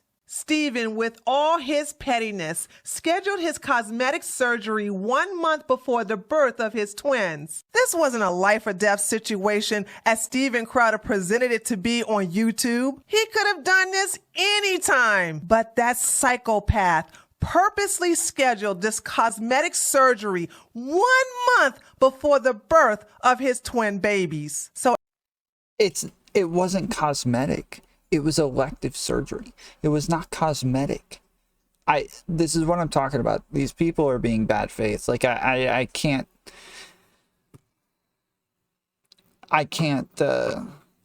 take a whole lot you're saying seriously when you're stretching this much. Like it's hard to, yeah, like I feel like you're just muddying the waters so much right at the beginning. After his surgery, Steven Crowder couldn't lift anything over 10 pounds for 3 months while he was recovering. 3 months. Basically making himself useless for when Hillary bring those babies home from the hospital. And these women haters have the nerve to want to ask why she needed a live-in nanny. Remember that video he did 2 years ago during the month of July titled, hold on, wait, the live-in nanny wasn't from the live-in nanny's testimony. She was there with Steven most of the time, not with the wife. I'm getting heart surgery? This fool lied. He didn't get any heart surgery. Remember, Steven felt self-conscious about the indention he had in his chest. Okay, so the indention on his chest, from what I understand, was causing heart problems because of where the indention is. And it got to be so bad that he had to get surgery. Like, that's what I'm told. This is what I understand. This is what we went through when all of this first came out. So I'm from what I understand, this was like causing him, did the knee on his back overnight? Yeah, it's probably from, he probably needs to get surgery from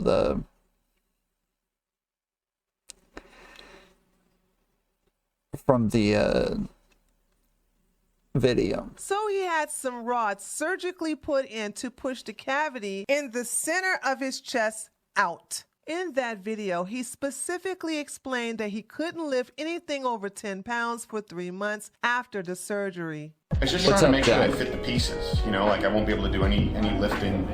They said more than 10 pounds for like 3 months, and that's not going to happen. But it's just sort of figuring out, okay, what can I do? When can I do it? Won't be able to do jiu-jitsu with the bars in my chest, but I can coach it. So this narcissistic asshole.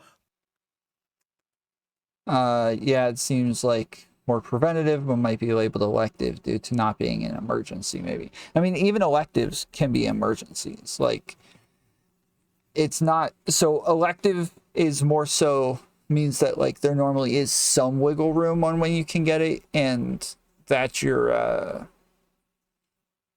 And then, yeah, like, there is just a lot more, like, wiggle room on what's going on. It doesn't mean that it's, like, you know, you're, like...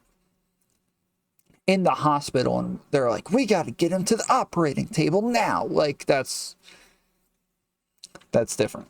Purposely scheduled his cosmetic surgery, his elective surgery, 1 month before the birth of his babies. He did this so he didn't have to be with Hillary while she was in labor, which she wasn't there, or be there while she gave birth via C-section surgery, or help take care of the babies when they come home from the hospital. Oh, and one more thing. So, yeah, so she's making elective sound like it's cosmetic surgery.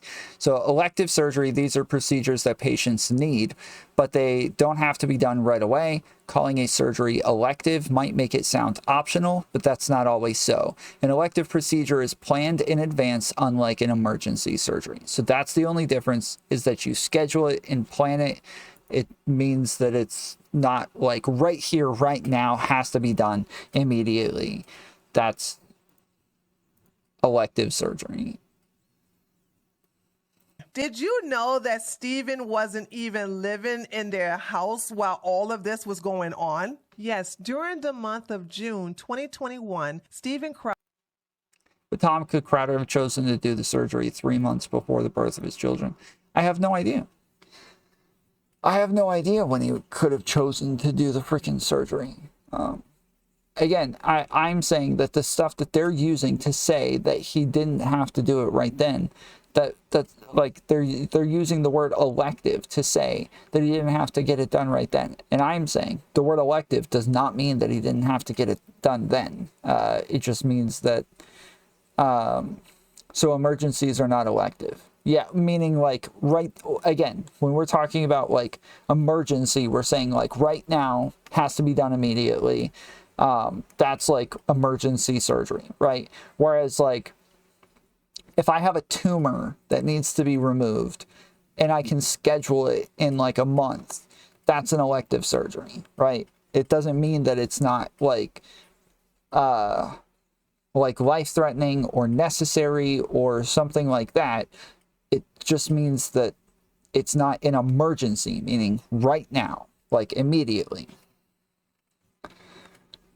Crowder abandoned his pregnant wife to prep for the video production of his elective surgery, leaving his pregnant wife all alone with the dogs. Mind you, Hillary's parents live all the way up in Michigan while she lives alone in Dallas, Texas. So she has no parents, no support system, and no husband to help her because Stephen left their home to create a "look at me, I'm having a fake heart surgery" documentary. I'm going to end this segment right here because I feel myself getting angry. And I don't want to make this video too long, but to sum everything up, Stephen Crowder didn't miss the birth of his twin babies due to COVID restrictions. He could have been there by Hillary's side.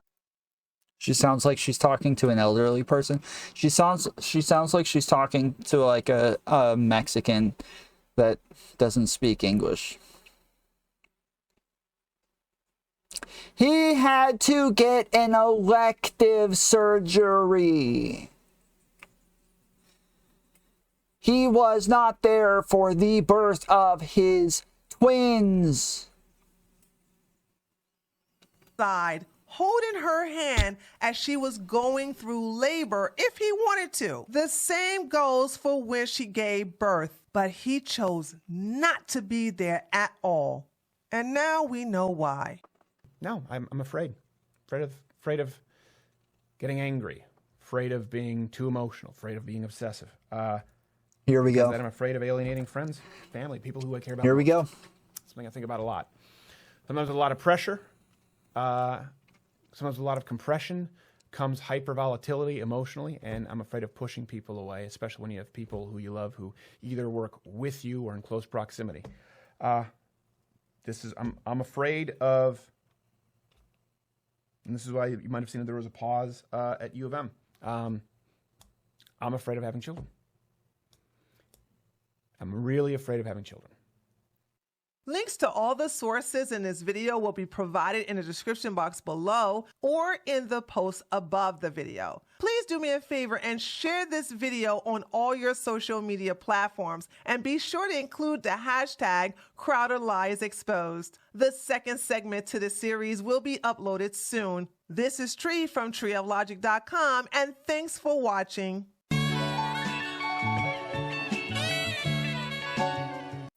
Wait, did she actually expose any lies?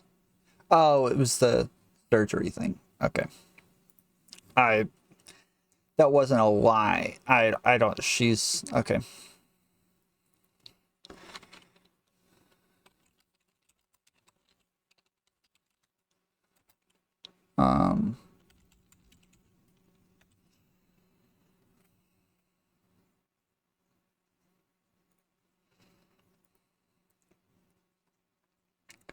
Fun fact, I also had the same elective surgery, but if I didn't, I could have get to expect significant health issues when I'm older. Wasn't looking forward to it, and definitely not looking forward to having those bars removed. Dunking on people getting surgeries is stupid.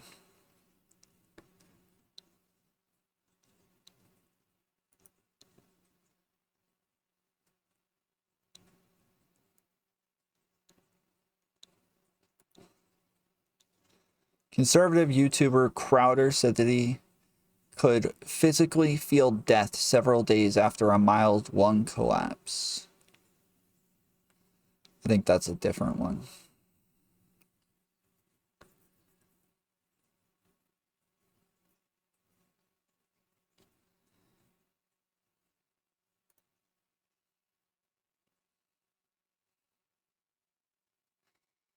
Let's see. Crowder, 34, is in the hospital again following a lung collapse. Let's see.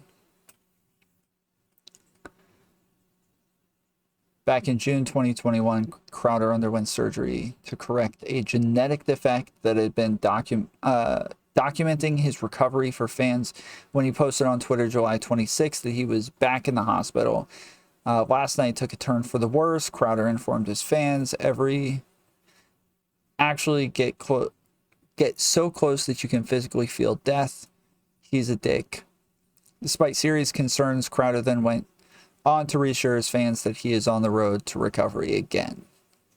Good news, it's fixable, and these things happen. I'll be back before you know it. So yeah, like even from the surgery, apparently he ended up having a collapsed lung. So it sounds like it was a pretty major surgery. Crowder revealed that he had a connective tissue disorder that's caused his chest to cave in on his heart. As a result of his condition, Crowder underwent a pectus surgery, which is meant to fix the shape of the bone that is in the middle of his chest. While Crowder has not specifically stated the genetic condition he has, the surgery he had is one of the treatment routes for someone who has moderate to severe symptoms for pectus excavatum. Pectus excavatum is a condition that causes the breastbone to sink into the chest. Crowder is known for, yeah, okay, I don't care. As a result, Crowder was suspended for 1 week and removed from the YouTube part. Okay, this is all different. But yeah, so again, is not cosmetic. And this is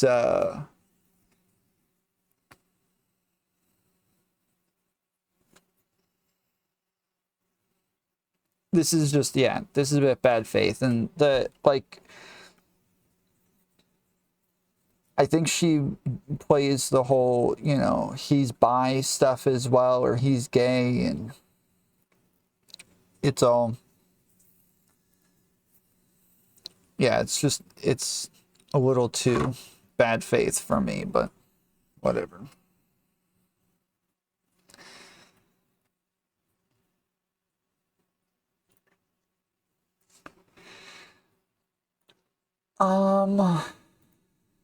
Alright, so then Tree posts, Pearl's dumbass not only doxed Steven Crowder's 2 children, but she also doxed the full address of the nanny. I don't know why she's going after Candace Owens, because she's acting just like her. Pearl said, I just tweeted the link to the Crowder info. This person said, good job doxing the children's names in your YouTube stream. Doing a fantastic job of keeping their identities protected, amateur. Pearl said, where? I will blur it. Watchdog said, you also just tweeted Dropbox with nanny's home address, LOL. Yikes. Yeah.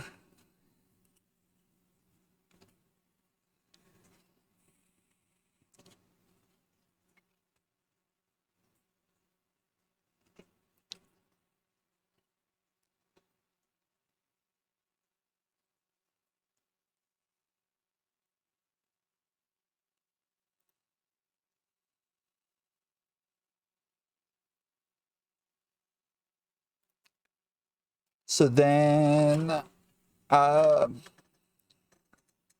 Andrew Wilson,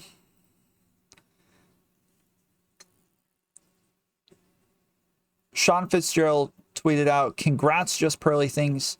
You teased how you had the real facts on Crowder and uploaded a video of deposition that someone else posted the link to before, and you were too lazy / not smart enough to bleep out the nanny's name, her address, and the kids' names. Bravo, Steven is saved, LOL.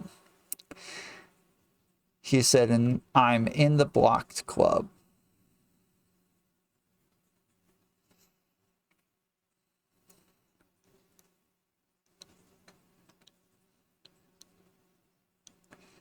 This person said, wow, Hillary couldn't care for her twin newborn 24 hours a day. What an awful mother needing to split the 24-hour day with a nanny after Steven moved out of the home.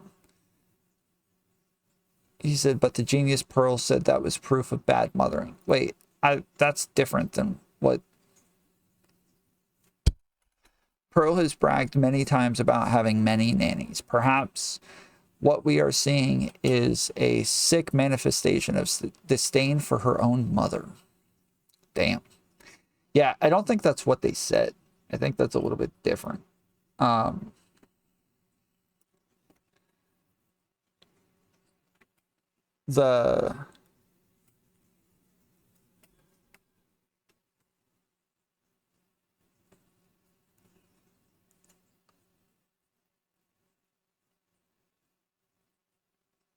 They said that she wasn't like doing anything with the kid, and Steven was. So to say that she got a nanny because Steven wasn't in the home, it doesn't sound correct. But okay. So Andrew Wilson quote tweeted this, said, oh no, she revealed publicly available information about a high profile case everybody is talking about. OMG, how could she? OMG, OMG. I'm gonna run directly to Pearl Necklace store and start clutching immediately.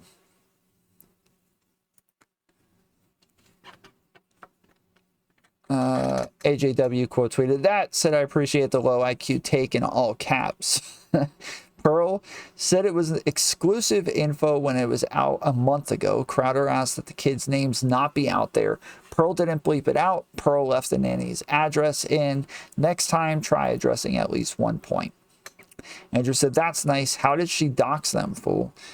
That information is public, clearly not doxing. You gonna explain that or bloviate more about the wishes of a public figure who already released the info?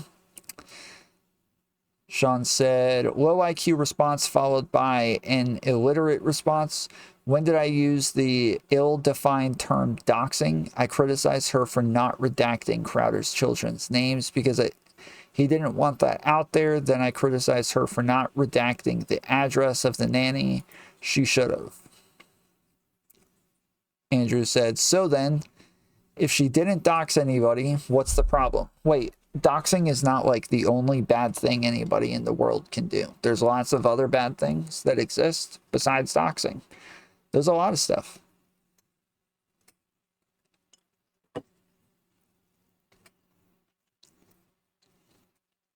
Why should she redact public information, especially that Crowder himself released? How can you say that with a straight face and call anybody low IQ? Sean said, if Crowder released this Google Doc, he would have violated a court order since this wasn't supposed to be public. If I found your address or Pearl's or family names through public info or leaked info, I'd redact it. It's common sense. Andrew said, what? It's not common sense when these names are all over the web, dude. I've posted several articles with this information in it. It's hardly some secret. This is ridiculous. Do you think these people should redact this info? Meet Steven Crowder's wife, Hillary Crowder, and their kids amid divorce. Sean said, try to follow along. Crowder asked for the names to be out of the press. Just because someone can find them doesn't mean it's good to publish to wider audiences, especially when you're on Team Crowder. Also, are you abandoning the nanny address point? Just curious. The names of the kids to be out of the press also called your take low IQ because it is. Andrew said, his wishes are meaningless. Why are you using that as an argument? He doesn't want his kids' names used, okay? So what? That doesn't make it wrong or even out of line to use them. Yeah, I think I agree with Andrew here. Like, if it's already public, who cares that he said he doesn't want people to put their names out there? Like, so what? She said over and over that she wasn't on Team Crowder, that she was just putting the information out.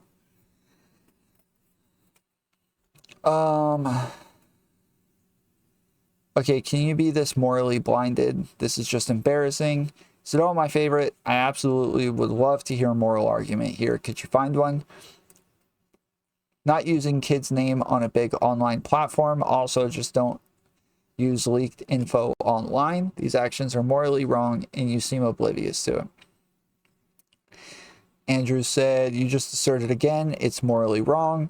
Cage said, you are encouraging bad actors, which can lead to harm. That's the implication. Andrew said, that's ridiculous. Everything could lead to harm. Cage said that is correct, which is why you should reduce risk of harm, especially when it comes to kids. Andrew said, reducing the perceived risk of harm could lead to harm, though. Cage said, then how would redaction of kids' names and people's addresses lead to harm? He didn't answer that. Andrew said, we aren't moving off anything until you give me a good reason why she should have redacted the names of the kids, which are public info from mainstream news sources. Can we at least establish that first? And he didn't get an answer. That was 2 hours ago. Maybe he'll get an answer eventually, but... And... Trees. Twitter space is gone.